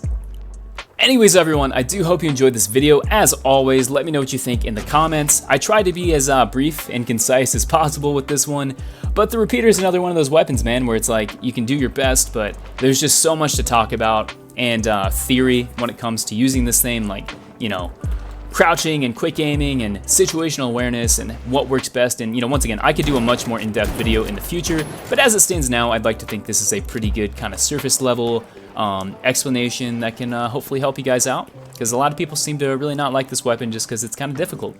Anyways, guys, I'm gonna quit yapping here. Thank you so much for stopping by, as always, especially for the support on the last tier list video. I have a gadget tier list coming in soon, so just kind of stay tuned for that. But yeah, let me know what you want to see next in the comments. This has been Combo. Much love. Stay home, stay safe, and yeah, peace out, everybody. Later. How's it going, everybody? Combo here. Today we got 5 quick tips with the ARN 220, aka the new automatic rifle here on the light build in Season 6 of the Finals. For those who have been keeping up with the game for a while, you know this is a very exciting time for the light build, as this is the first time the light has actually gotten access to an automatic rifle, similar to those on the medium build, for example. With that being said, this weapon's quite powerful, mostly due to its unique reload function, which we will talk about later in the video. But with that being said, the point of this video is to hopefully educate you guys on some new tech and functionalities of the ARN that you may not have been aware of in the past. So I'm gonna quit yapping here in the intro and get right into it. This one's gonna be a little bit denser than usual because there is a lot to cover here. But with that being said, let's get right into it.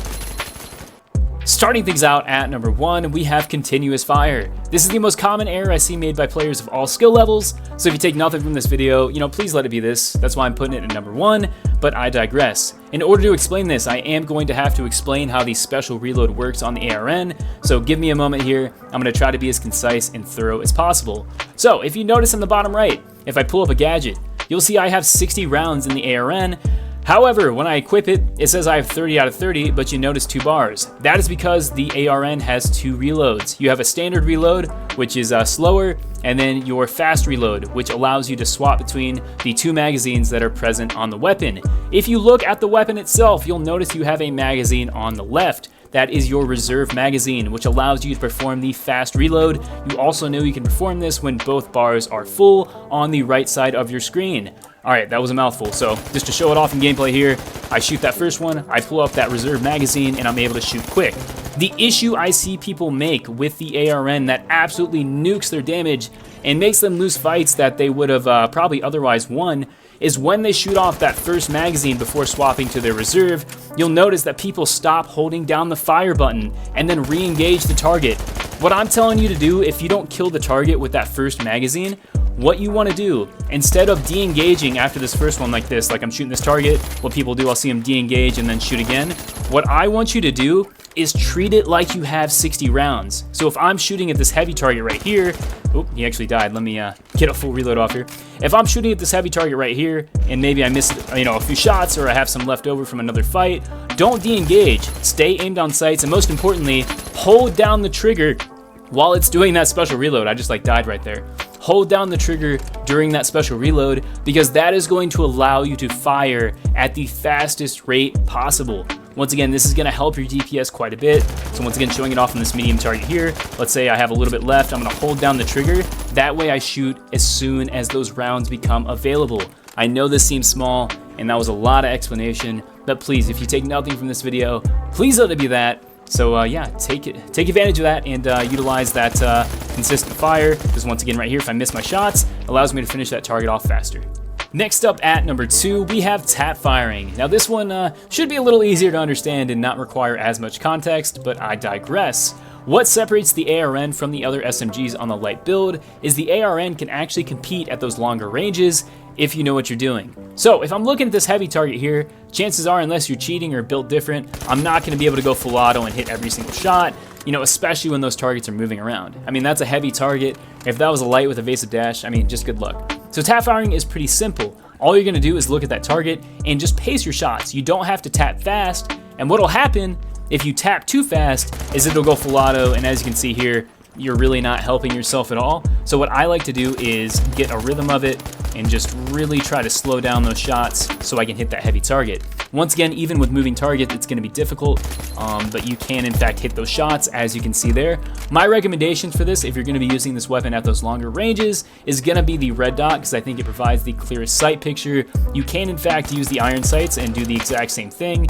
However, in my opinion, I think the red dot is just gonna clear that up a lot more. But once again, if you wanna engage those targets at those longer ranges, tap firing is gonna be your best friend. All right, next up at number 3, we have an alternate method for engaging those targets at those medium ranges. Once again, I want to make you as skilled as possible at every range with the ARN, so we're kind of just moving through each range, and you know, I'm trying to give you the best way to engage those targets. So, looking at medium range, you can of course try to memorize the recoil pattern, which we will talk about in the next tip. However, if the recoil on this thing is too heavy for you, you can also try burst firing. So once again, if I'm looking at this target, yeah, I can probably go full auto and hit all my shots, but once again, sometimes that's not always optimal. If I push back to about here, I'd call this about medium long range. You can also tap fire, but that's gonna kind of hurt your DPS a little bit more than trying to go full auto. The middle ground between both of these is going to be burst fire, which is essentially just laying on the trigger, waiting for your recoil to reset a little bit, and making your grouping a lot more consistent. So once again, if I'm looking at this target here, all I'm going to do is let on the trigger for a second and let off. And as you can see here, a lot of the time this is really good for bouncing those shots into headshots. Same thing here if I'm looking at this heavy target. I'm waiting for the medium to come back here. So I'm just going to kind of let on and off the trigger a little bit, re-engage that target, and allow me to do that damage. So once again, we'll finish him off. Then we'll go for that heavy target here. Just kind of go for those burst fires. And as you can see here, it's going to keep my DPS and keep my shots relatively consistent. So once again, if you're not super comfortable with the recoil pattern and you don't want to go full auto, going for burst fire is a really good option to make your shots more consistent. All right, next up at number 4, we have recoil smoothing / recoil management. Let me tell you guys this right now. If you have not learned how to recoil smooth, this is the weapon to do it on, because I'm telling you, man, the recoil and trying to memorize it can be very, very difficult. So the first thing I'm going to do here is look at this wall and shoot the entire first magazine without controlling the recoil. As you can see, this thing kicks really hard, however, it's pretty vertical. If you notice, it goes to the left, then to the right. If we want to memorize this recoil pattern, we're going to hold down to the right, then down to the left in an X pattern. However, because this weapon kicks so much, this can be very difficult in actual engagements. I don't know what it is. Usually I'm pretty good at this, but personally, I have some issues with the recoil, so I try to avoid it. But if I want to do it, I'm going to hold down to the right, then down to the left. And as you can see, I get a pretty good grouping. However, recoil smoothing makes this so much easier. Essentially what recoil smoothing does is it removes all of the vertical recoil and just gives you the option to deal with those horizontal spreads, you know, that left and that right recoil when we looked at that pattern. To pull this off, all you're gonna do is move your sight to the left when aiming and move to the right, or vice versa. Essentially, you're gonna be moving in the opposite direction that you are controlling the recoil. So if I'm moving to the left, I'm gonna move my sight to the right. This is gonna get rid of that vertical recoil. So I'm looking at this wall right here, and I'm gonna show you what it looks like. We're gonna move to the left, move to the right. It doesn't have to be super violent on the movement. As you can see right there, you get a beautiful recoil pattern. Once again, if you want to memorize the recoil, there's nothing wrong with it. But as you can see right here, man, recoil smoothing, especially for going headshots, is just absolutely bonkers. I highly, highly, highly recommend that you learn how to do this, because at the end of the day, right, when you have a weapon like this, even though you have that fast reload, hitting your shots is going to be really important, especially when you're dealing with people with like miniguns or SMGs. You can't afford to miss. Recoil is going to make you do that. So once again, either get really good at memorizing it or learn to recoil smooth, the latter of which I highly, highly, highly recommend. And finally, at number 5, we have a huge do not with the ARN, that being quick melee canceling. Don't do it because it does not work. In the past, with weapons like the KS-23, if you shot a round, then quick melee'd, you could actually cancel the recovery animation of shooting that next round. You might think you can do that with the quick reload with the ARN, but I'm telling you, quick meleeing is perhaps the worst thing you can do once you have used up that last of that first magazine. And let me show you what I mean here. So if I'm looking at this heavy right here, let's say I'm running out of shots here, I land some shots on him and I quick melee. As you can see, I can't shoot and I still have to insert that second magazine. So my recommendation, unless you are 100% sure that you can kill that target with a quick melee, for example, maybe this median here, I run out of shots and I go for that quick melee, just know if you miss it, you're gonna have to redo that entire animation of putting that second magazine in. So once again, my recommendation, even if you're close to a target, if they don't have enough health to die to that quick melee, do not do it.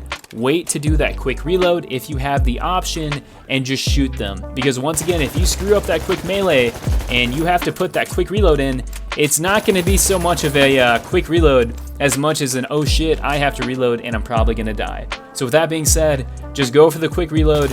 Don't try to melee them unless you're 100% sure, because you might find yourself in a not so fortunate situation.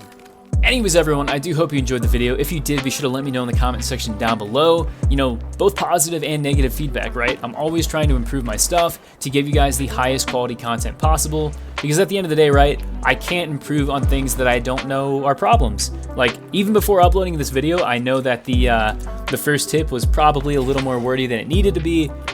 Maybe not. Let me know if you thought it was great and it needs no improvement. With that being said, guys, this has been Combo. Thank you so much for coming and watching the content. As always, thank you for the support on the minigun video. You know, it means a lot. Probably gonna wait to do the next weapon on the medium because I guarantee it's gonna get nerfed, but I could be wrong on that, guys. Once again, let me know what you want to see next. This has been Combo. Stay home, stay safe, and yeah, with that being said, peace out, everybody. Later. How's it going, everybody? Combo here with the first video of Season 6 of the finals. Today we have 5 quick tips with the M134, or just the minigun. I don't know anybody who's using the numbers, we just have the minigun today. I am so excited for this video, one, because new season, but also because the weapons this season are absolutely freaking fantastic. I'm also happy to be back. Anyways, guys, I'm gonna quit yapping. This video is full of some amazing tips that you have not seen anywhere else because the gun just came out, and also because I found some really cool stuff that nobody's talking about. So anyways, guys, this has been Combo. Thank you so much for tuning in. I'm gonna quit yapping. Let's get right into the video. Starting things out at number 1, we have what I'm calling the combo pool. This is a really cool tech that I found. I've not seen it anywhere else, and therefore I am calling it the combo pool. Embark might get rid of this, I don't know. Either way, really cool tech that I found. So if you use this somewhere else, other YouTubers, please credit me, please.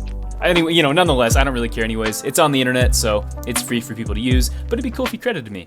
Anyways, this involves the winch claw and the minigun. As you know, if you've used the minigun, the second you pull out a gadget or use a specialization, you have to re-rev the minigun. However, your boy Combo found a way around this. So the way this works with the winch claw, when you shoot it out, you have to ensure that your minigun is all the way spun up or firing. Preferably, I would just spin it up like this though. What you're going to do is then shoot your winch claw while it is all the way spun up. Then, as soon, and I mean as soon as your winch claw hits that target, start firing. It's gonna look a little janky, but as you can see here, check this out. They're still gonna get pulled to you, and yeah, you can basically kill the target immediately. So once again, I'm calling that the combo pool because comms in combo and you pull them, and nonetheless, either way, super powerful combo with the minigun. This works on, of course, every single build, so we'll do it with the heavy here, just to show off how quick this shreds, so we get it revved up. Take this, as soon as it hits, I hit the fire button. As you can see, he's in my face and he gets absolutely shredded. Definitely give this a try, and also stay tuned for the rest of the tips because they only get better from here. Next up at number 2, we have what I'm calling the flash spin. This is another way to get rid of one of the biggest weaknesses of the minigun, which is once again revving it up. Of course, if you start revving this thing, you can hear it behind corners, especially if you start pre-firing right. There's absolutely no element of surprise with that. But if we use flashbangs, as well as the goo gun or goo grenades if you want to do that, we can actually work around that. So I'll actually grab a goo grenade to show this off as well. Very simple. It has a 2-step process in order to pull this off, but essentially what it allows you to do is run into a room, flash people, and rev your minigun without having to peek cover, because once again, when you're shooting and doing this, you're very slow, which we'll talk about later. All you're going to do here, you're going to take the flashbang, you're going to pre-fire it into a room. You're then going to shoot goo on yourself, as you will see here. This will actually cancel out the effect of the flashbang. That will give you plenty of time to rev your minigun and line up some targets. So once again, here's what it's going to look like. You're going to slide in, put the flashbang, put this on you here. They're going to get flashed. They're going to be flashed, and that's going to give you time to actually rev up that minigun.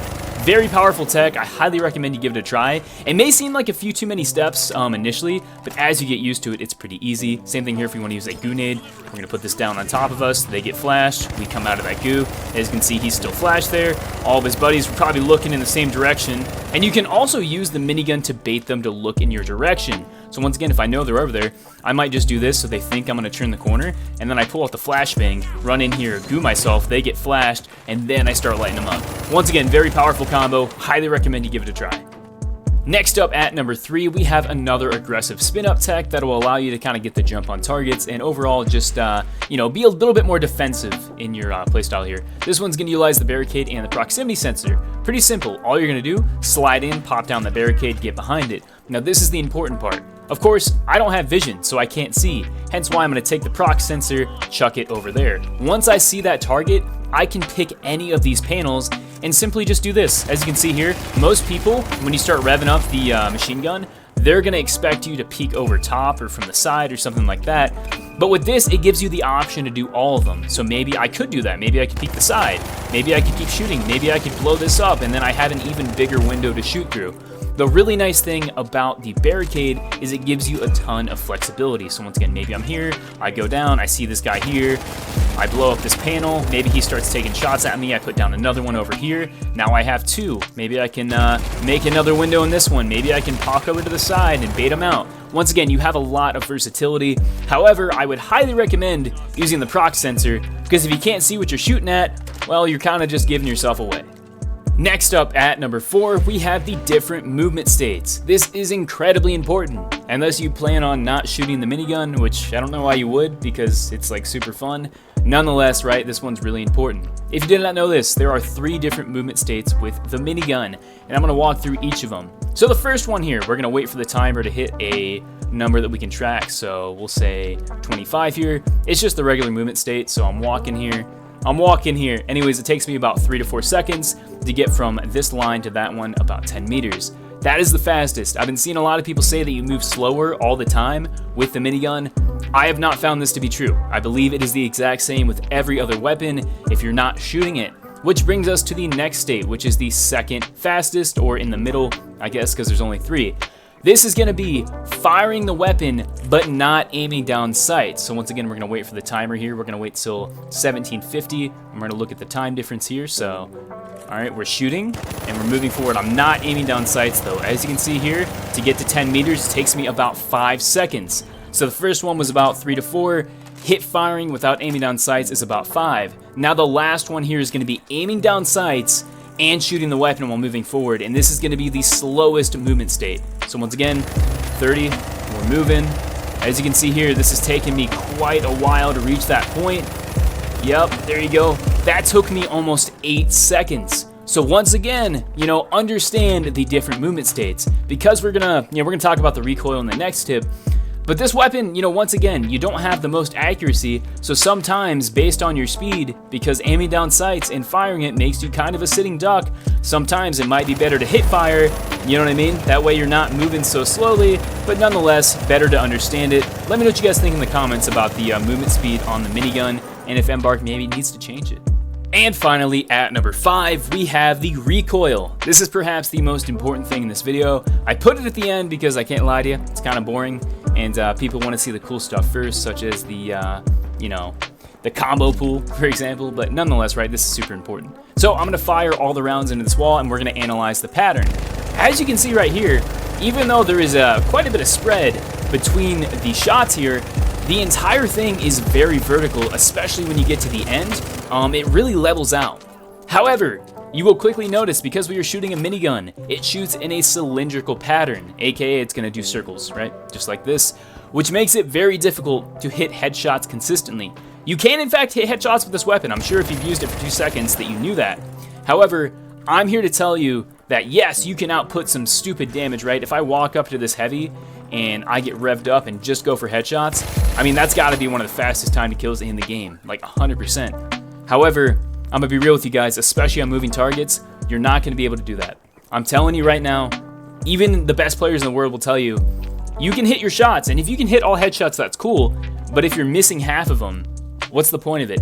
Consistency, consistency. If you're gonna use the minigun, my recommendation is not to necessarily aim center mass, but to aim just above it, so right around where the chest meets the neck. And this is gonna ensure two things. One, you're not aiming too high and your shots aren't bouncing over the person's head, because once again, you're getting that circular motion, and that can make that kind of difficult.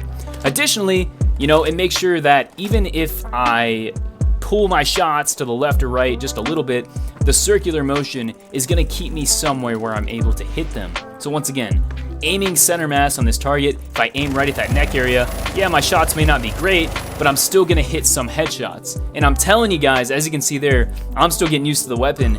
Aiming with this thing is kind of difficult on those fast targets. So once again, aiming center mass if you have to, just to hit those shots as well as a few headshots in the process is going to be the most reliable method to it. So once again, let me know what you guys think. I could be wrong on this one. This is just my experience. So once again, let me know in the comments. Anyways, everyone, I do hope you enjoyed the video. If you did, be sure to let me know in the comment section down below. I'm so sorry for my hiatus. I actually just hit spring break this week in college, so you can bet I actually have quite a bit planned for some finals content. I'm working on guides for every single weapon. I wanted to cover the minigun first because full transparency, it's what everybody's doing, it's what everybody's interested in.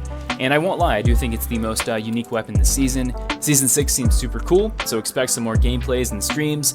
But anyways, guys, thank you so much for coming and watching. This has been Combo. Let me know what you want to see next or what weapon of the three.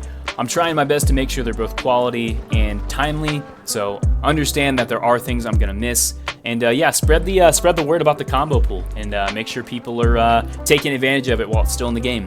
All right, people, this has been Combo. Stay home, stay safe, and yeah, peace out, everybody. Later.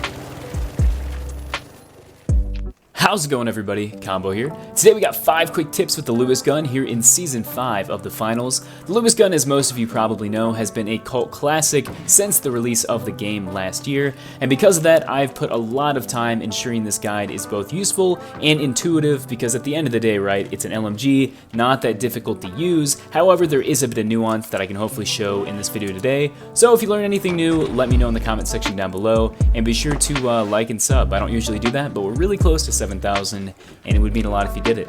Anyways, I'm gonna quit yapping. Let's get right into it. Starting things out at number 1, we have what I believe to be the most powerful aspect of the Lewis gun, that being tap firing. Once you understand this and get comfortable, I'm not kidding when I say you can outduel LH1 users from across the map. I'm not kidding when I say that. The important thing to understand with the Lewis gun, if you're gonna tap fire, is the relationship between distance and rate of fire. The further you are from a target, the slower your rate of fire has to be. If you shoot too fast, as you can see right here, it starts kicking really hard, as you can see. But if I slow it down, as you can see, my recoil is very minuscule. So for a target right here, this medium in front of me, I can shoot a little bit faster, as you can see. Because there isn't as much space between me and that target, the recoil doesn't matter as much. However, as I get further away, if I want to hit all my shots, as you can see right here, I really need to slow down that recoil. As I was saying, if you want to outduel those LH1s, you can in fact go super far. I think over here, yeah, I'm 80 meters away from this target. If I slow it down once again, I can in fact hit all of my shots, but I have to dramatically slow down my rate of fire. As you can see here, I kind of whiffed a few there because I couldn't really see the target. The red dot was blending in there. You can do some damage. The range drop off on the Lewis gun isn't that far, so if you practice this, as you can see, you can absolutely beam people from across the map. Next up at number 2, we have a tip that might just save your life, that being the reload cancel. I show this off with every single assault style weapon, even though this is an LMG, not an assault style. Besides the point, I'm not going to talk about gun stuff because I always get corrected in the comments.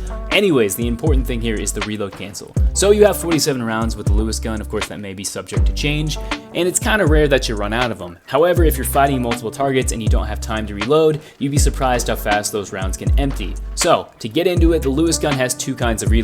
The tactical reload, which is when you reload with rounds still left in the magazine. This doesn't have a reload cancel, as this is the fastest way to shoot it. So if I shoot this target right here, as you can see, I kill him, I reload. It doesn't make any sense to cancel the reload here because I can get right back into shooting. However, you'll see here, if I fire all my rounds and get to the last in the mag, as you can see, I'm out of rounds. I put on the top part, and then I actually have to rack the weapon. I'm going to show you how to cancel that rack, because as you can see right here, if I do it one more time, yada yada, 47 rounds, blah blah blah, I cannot shoot until that weapon is done racking. I'm pressing the fire button, he racks it, then I can shoot.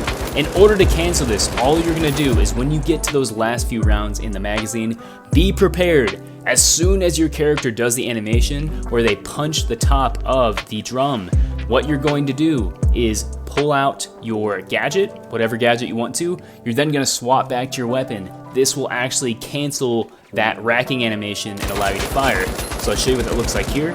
Puts it on, I wait for that punch, boom. As you can see there, I cancel that racking animation and I'm able to shoot my rounds. This may not seem like a big deal, but I promise you, this will definitely save your life because that rack on the Lewis gun can take quite some time, so getting rid of that is a big improvement on your overall uptime.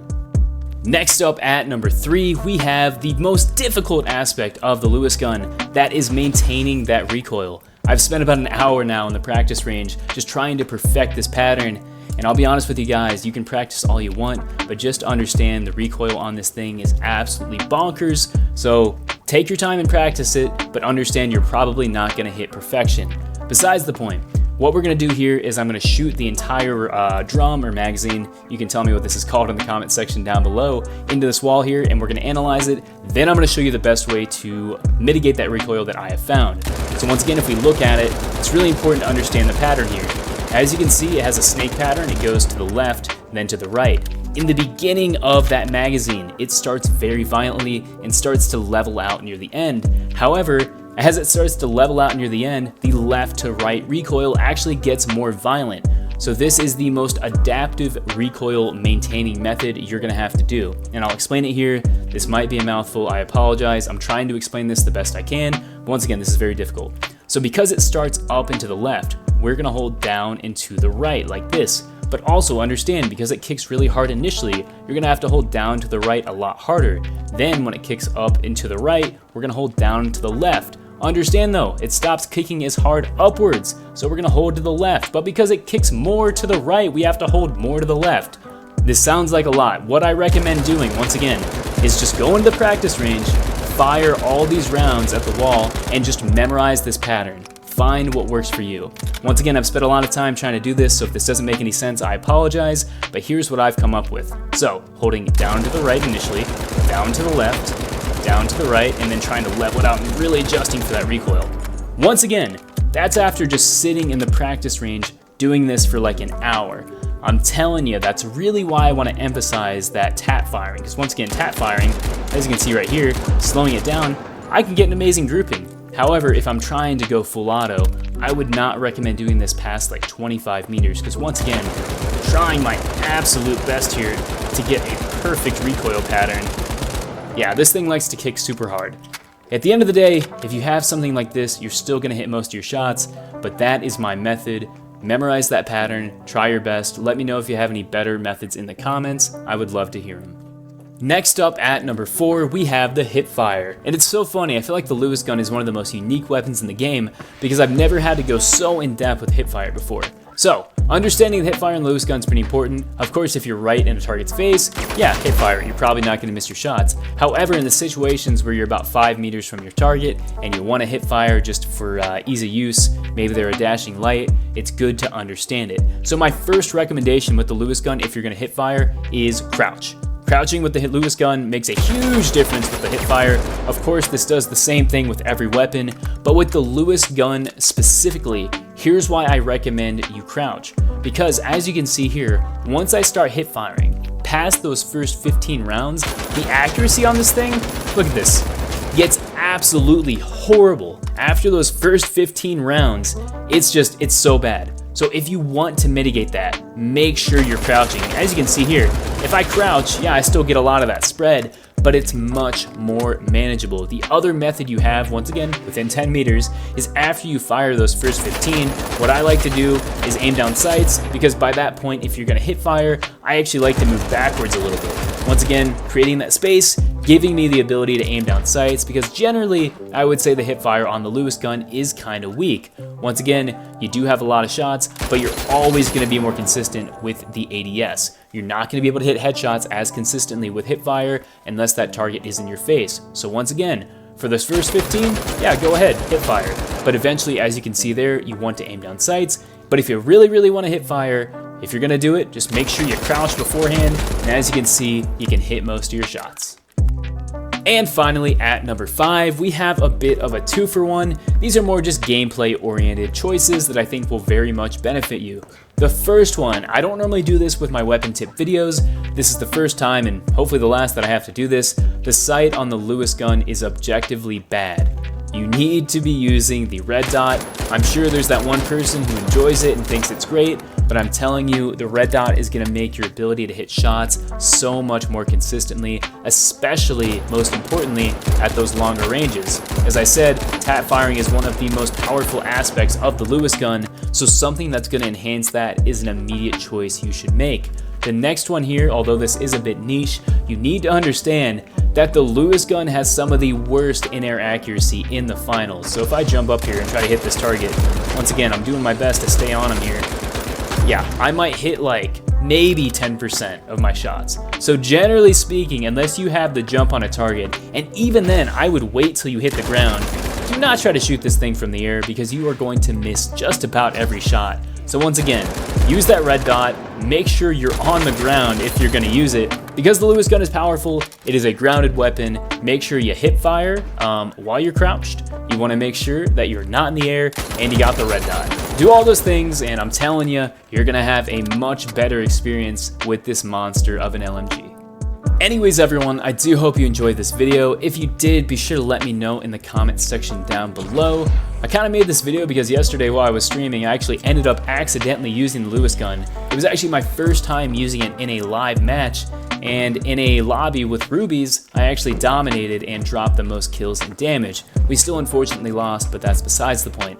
Also, with this video, for those who've been keeping up with me, this marks the last weapon guide that is at base. So at this point, I have covered a guide or 5 quick tips for every single weapon in the finals. I don't know, I just wanted to put this at the end. I thought this was kind of a cool little trivia fact for you guys. So I also wanted to take the time, of course, as I always do, to say thank you so much for all the support and following me on this journey. At this point, I think I'm going to go back, of course, finish all the gadgets, but also re-review weapons that maybe got updated or changed to make the guides more accurate. So let me know what you want to see in the comment section down below. I'm also going to take the time to thank my channel members here. Although I don't want to do this, I might have to make a new tier because I can't fit all of them on screen, because as I put in my community post, people are gifting memberships like crazy on stream. So I have like 120 members now. Thank you all so much. It's actually insane. You guys make my day. I might make a new level once again just so I can, like, you know, make this easier, because I want to thank all of you. I want to put your names on screen, but I want maybe a more streamlined way to do it. I don't know. We'll see. I'll find a way to do it. Who knows? I don't like to ask you guys for money. Anyways, I am rambling. Thank you so much for the support recently. Hope you enjoyed the video. Let me know if you liked it, you hated it, if you want me to put anything different in the next guide. Who knows, man? This has been Combo. Thank you so much for coming and watching. I've been in the practice range doing recoil patterns for so long, so I'm going to bed. I'll talk to you guys later. See ya.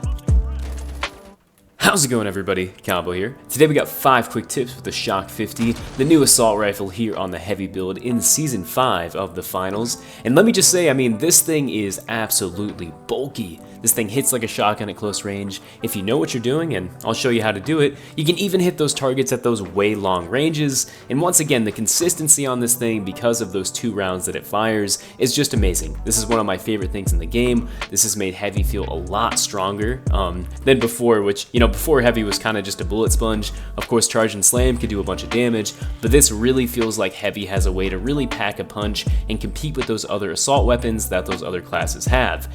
Anyways, I'm going to show you how to use it, or maybe show you a little bit more. I'm done yapping. Let's get right into the video. Starting things out at number 1, we have recoil smoothing. For the love of God, please don't click off. This is the most important thing ever. If you learn this, you're just not gonna miss shots, right? You're gonna be absolutely unstoppable, so check this out. So recoil smoothing is actually a mechanic you can use with any weapon, but I don't know what it is about the shock, but this is just so incredibly effective that I had to put it at number 1. So the way recoil smoothing works, all you're gonna do, so let's say I'm walking to the right, I'm going to move my reticle to the left. Essentially, this is going to cancel out the vertical recoil, which is the biggest downside to the shock because it kicks pretty hard, as you can see right here, without any recoil mitigation, as you can see right there. Very vertical, but the side to side really is non-existent. So if we get rid of that vertical movement, I mean, there's no recoil at all. So I'll show you what that looks like. Once again, I'm gonna move to the right and move my reticle to the left, and of course, vice versa if you're going to the left. So I'll show you what that looks like here. If I go to the right and put this here, as you can see, keeping that on target, oh my lord, 0 recoil. Once again, I'll look at this heavy target right here and I'll do it. Just moving slowly to the right, hitting my shots. Now I did miss a few there because I was trying to go for headshots initially because I'm stupid. So I'll do the same thing on this medium target, just moving. As you can see right there, you just don't miss shots. I mean, normally from that range, if I'm not doing that, if I'm just looking at that target and pushing forward, as you can see, that vertical recoil is a little bit more difficult. As you can see, when I killed him before, it has 9 rounds. That time I had 6. So once again, it might seem small, but practice this, and let me tell you, you are just not going to miss shots. I mean, look at that, 0 recoil. Absolutely give recoil smoothing a try. It is fantastic on the shock. Next up at number 2, we have long range engagements. So as I showed off before, recoil smoothing is very strong, but unfortunately at those super far ranges like this, the shot kind of starts to fall off. And although smoothing can help me quite a bit, you know, that little side to side kick is still gonna make it kind of difficult to hit those long range targets. So we have tap firing. Now what I want to maybe instill and kind of show off here is that tap firing on the shock isn't like other weapons where you're kind of shooting slow, right? Like you're doing those controlled bursts, kind of like that. It's because the shock doesn't really have a whole lot of rounds and it doesn't shoot that fast to begin with. You can actually increase the speed of the tap firing to about the same as the rate of fire. So if you just want to use the shock with tap firing instead of full auto, you can do that as well. So looking at this target right here, right? If I just go full auto right there, right? See, that wasn't even full auto, I was actually tap firing there. I'll do that again. So I'm looking at this target, as you can see right here. This is actually me tap firing. That's not even full auto. So what I'm telling you is if you really struggle at the recoil, especially at those longer ranges, as you can see, all you have to do is tap fire, and it's a lot more consistent. So we're, you know, all the way back here, right? If I'm tap firing, I might slow down a tiny bit, but as you can see, my shot consistency goes up exponentially compared to if I went full auto. So right here, I'll go full auto. As you can see, it's a little bit more difficult. I'm trying to recoil smooth as much as I can, but if I tap fire at this even further target here, as you can see, not perfect, right? This thing isn't a great long-range weapon, but your consistency is going to go up exponentially. So once again, you can use the tap firing at longer ranges, which I highly recommend as this is gonna make the shot much more consistent. Or if you want to, as you can see right here, this is tap firing. You can also just tap fire this weapon and shoot it normally, whatever works best. Because this is an auto rifle or assault rifle, here's my Destiny coming out, use this weapon how it feels the best to you, but at the end of the day, hitting your shots is the most important thing. Next up at number 3, we have the reload cancel. Now similar to other assault rifles in the finals, the shock actually has 2 different reload animations. One when you still have rounds left in the magazine, and one when you have completely emptied it. So as a general tip with this as well, it is always going to be faster, as you can see here. If I leave 1 round, just 1 round left in my shock and I reload, as you can see, pretty quick to going back to firing. However, if I fire all my rounds off right here, I pull it, I reload, and then I actually have to rack the weapon. If you want to cancel that, because let's be honest, you only have 20 rounds. It's very common to be shooting and not realize how many you're going through, and then you're like, oh God, I'm out. You have to reload, you have to rack that weapon, that can get you killed. So I'm gonna show you a quick animation cancel. This actually works with every weapon in the game, so what you need to pay attention to, as you can see in the bottom right of the screen, when I reload the shock, as you can see, before I'm able to shoot it, it goes to 20 out of 20 in that magazine. So once you see that, that's when you know you need to do the animation cancel. So how this works is once I see that number change in the bottom right, what I'm going to do is pull out a gadget and then swap back to the shock. The faster you do this, the faster you can cancel that animation. So I'll show that here. As you can see, this one I'm gonna do the animation cancel. As you can see, hits 20, boom, and I pull it back out and I'm shooting. Same thing here, I can do it Oop, I fucked it up there. Once I hit 20 there, you can do the same thing even if you don't want to go all the way to 0. However, I feel like if you mess it up, you might be wasting your time. I would normally only do this when I hit 0 in the magazine, as I feel like it does make a pretty big difference. But if you want to do both, it's completely up to you. Just know that it is an option that you have. Next up at number 4, we have another way to manage the recoil, as well as my settings that I use with the Shock 50. Understand, of course, if you couldn't already tell, I am a controller player, so basically I have aimbot built into my aiming device. So if you're on PC, I'm sorry, I guess just get good.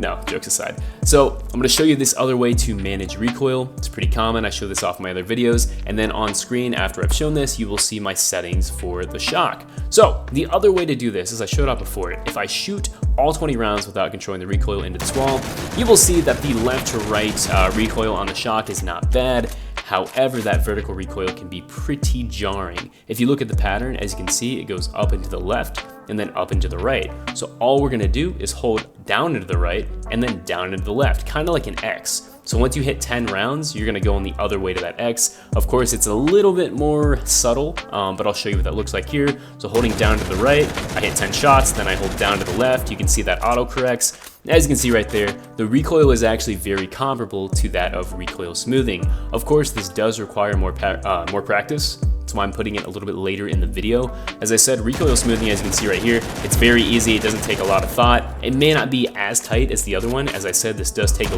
little bit more practice to get right.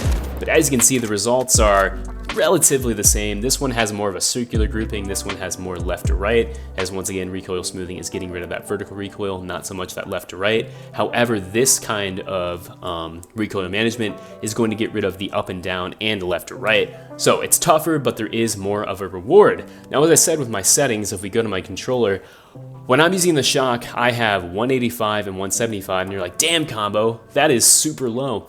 And that's because with something like the shock, where every single round counts so much, I want to make sure I'm staying on target, because I've found that the shock is a very effective weapon at taking out other heavies. So I like to have a slower recoil. This is all that. I'll just kind of slow down so you guys can see all these. I said slow, I meant scroll. Of course, I use equipment wheel because I'm a weirdo. But generally, this is everything I have going on here.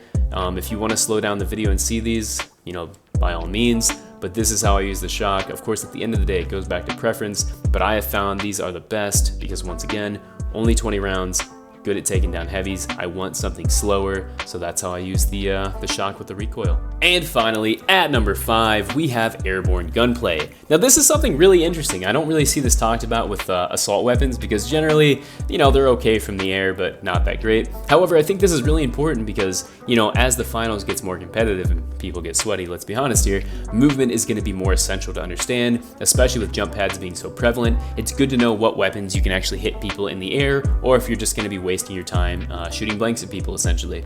So because the shock has that dual fire capability where you see both rounds fired at the same time, this makes your airborne consistency super good. So if I jump up here, as you'll see, my grouping really isn't that great right there. I mean, that's not bad by any means, but because you have those two rounds next to each other, this thing is actually really consistent from the air. So if I aim at this target here, as you can see, most of my shots are hitting. Generally, when I do this, I like to do the tap fire, as I showed off before.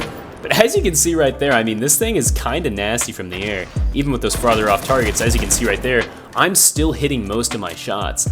So even though the, you know, once you hit the air, that hip fire reticle would lead you to assume that it's not very good from the air, don't be deceived, because the shock, because it has that dual fire capability, is actually pretty solid from the air. I mean, look at that. I mean, granted, that's a light, of course, but once again, not bad at all. If you find the opportunity to use the shock in the air, I would highly give it a chance, because once again, it's kind of nasty. Anyways, everyone, I hope you enjoyed the video. Hopefully I didn't hone too much in on recoil throughout this video. With the shock, I feel like that's the most important thing because, once again, 20 rounds isn't a lot, and this thing, you know, it doesn't shoot fast, but you can burn through those, so you really gotta be consistent, because when you're fighting things like a Lewis or an M60, right, if you're not hitting your shots, you might deal more damage, but you will lose, right, if you're not making them count. So I really wanted to hone in on that. Hopefully I didn't do that too much. Please give me some feedback in the comments. I'm all about learning new things, right, through humility, blah, blah. I talk about that all the time. But seriously, I'm all for the feedback, so let me know. Anyways guys, thank you for the support on the last video as well. It was wonderful to see people still care about the channel even though I took quite a bit of a hiatus. My finals are over, not the game, the actual things you do in school, so I'll have a lot more time to make videos for you guys and cover what we had in Season 5. Anyways though, this has been Combo. Thank you for watching the video. Stay home, stay safe, go out, use the shock, rain hell, and tell them Combo sent you. Kinda cringe, but that's how I'm gonna end it. Alright guys, peace out, later.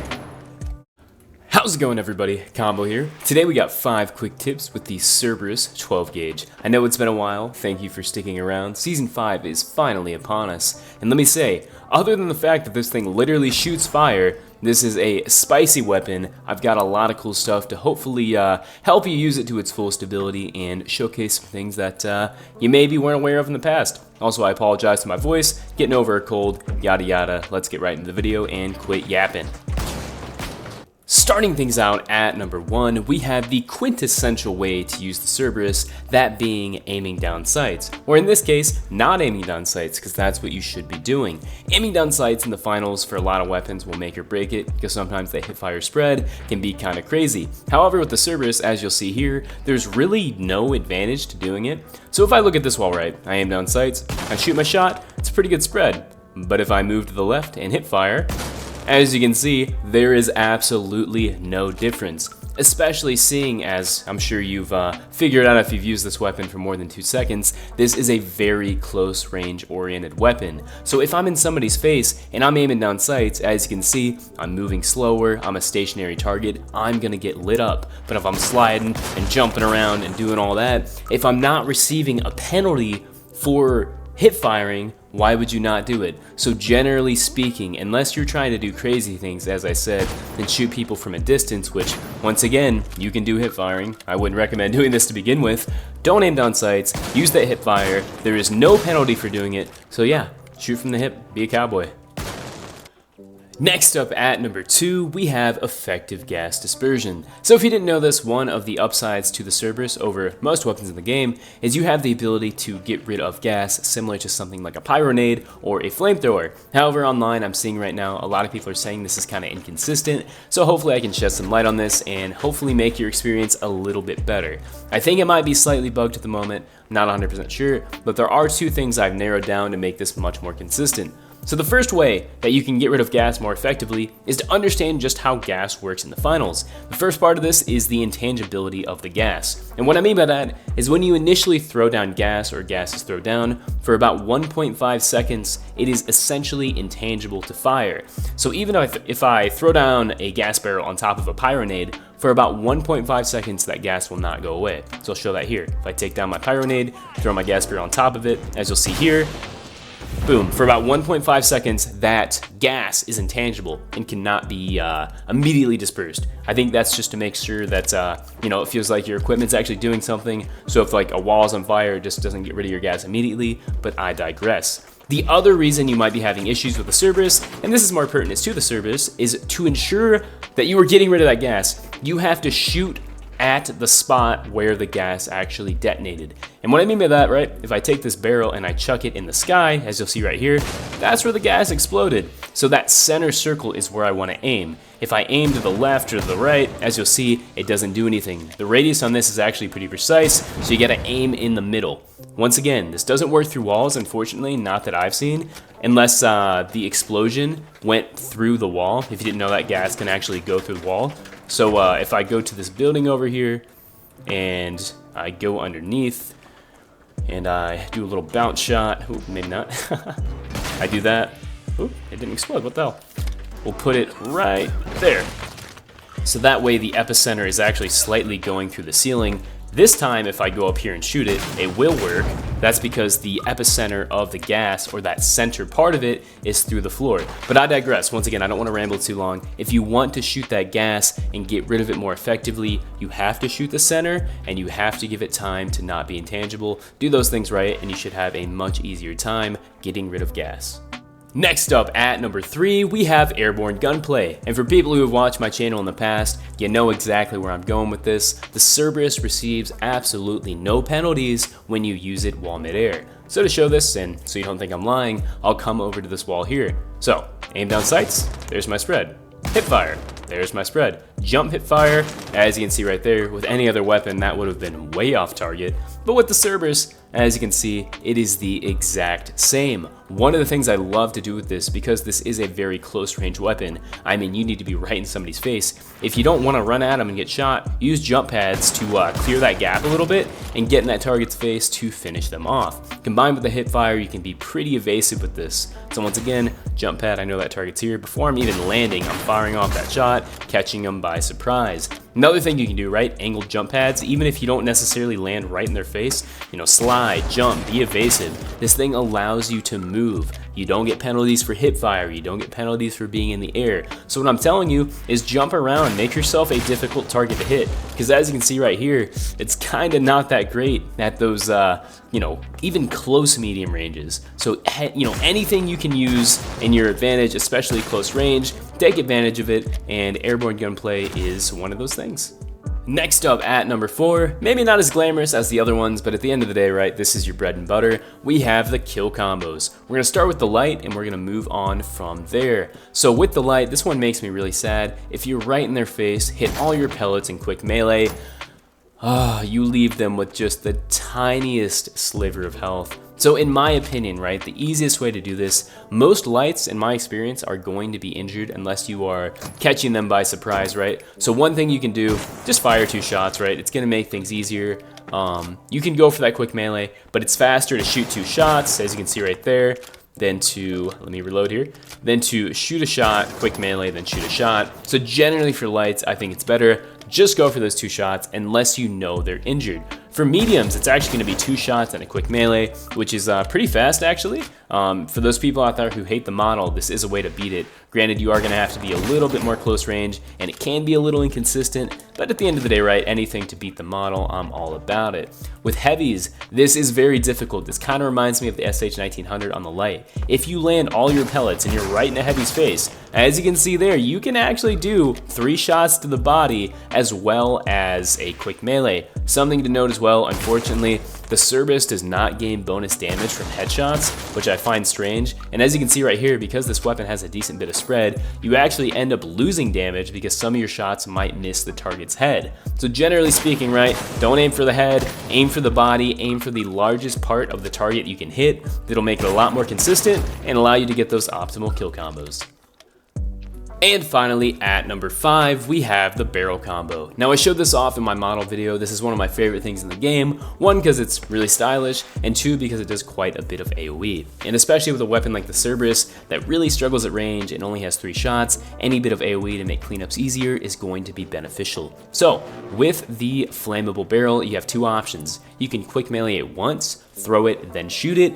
Personally though, I like to quick melee the barrel twice if I have the time, because that lowers the, we'll say health on the barrel and makes this more consistent. So once again, what that looks like, 1, 2, throw it at this target, shoot it. As you can see right there, that damn near one-shots that target. And as you can see from that range normally, and I'll show it off here, if I run over to this light, I'm not doing very good damage, so that barrel can make up for that. With the gas barrel, I have a little methodology. So one thing you can do, as I showed off before, is you can just throw it like this. You know, in my model video, I showed the same thing. That is an option. However, if you want to do the explosion from that gas barrel, you do have another option here. So let me get rid of this. I was doing a little bit of data reshaping over here. So I'll take this barrel again. So the way this methodology works, in the time it takes you to shoot 3 shots with the Cerberus and this barrel to explode, when you reload and shoot again, you will always detonate that gas. And this is nice because this allows you to kind of make an internal clock in your head as to when you can detonate that gas, get that extra burst damage from that gas exploding, maybe run through a doorway, however you want to use it.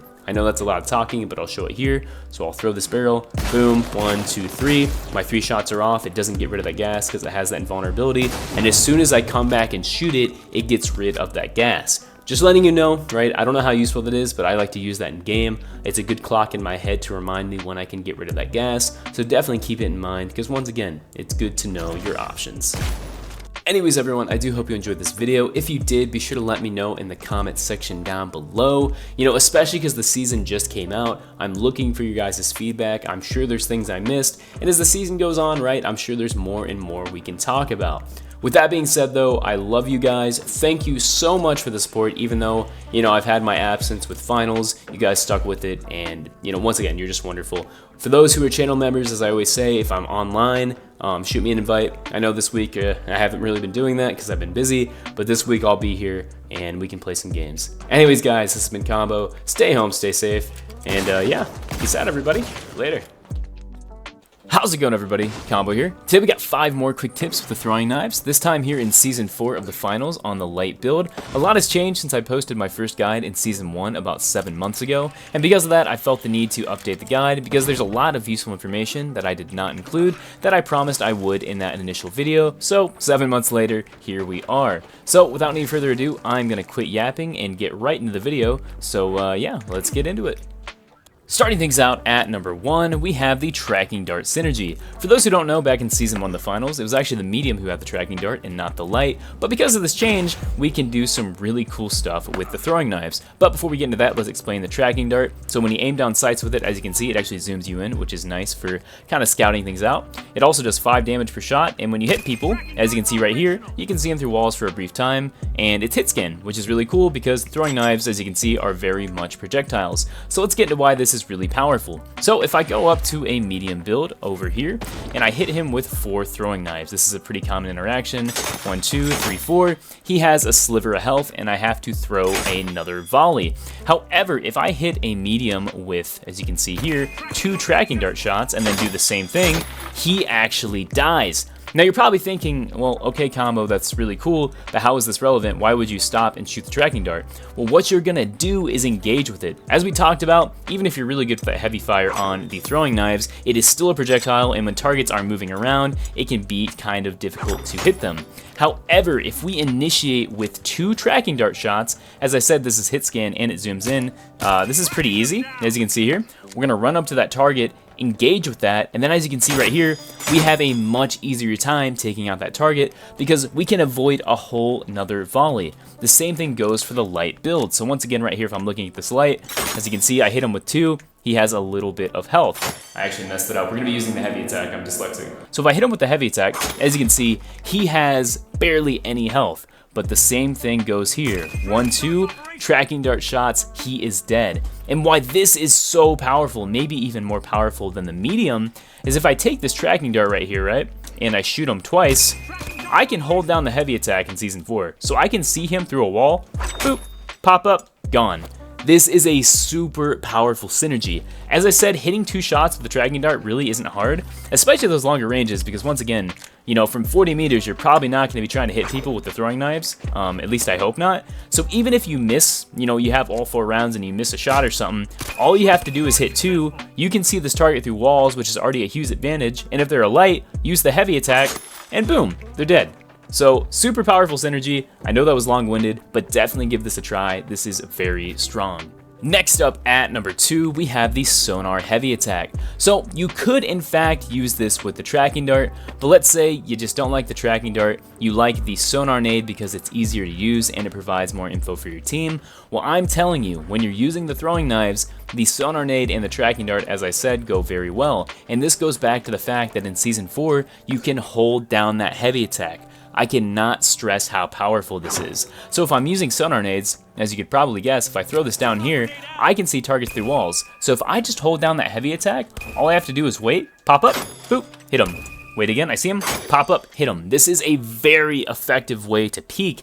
And because that heavy attack does a ton of damage and moves very fast, you can use the throwing knives as a pseudo poke tool, which is very powerful and very much a way to mix up your playstyle. Because if you're running in, people have shotguns and you're getting beat up, you can use these sonar nades to use it in a different manner, and as you can see here, get the jump on those targets. So definitely give it a try. Once again, as I mentioned, you can use the tracking dart, but if you want to use that sonar nade to stay perhaps more safe, you can definitely do that.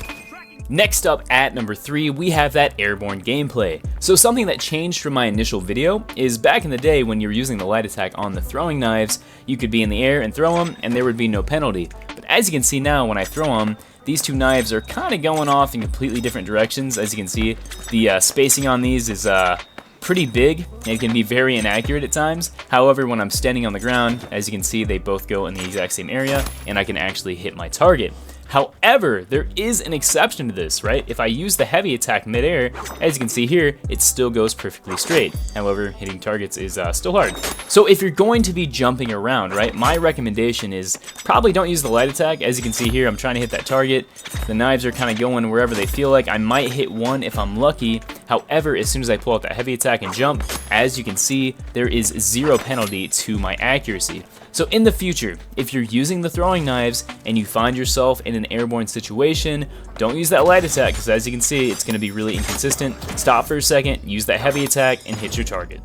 Next up at number 4, we have the heavy aim technique. So much more so than Season 1, the heavy attack on the throwing knives is a fundamental part of the gameplay that you need to understand in order to be successful. So for example, to emphasize this further, the heavy attack into light attack combo is very effective at killing mediums, but if you can't hit your heavy attack, it's not going to work. Also, if you want to see all the kill combos, go watch my original video. Those are still relevant, so yeah, go check that out. So let's talk about how to make this consistent. There's a very easy method you can use to ensure that you always hit that heavy attack, at least to a certain range. So if a target is within 30 meters, if you use the heavy attack and aim chest level, you will always land it. Of course, you're still going to need to lead your shots a little bit, as you can see here, but this target is within 30 meters and I can always hit that heavy attack. Now you're probably saying, all right, dude, like that's awesome, but how do I know exactly how far they are? In the training range, you have numbers. I don't have that in real game. Well, that's actually not true. If I just mark my target, I can see exactly how far they are. So 26 meters, I know, okay, that target is within chest level heavy attack range, so I can use this technique. If I mark this target, as you can see, he's at 40 meters. I can't hit him by using the chest method, so I'm going to have to aim up just slightly in order to hit him. So definitely practice this. Once again, use that ping system so you know how far a target is. This target's 26, I can hit him in the chest. However, if I go far enough back, once again, I will ping that target. He's at 38, I have to aim a little higher, maybe even higher than that. So once again, using that ping to understand the distance of a target is gonna allow you to be a lot more consistent with that heavy attack because you do have to consider the drop. And finally, at number 5, we have the single knife throw. I'm not gonna lie, this one I thought was more funny than anything and I wanted to put it in the video because I'm sure a lot of people aren't aware that this even exists. So exactly as the name implies, you can actually throw one knife without throwing the second one. This is very simple. All you're gonna do is throw that first knife and then cancel the second one with a quick melee, as you can see here. I don't really think there's any practical application to this. As you can see, the timing can be a little rough initially, so definitely give it some practice. All I really see this being useful for is BMing, like you want to style on somebody.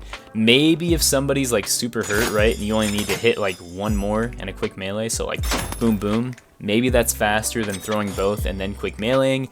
I don't really know. That sounds like some super niche, stupid high-level gameplay. I just think it's funny because throwing one knife just kind of feels cursed. Like it should be the heavy attack and it's not.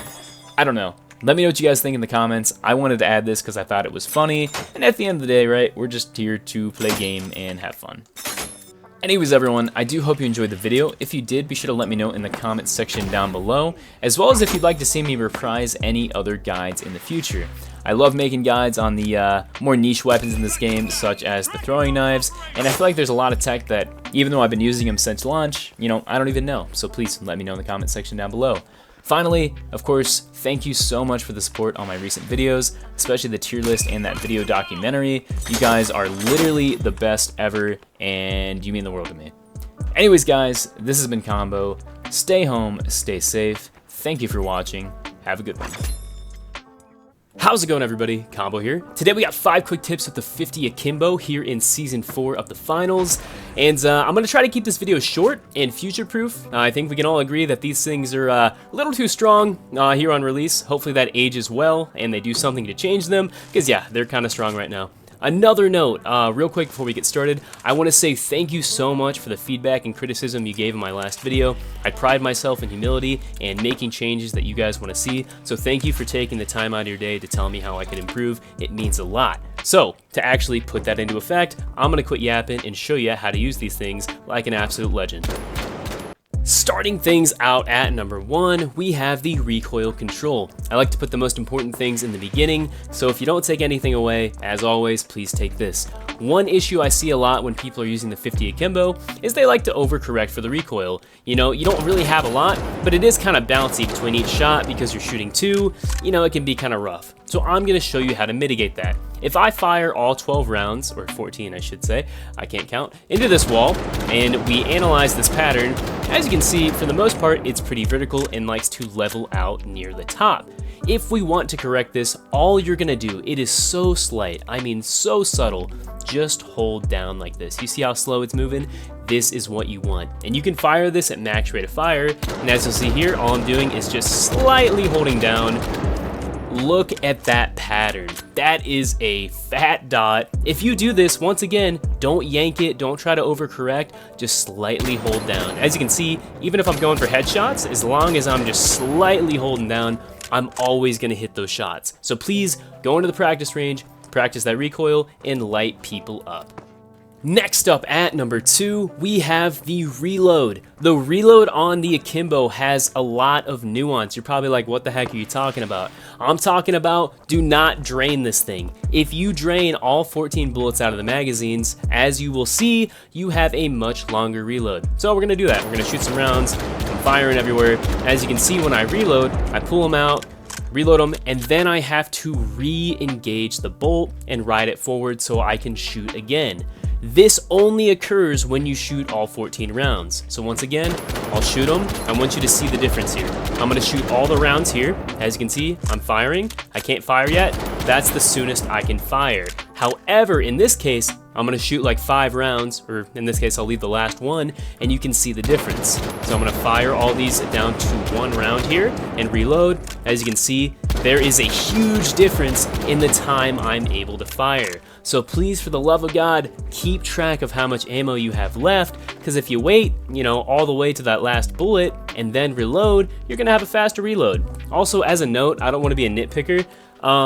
That's kind of weird, seeing as that one of these should be fully empty at the time you hit 1 round, because, there's 2 and then 7 in each. So one of them, you technically still have to rack it. I don't really care. I just wanted to point that out because I thought it was silly. Let me know what you guys think in the comments. Next up at number 3, we have long-ranged engagements. So when I saw the preview for the 50 Akimbo, I expected to get handguns. Not literal sniper rifles that can challenge people at like the furthest ranges this game has seen. Not saying they do a lot of damage, but you can definitely hit things. So I digress, I'm not here to rant, I'm here to show you how to do it. So my rule of thumb, long range for the Akimbos is anything past 30 meters. So if I'm sitting over here and I'm looking at this target right here, all I'm gonna do is apply tip 1. So as I showed you, just slightly hold down to get that recoil pattern, and you can go as fast as you want right here. As you can see, no issue, I hit all my shots. However, when you push past 30, that's where this next tip comes into play. I'm still applying tip number 1, which is just slightly holding down to manage that recoil. All I'm asking you to do is just slightly slow down your rate of fire. Once again, if I'm really far away, this target's kind of difficult to see. If I start going full auto and just spraying shots, yeah, I might get lucky, but when people are jumping around and lights are dashing, things get hard. If I just slow down my shots a little bit, as you can see, I become so much more consistent. Would I recommend you challenge a sniper rifle doing this? No, of course not, that's stupid. But if you do want to poke damage at targets at those stupid long ranges, just slow down your shots, take your time, hold down like tip number 1, and you will definitely find success. Next up at number 4, we talked about the long range engagements. Now let's talk about what to do if there's somebody in your face. And this one, I gotta say, the hip fire on the Akimbo is so goddamn satisfying and so good. And there's a way you can make it much more consistent if people are in your face. So a lot of the time, once again, you're getting shot, your first instinct is, oh shit, fire as fast as I can. And while that can definitely work, and you can definitely hit people, because as I said, the hip fire on this thing, or these things I should say, is actually pretty good. But there is a way to be much more consistent. This is actually quite similar to number 3 with the long range. All I'm asking you to do is bring up your reticle from center mass and slow down your shots. If you do that, as you can see here, headshots are actually super easy up close. I would not recommend pulling your reticle up if you're more than 10 meters. So right here, I'm just over 10 meters. If I pull my reticle up and slow down my shots, it's not very consistent. But if I'm within 10 meters and I just slow it down, as you can see right here, headshots are pretty consistent. If you don't like going for those headshots, maybe put it at the neck, and you'll get a little bit more consistency, as you can see there. But the big thing with this, right, is just to slow down. Once again, when you shoot really fast, you start getting a lot of bloom. As you can see, it gets difficult. If you're gonna hit fire, slow down just a little bit. And as you can see, I hit all my shots. And if you wanna be super fancy, slow it down and aim for those headshots. And finally, at number 5, we have the specialization you should be using with the Akimbo. And to me, these are the embodiment of aggressive play here in the finals. Long range, we got you, you can engage. Close range, that's fine. If you hit your headshots, these things deal a lot more damage than even shotguns. That'll probably get changed, but as it is right now, once again, that is absolutely insane that I can do that. So in my opinion, the best things you can use are the winch claw and of course the charge and slam. These are both very aggressive specializations that lean into what the Akimbos do best. Of course, with the claw, you can pull people close to you, get them in your face, hit those hip-fire headshots, and take them out. Or maybe they're just engaging you, they try running away because they're like, oh my god, the Akimbos do way too much damage, and you yank them over and then take them out. That is always an option. The charge and slam is great for similar reasons. It allows you to break walls, which I will show these are not very good at that, as well as close that gap. So the charge and slam, same thing, get in their face, jump, do a bunch of damage, and get those hit fire headshots and take them out. Additionally, this is like the first time I've said this and it pains me, please do not use the goo gun with the Akimbo because unfortunately, they're just not very good at getting rid of goo. You only have 14 rounds, which really isn't a lot. And as you can see right here, it takes 7 shots to get rid of 1 goo. And when we talked about the reload tip, every single round counts, and you want to make sure you're going into fights with as much ammo as possible, as the reload might be the weakest part of the Akimbo. You do, of course, have the mesh shield as well, but with the recent nerfs, I can't recommend it in good conscience. If you're really good with it and you want to close that gap, you can definitely do it, but personally, I think the winch claw and the charge and slam just do a better job. Anyways guys, this has been Combo. Thank you so much for staying. One little announcement before I leave as well. I'm cooking up a pretty big video. It's not really a real life video per se, but we're gonna be analyzing the realisticness of the throwing knives here in the finals in real life. If that sounds interesting to you, stay tuned because I feel like it's gonna be pretty cool. So anyways guys, it's been Combo. Stay home, stay safe, and yeah, peace out everybody. Later. How's it going everybody? Combo here. Today we got 5 quick tips with the Pike 556 here in Season 4 of the Finals.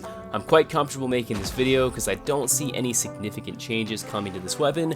I know a lot of people are saying, oh my god, it's too strong, it's broken, it's the best in class. Personally, I think it's good. I don't think it's the best in every situation, which is what I think warrants a nerf of a weapon. Kind of like the DEAGLES right now for the heavy, I hate to say it. Probably going to wait on making a video on those. Besides the point, back to the Pike though, I think this weapon is very good and rewards skill, but at the same time, if you can't hit your shots, you are very punished for that. Anyways, I'm done yapping. This weapon is pretty simple, but hopefully I can shed some light on some mistakes you might be making, or maybe you can do the same for me in the comments when you see this video and say Combo has no clue what he's talking about. But anyways, enough yapping, let's get right into it. Starting things out at number 1, and I try to do this normally, I put the most important thing at the beginning of the video, because let's be honest, most of you are going to click off in the next 2 minutes, because, you know, that's what YouTube tells me you do, and you're also not going to subscribe because, you know, whatever. I'm not one of those losers where I put up, like, how many people are subscribed, like the percentage, because that's stupid, right? You guys don't know me yet, I haven't shown you anything, so you have no reason to do so.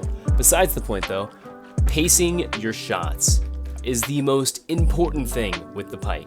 And I'll show you what I mean here. This thing actually has a pretty good time to kill. If I'm looking at this heavy target right here and I'm shooting them, if I hit every single shot, which you can see right there, I actually missed one, it kills pretty quick. But in lies the perfect demonstration of that. If I fire this thing at max rate of fire, right, even if I'm aiming my absolute best, I'm doing this on stationary targets, you're just gonna miss. This thing recoils really hard. If you simply just slow down the absolute tiniest bit and pace your shots, only fire when you know for a fact you are locked onto that target, you're gonna have so much more success. So I'll demonstrate that. If I fire at full speed at this wall and try to get a uniform recoil pattern, as you can see, that's not too bad, right? That's a pretty good little cluster right there. But if I just slow down the tiniest bit, right? Barely slowing down at all, you can see That's basically the radius of like one shot. It becomes so much more accurate and consistent. Because at the end of the day, this thing fires pretty slow. So every single shot you miss is gonna be that much more impactful. So please, for the love of God, I know you wanna hit those max time to kills, but if you just slow down, especially at those longer ranges, as you can see, it's gonna be a lot better in the long run. Next up at number 2, you know how to fire the weapon. Now let's talk about the most optimal kill combos. Now this is extremely important with the pike because you might be inclined to believe that, hey, it's a marksman rifle, only go for headshots, that's gonna be the best. And while objectively, yes, that is true, you're gonna kill faster, I'm gonna show you the combos that are the most realistic and what are going to win you fights. You know, because you're not perfect. You're not gonna hit headshots every single time unless you're cheating or, you know, I don't know, it's just not gonna happen, let's be honest here. So we're gonna start with the medium. As you can see right here, if I land 3 headshots, that is enough to kill. Once again, that's in a perfect world. Most people are gonna shoot back and they're gonna be moving, so it's not gonna happen. What I want to show you is the optimal time to kill realistically to where you're gonna hit the most shots and do this every single time is gonna be 1 headshot and 3 body shots. In my opinion, that is the best kill setup with the medium, and I'll show you why. So next, right, let's say I hit 2 headshots. As you can see, it's not enough to kill. You still need 4 shots. Even if you hit 2 headshots, you still need 4. Whereas if you just hit 1, you can go for 3 body shots, which are easier. Once again, as I said, 3 headshots will kill. But if you hit 1 headshot, just finish them off with body shots because it's not going to make a difference, assuming they're at full health. The same thing goes for the light. Yes, 2 headshots, that's enough to do it. However, 1 headshot and a body shot, as you can see, they have just a sliver of health, so it's still gonna take 3 shots. However, 3 body shots, it's the same thing. So what I do when I'm fighting lights, I'll be honest with you, if I hit a headshot, cool, hopefully they're hurt, then I know a body shot will take them out. But most of the time, if they're full health, I don't even go for headshots. 3 body shots, and they're done. Heavies are the only exception to this rule, where yes, headshots, only go for headshots, right? As you can see on the heavy here, it takes quite a few body shots to take them out. And if they're dealing a lot of damage, you don't want to do it. Heavies move pretty slow generally. Go for those headshots. Slow down your shots, pace yourself. 4 headshots is a very fast time to kill when you're dealing with a heavy target. So please take the time to land those headshots because as I said here, it is the most optimal by a large margin. Whereas with the other ones, you have a bit of play with those headshots. So once again, medium, it's gonna be a headshot and then those 3 body shots. Lights, I just go for the body shots. And then finally with that heavy, 4 headshots is gonna be what you're looking for. Next up at number 3, we have quick aiming. Now please, for the love of God, before you click off, let me explain this so you can understand where I'm coming from. I know it sounds like I'm about to propose something super crazy here, which I kinda am, but please, hear me out first. So, when you have a target in your face, assuming you're using the ACOG or the iron sights, it doesn't really matter. Unless you're on mouse and keyboard and your sensitivity is really high and you can track targets well, this is going to be your best bet. So once again, if a target's in my face right here, right, you don't always want to hit fire. So as you can see, the hip fire accuracy on this thing can't always be great. Wow, I actually just hit every single shot. Generally though, as you can see, the hip fire accuracy isn't that amazing, and even from this range here, you may not want to aim down sights because if it's a light player and they're dashing around, even a medium, if they're jumping around, it can be tough to hit them. However, once again, if you're aiming down sights and they're moving around really quick, this can be very disorienting even if you're using the iron sights. So, quick aiming, right? You're probably going to look at this like it's weird. I'll show you the benefit. Essentially what you're going to do is you're going to spam the ADS. If you look at my reticle, as you can see, it's bringing it in so my shots are going to be more consistent. So if I go over to this wall right here, I know you want to click off, just hear me out first, and I hit fire, as you can see, my shots are all over the place. But if I do the quick aim, doing the same thing, as you can see, my shots are a lot more grouped. And this gives you the best of both worlds. It gives me the mobility of hip firing. As you can see, I'm still moving around very quickly, whereas if I aim down sights, I get really slow. And it's also giving you the accuracy of aim down sights, so I can be really far away from this target, do my little quick aim, as you can see right here, and I'm gonna hit all my shots. This also allows you to adjust fire faster. If I'm aiming down sights and the target's moving and he moves too fast, I have to unaim then re-aim. If I'm hip firing, I flick over. You know, I might miss shots in the process, but if I'm doing quick aim, as you can see right here, flick over, I can make those adjustments a lot faster and I don't have to worry about my hip fire messing me up and I'm still moving fast. So that's the essence of quick aiming. If you think that's stupid, I understand, but I want to throw it out there because especially for the pike, right, when you don't want to miss a shot and it's really important, this is an option you have. Or at the end of the day, just walk closer and hit fire. Whatever works best for you is what you should probably do. Next up at number 4, we have a very simple do not, and that is using this weapon in the air. Oh my god, this thing is just like the LH1. As soon as your feet leave the ground, good luck hitting anything. So as you can see, if we look at my reticle here when I jump, holy shit. If I start shooting, yeah, shit is just flying everywhere. I'm not hitting what I'm aiming at. Once again, compared to just regular hip fire, yeah, the hip fire is not great, but once again, you're not hitting anything. Same thing if I aim down sights and jump. As you can see, my shots are not going where they're aiming. We can try to hit this target here. As you can see, I actually hit that one. That's pretty good. That one, no. Same thing here. We'll jump. As you can see right here, you know, some of my shots might go where they are supposed to be, but it's kind of sad, hence the frowny face that it made right there. So please, when you're using this weapon, if you can, leave those feet on the ground, because all you're going to do if you're airborne is maybe get lucky, but probably just give your position away and get lit up like a bird in the air. And finally, at number 5, we have the goo head glitch. This is so fun. I use this in ranked all the time to make that long range playstyle even more impressive. And once again, people will just stop engaging you when they see this because there's really nothing they can do. So please pay attention, this next part's really important, but I digress. Watch this. I throw down my goo nade, right? This part's the important part. So if you look at goo, you know, it's kind of broken up into balls. I don't really know a better way to put it, but if we count 1, 2, 3, 4, 5, 5 is the lucky number here, right? This is really important. Make sure you take out this 5th one specifically, because as you can see, if I take out this one over here trying to make a hole, it breaks the wall. Part of my cover is broken now. So make sure you're doing that. But as you can see, if I back up a little bit, I have myself a nice little window. If I'm engaging this target, all I have to do to break contact is just walk over to the left or right, and he can't see me. Same thing if I want to re-engage, I have a nice head glitch, I pace my shots, and I can take him out. This is really nice. You can throw it up literally anywhere. Goo grenades have a really short cooldown, so once again, I can also move from wall to wall. So I'm like, this head glitch isn't really working anymore.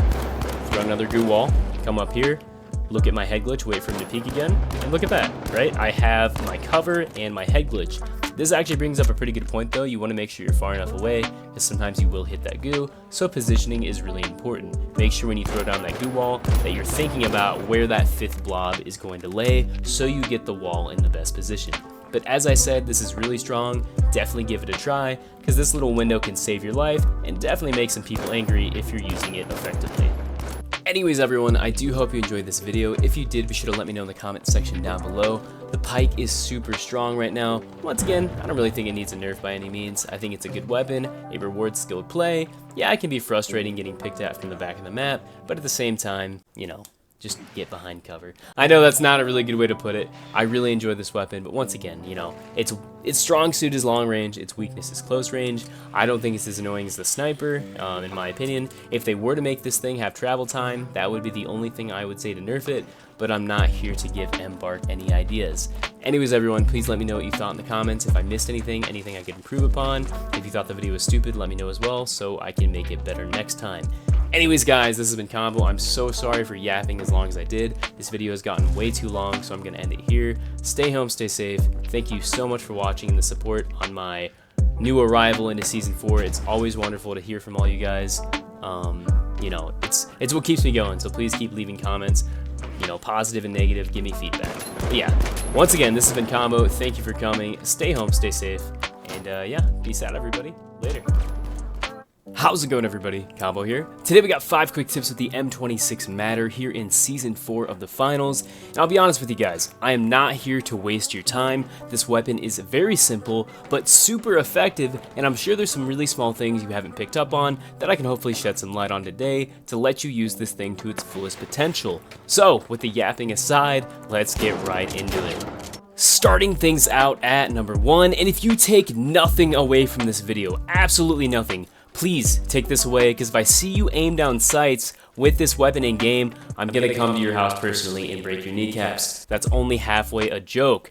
Anyways, the point being, please, just hit fire. If you notice, when I hit fire on this wall right here, boom, you see that. I aim down sights, boom, you see that. there is absolutely no difference in your accuracy. The advantage to hip firing has always been that when you're hip firing, you can simply move faster. As soon as I aim down sights, as you can see, I'm moving quite slow. So please, this weapon highly rewards an agile playstyle. So if you're gonna do anything, please, for the love of God, stop aiming down sights and hip fire. Next up at number 2, moving into that agile playstyle that this weapon so rewards, we're going to talk about aerial gunplay. And yes, please jump with this weapon, there is absolutely no penalty. If you look at my hip fire reticle, you can see when I jump, it literally does not move at all. That means, regardless of what area you find yourself in, even if that is jumping off a platform, as you can see, I have absolutely no penalty. And what that means is you can use certain things to your advantage. Let's say you're using the dash and you jump up, as you can see, I can hit fire shots no problem, as I have no penalty. So please, use this thing, strafe, jump around, make yourself as difficult to hit as possible, because I promise you, it's not going to hurt your reticle. So please, for the love of God, get in the air, jump around, strafe, use this weapon to its fullest potential. Next up at number 3, we have the kill combos for the matter. You learned how to be agile and move around, now let's learn how to kill people most efficiently. So, starting out with mediums, it is going to be 2 shots and a quick melee. You can of course go for that 3rd shot, but most of the time the melee is going to be faster.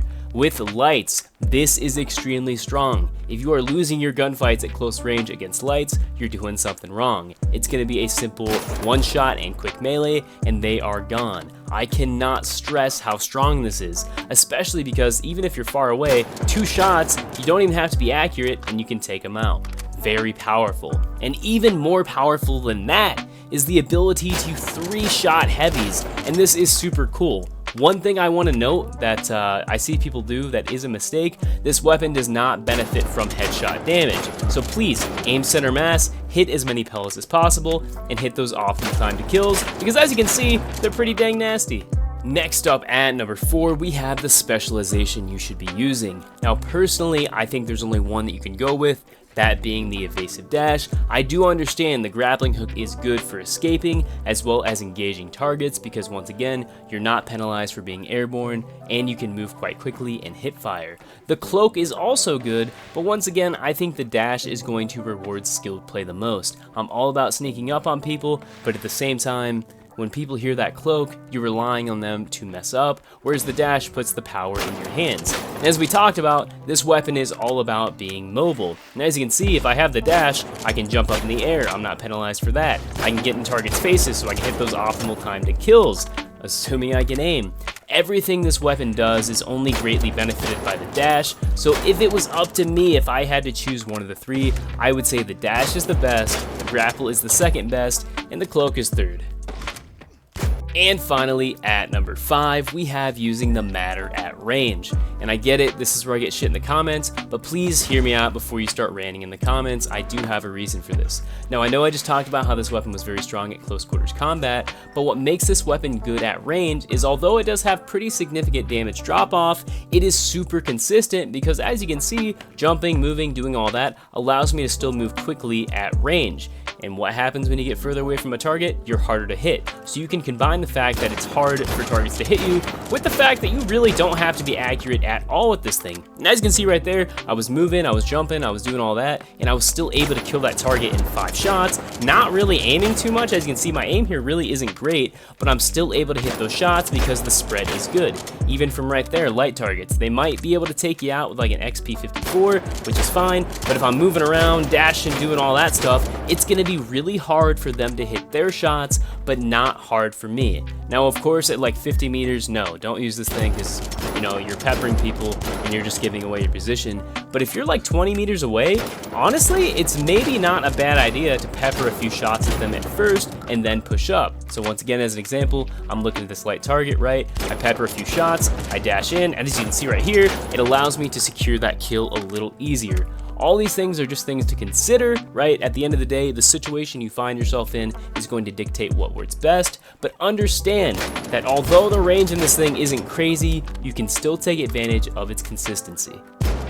Anyways, everyone, I do hope you enjoyed this video. I tried to keep it as bullshit free as possible. I know with the new season coming out, everybody's trying to cash in on the fact that people are interested in the game again, and they're putting out guides that I'm not trying to, you know, bash on any of my fellow creators, are pretty fucking useless and just not really helpful at all. I'm not trying to do that. I'm trying to give you guys the facts, especially while the season is new, and you can enjoy the fact that these weapons are really strong. They are the best weapons they have ever released as part of a season, in my opinion, and I really want you guys to take advantage of them and use them to their full capacity.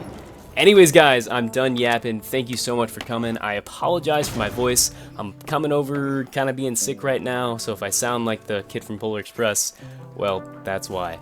Anyways, guys, expect more videos coming very soon on the new weapons and maybe some other things as well. Still kind of figuring that out.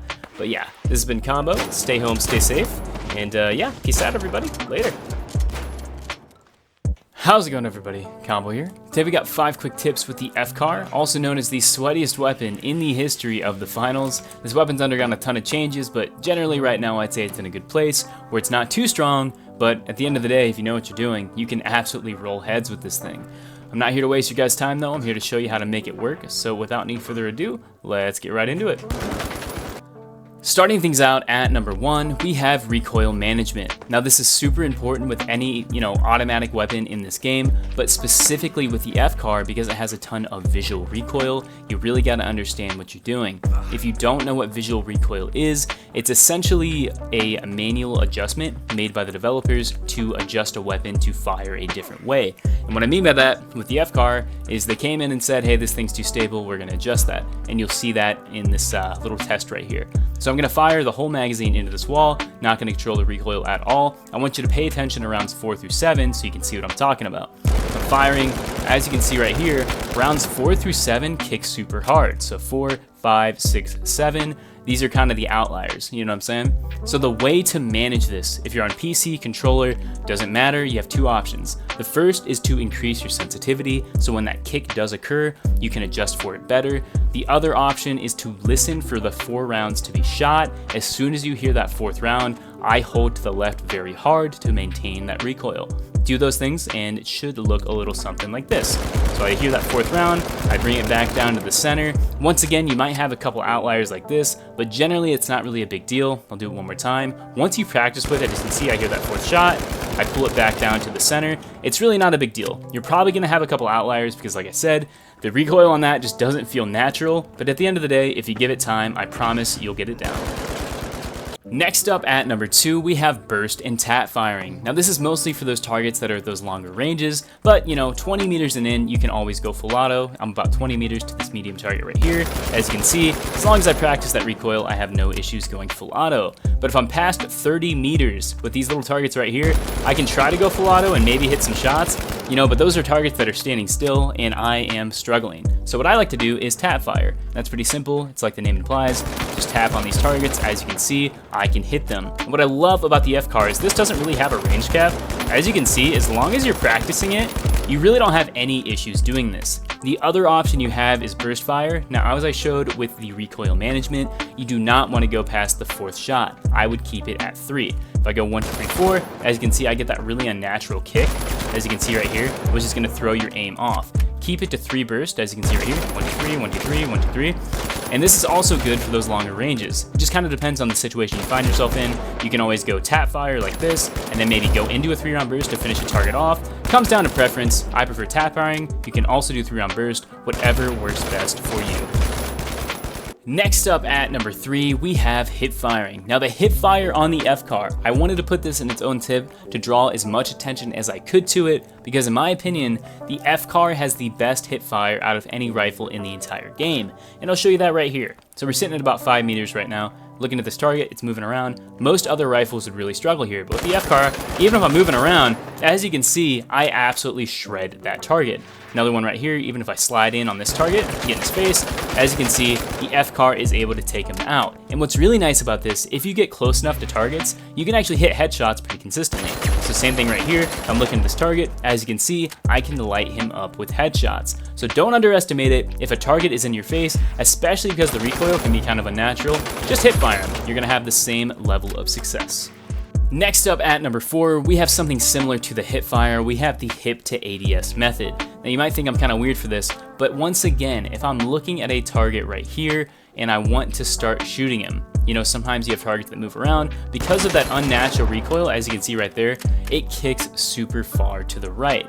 one option you have if you really struggle with that kick is to shoot the first 4 rounds in the hip fire state, then aim down sights to finish them off. So what that's going to look like, I like to start crouched like this. So if I'm engaging a target, first 4 I crouch, I come, I aim down sights, and what that allows you to do is essentially cancel out the recoil of those first 4 shots that give you that weird kick. So I'll show you that one more time right here. I'm looking at this target, first 4 hip fire, come, aim down sights, and hit the target. Same thing right here, first 4 hip fire. As you can see, you really don't have any issue hitting those shots. I'm not sure why I didn't finish them off right there. Same thing, I'll show it right here. First 4 here, come up, hit those shots. For me, this really helps sometimes, especially like I said, if I'm not expecting that kick, it can be kind of tough to get back, on your target, especially if you have a lower sensitivity. So I really like to throw this out for people because once again, that 4th shot can be very jarring. And if you don't like doing it, once again, start from the hip, pop up afterwards, and hit those headshots. And finally, at number 5, we have the loadout. Now, as I said, the FCAR is like the sweatiest weapon in the game and the most versatile. So for me, I want my loadout to mirror that. So I'm gonna run through everything I use, why you should try it, and also why it's good. So starting things out, I love to use the dematerializer. There's a couple reasons for this. Firstly, if I run up to a barricade like this, and let's say I want to engage that target, I can do it on my terms. So I break this down, come out, hit my shots, and boom. Now there's a wall there again, so I can just get away. Super, super strong. It can also let you kind of juke people out, so you can like run through a door, or run through a wall really, and then close that wall off. Really, really strong, unless you're fighting somebody with a sledgehammer. But the other thing I like to use here is the jump pad. This is good for putting underneath a cash out if you want to make it tough for people to get it. But also, it's just really good for movement, so I love to use my jump pads. I also like to use the frag grenade because for me, having 2 high damage grenades on a short cooldown is really strong. Also being able to throw them at targets is really easy to finish off with the FCAR. As you can see right here, if they're injured, I can just tap fire. Pretty good there. Additionally, if you have things like goo, somebody's using a goo gun or goo grenades, you can put down a frag, blow up their goo. It's just really good for countering certain things. Finally, I love the data reshaper because to me, this thing is so versatile. As you can see right here, oh hey look, there's a bunch of barrels now. There's an objective in front of me. I chuck barrels. What I can also do is I can shoot a barrel with the FCAR like so, take that barrel, chuck it on. And because the FCAR is so stable, if you wanted to also, this is pretty fun. I love doing this. If I take my data reshaper here, that's not exactly the barrel I wanted. But what I was gonna say is you can actually shoot barrels out of the sky pretty easily, which can catch people off guard. So I love the data reshaper, and I think it really fits well into that versatile playstyle. Anyways, everyone, I do hope you enjoyed this video. If you did, be sure to let me know in the comments section down below. I'm really sorry if this video felt kind of rambly. I can go on for hours about weapons that I'm passionate about. And with the FCAR, now that it's not like the absolute menace it used to be, it's really cool to be able to talk about it and show you guys some stuff I've picked up over time. Anyways, I'm done rambling. I hope you enjoyed the video. Let me know if I missed anything important in the comments section down below. But yeah, this has been Combo. Stay home, stay safe, and peace out, everybody. Later.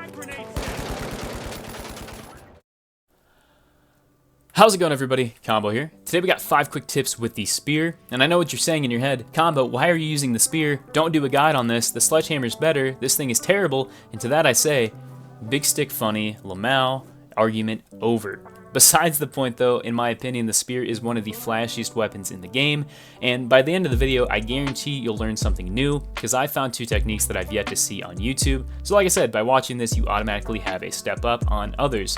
Also though, this is the internet, no such thing as an original thought, and all my stuff will be stolen immediately after uploading, so yeah, that's how it goes. Rants aside though, hopefully you guys learned something new. If not, let me know in the comment section down below, and yeah, let's get right into it.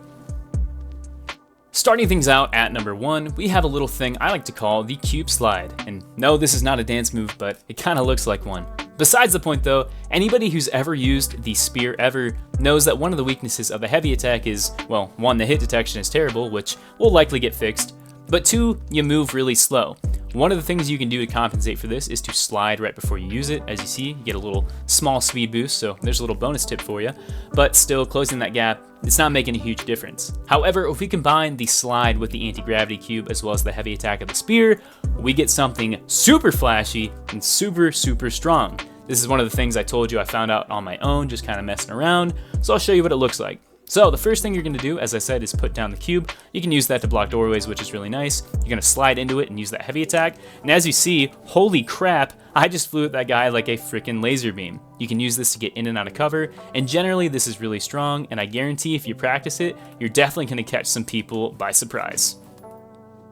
Next up at number 2, we have your bread and butter, aka your kill combos. This is super important. I'll try to keep it brief, but there are some things you need to know as this has some weird interactions. So on medium targets, of course, you can use the heavy attack, but unless you know you're gonna get them or they're not gonna run away, or you're using the cube slide or the next technique I'm gonna show, I'd recommend just going for the 3 swings and a quick melee. With light targets, you have a couple options. You can try to do 3 swings like this, if that's more comfortable, but generally I like to do 2 swings and a quick melee. You can also use the heavy attack on lights, but once again, they're kind of quick, so I wouldn't recommend it. Heavies are where it gets weird. So, you can just go for 5 swings, as you can see right here, but that takes a while and you're probably gonna get beat up. So what I recommend doing is going for 1 poke and a heavy attack, as this is gonna be one of the quicker ways to knock them out. Another option you have, if you wanna do it even faster, if you can do the full damage with an RPG, like so, you can run in, and as you can see right here, you can get 3 swings and a quick melee. That also kills off 3 swings sometimes, which is really, really strong. But generally speaking, your best bet with heavies are going to be 1 swing and a heavy attack just to secure that kill in the safest manner. Next up at number 3, we have a little thing I like to call the flash spin. Remember in the beginning of the video when I said this weapon was flashy? Well, we're actually using flashbangs. Go figure. But besides the point, this is an extremely flashy technique, no pun intended, and very effective. So one of the weaknesses that I'm sure everybody's familiar with when using a melee weapon in the finals is, regardless of how sneaky you are, eventually your opponent's going to hear you, and when they do, you're probably going to trade some damage even if you win. Flashbangs are good because they can let you close that distance, but if I just throw this out here and try to get this target, yeah, I'm getting him and he's flashed, but now I have epilepsy, so that's no good.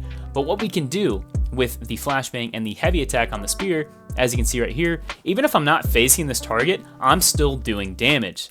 I think you can see where this is going. If I throw the flashbang at the target, slide and spin, I can use the heavy attack to guard myself from that flashbang my target, and still do damage without getting flashed. So I'll show you what that looks like.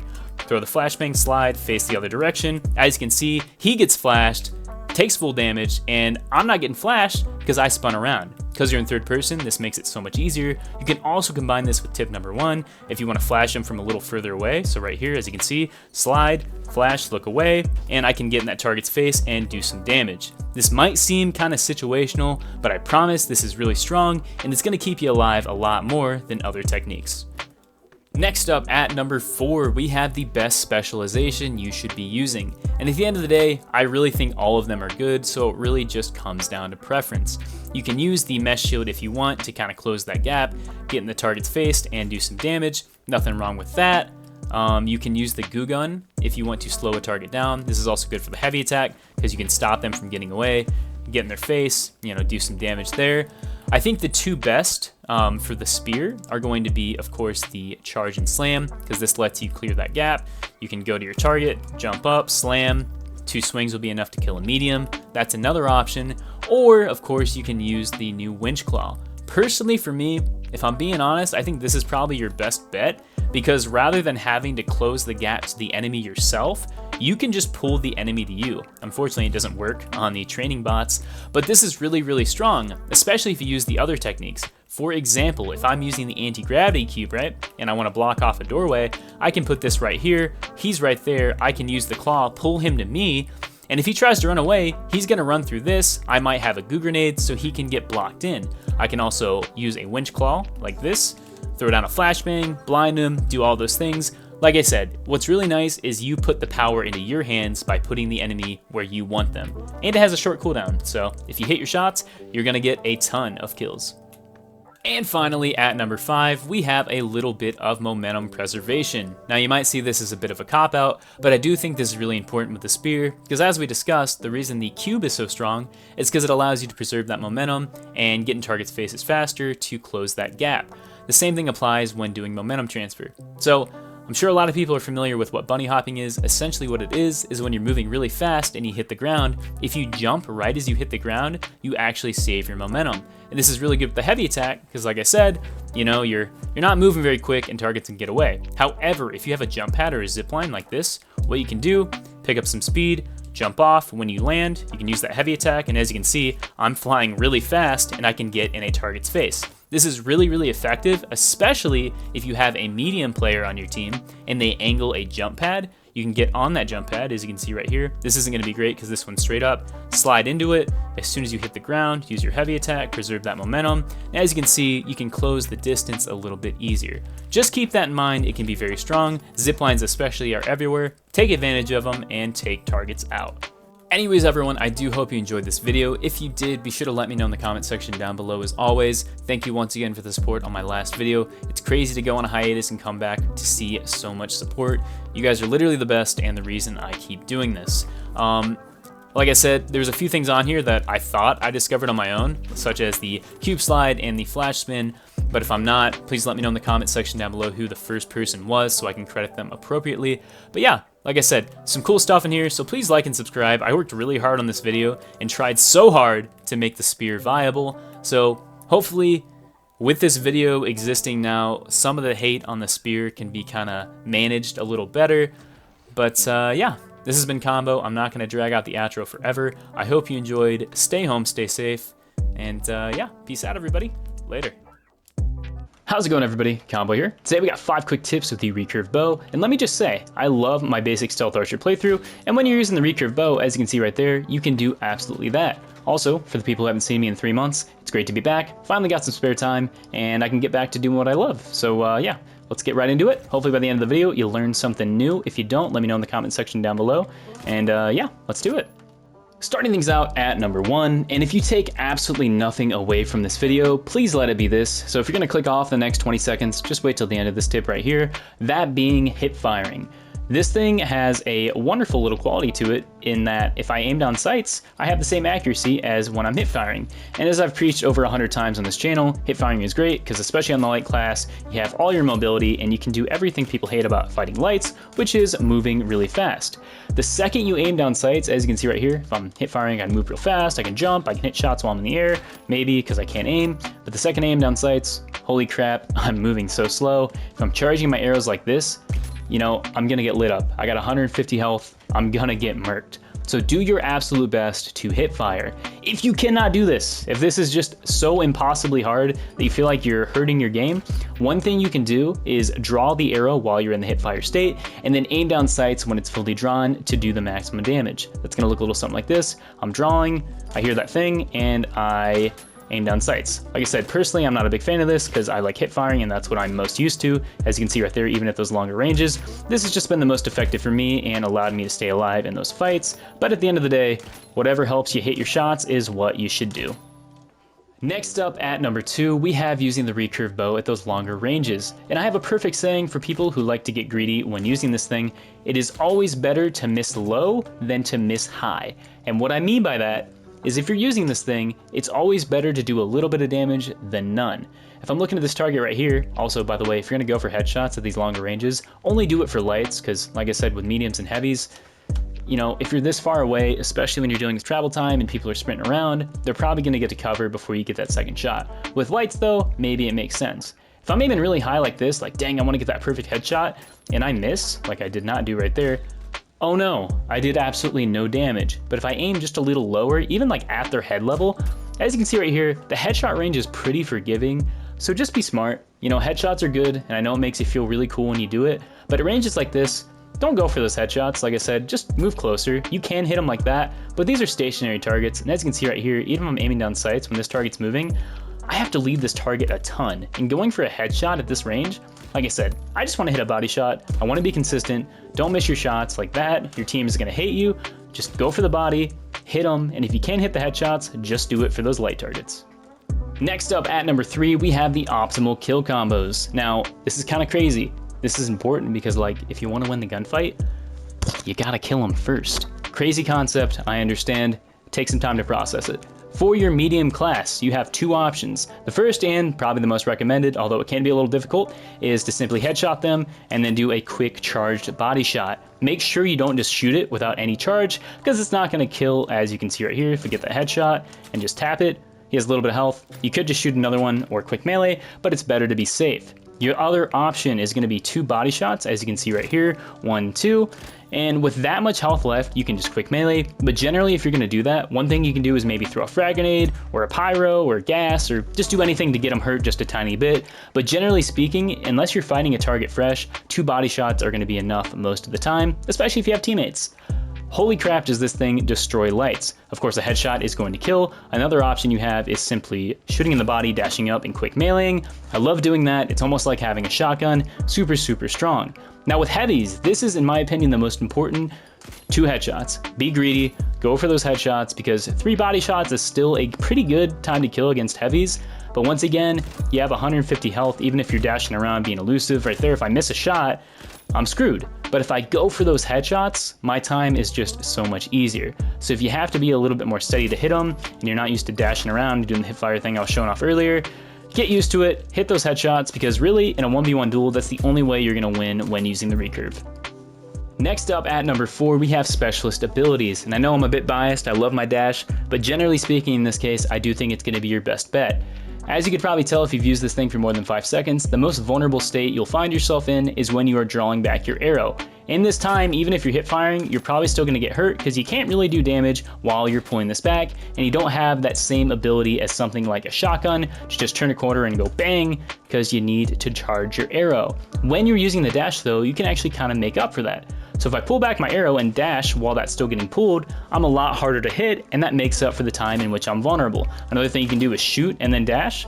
I like doing this a little bit more just because it's a little bit less jarring. I feel like I can aim better. So shoot, dash, you know, people might pick up on that, but generally it's gonna make you a lot harder to hit, and it's gonna make knocking those arrows in the open a lot safer. Of course, you wanna use this thing behind cover, but there's gonna be times when you're cut out in the open, and having that dash to make up for that is really important. If we go in here and check out the invisibility and the grappling hook, first off, just don't use cloaking device, as you can see right here. Any point at which you draw the bow is going to cancel it, so just don't use it with invisibility.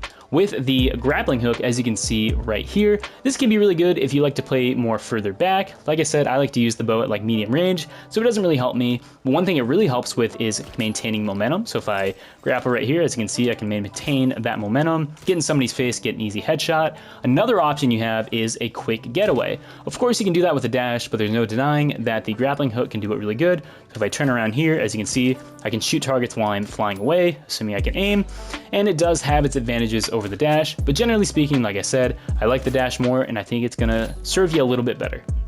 And finally, at number 5, we have prioritizing cover. Now you're probably thinking in your head right now, like, bro, cover's important with like every weapon, and you're right, but with the recurve bow, this is where you really lean into what makes this thing so oppressive. So what you can do is, if I'm looking at this target right here, if I try to come out here and draw my arrow, like I said, I can do some damage. If it's a light target, I might headshot him, but if I miss, once again, now I'm just sitting here and I'm getting messed up. You can use the dash or the grapple or the cloak if you're insane, but generally you want to be behind cover because your burst damage is going to be higher than basically every weapon in the game. It's going to be higher than the R357. It's not going to be higher than the sniper. It's about the same really, especially if you're fighting another light target, but I digress. If I look at this target, draw my arrow before I see him and then shoot him, even if they get a couple shots, take your time to orient yourself to hit a headshot, because your burst damage is going to outdo them. This synergizes so freaking well with the tracking dart. Also, I just love plugging the tracking dart because it's really fun. If I shoot this target right here and I know where he is, I charge my arrow, I don't even have to think. Pop up out of that crouch, boom, got him. Boom, got him. This is also really good with goo, if you're into that. You can just put goo down and kind of use that as your cover. So I wouldn't recommend, or I would recommend rather, using goo also, if that's something you have practiced with and kind of leans into your playstyle. But yeah, use that cover, it's really important. That's what makes this thing super, super strong. And if you do this, once again, people just aren't gonna be able to kill you, and you're gonna get a lot of hate mail. Anyways, everyone, I do hope you enjoyed this video. If you did, be sure to let me know in the comments section down below, as well as if I missed anything important. It has been a while. Like I said, I've been playing a little bit of the season and absolutely loving it, but I did take a little break, so I'm sure there's some stuff I missed. Thank you for everyone who left supported comments telling me to come back. I was in college, college is out now, summer break is a go, and with that spare time, I hope to make more videos that don't take 3 months to get out to you guys. Anyways, this has been Combo. Stay home, stay safe, and yeah, thank you for watching. Peace out, everybody. Later.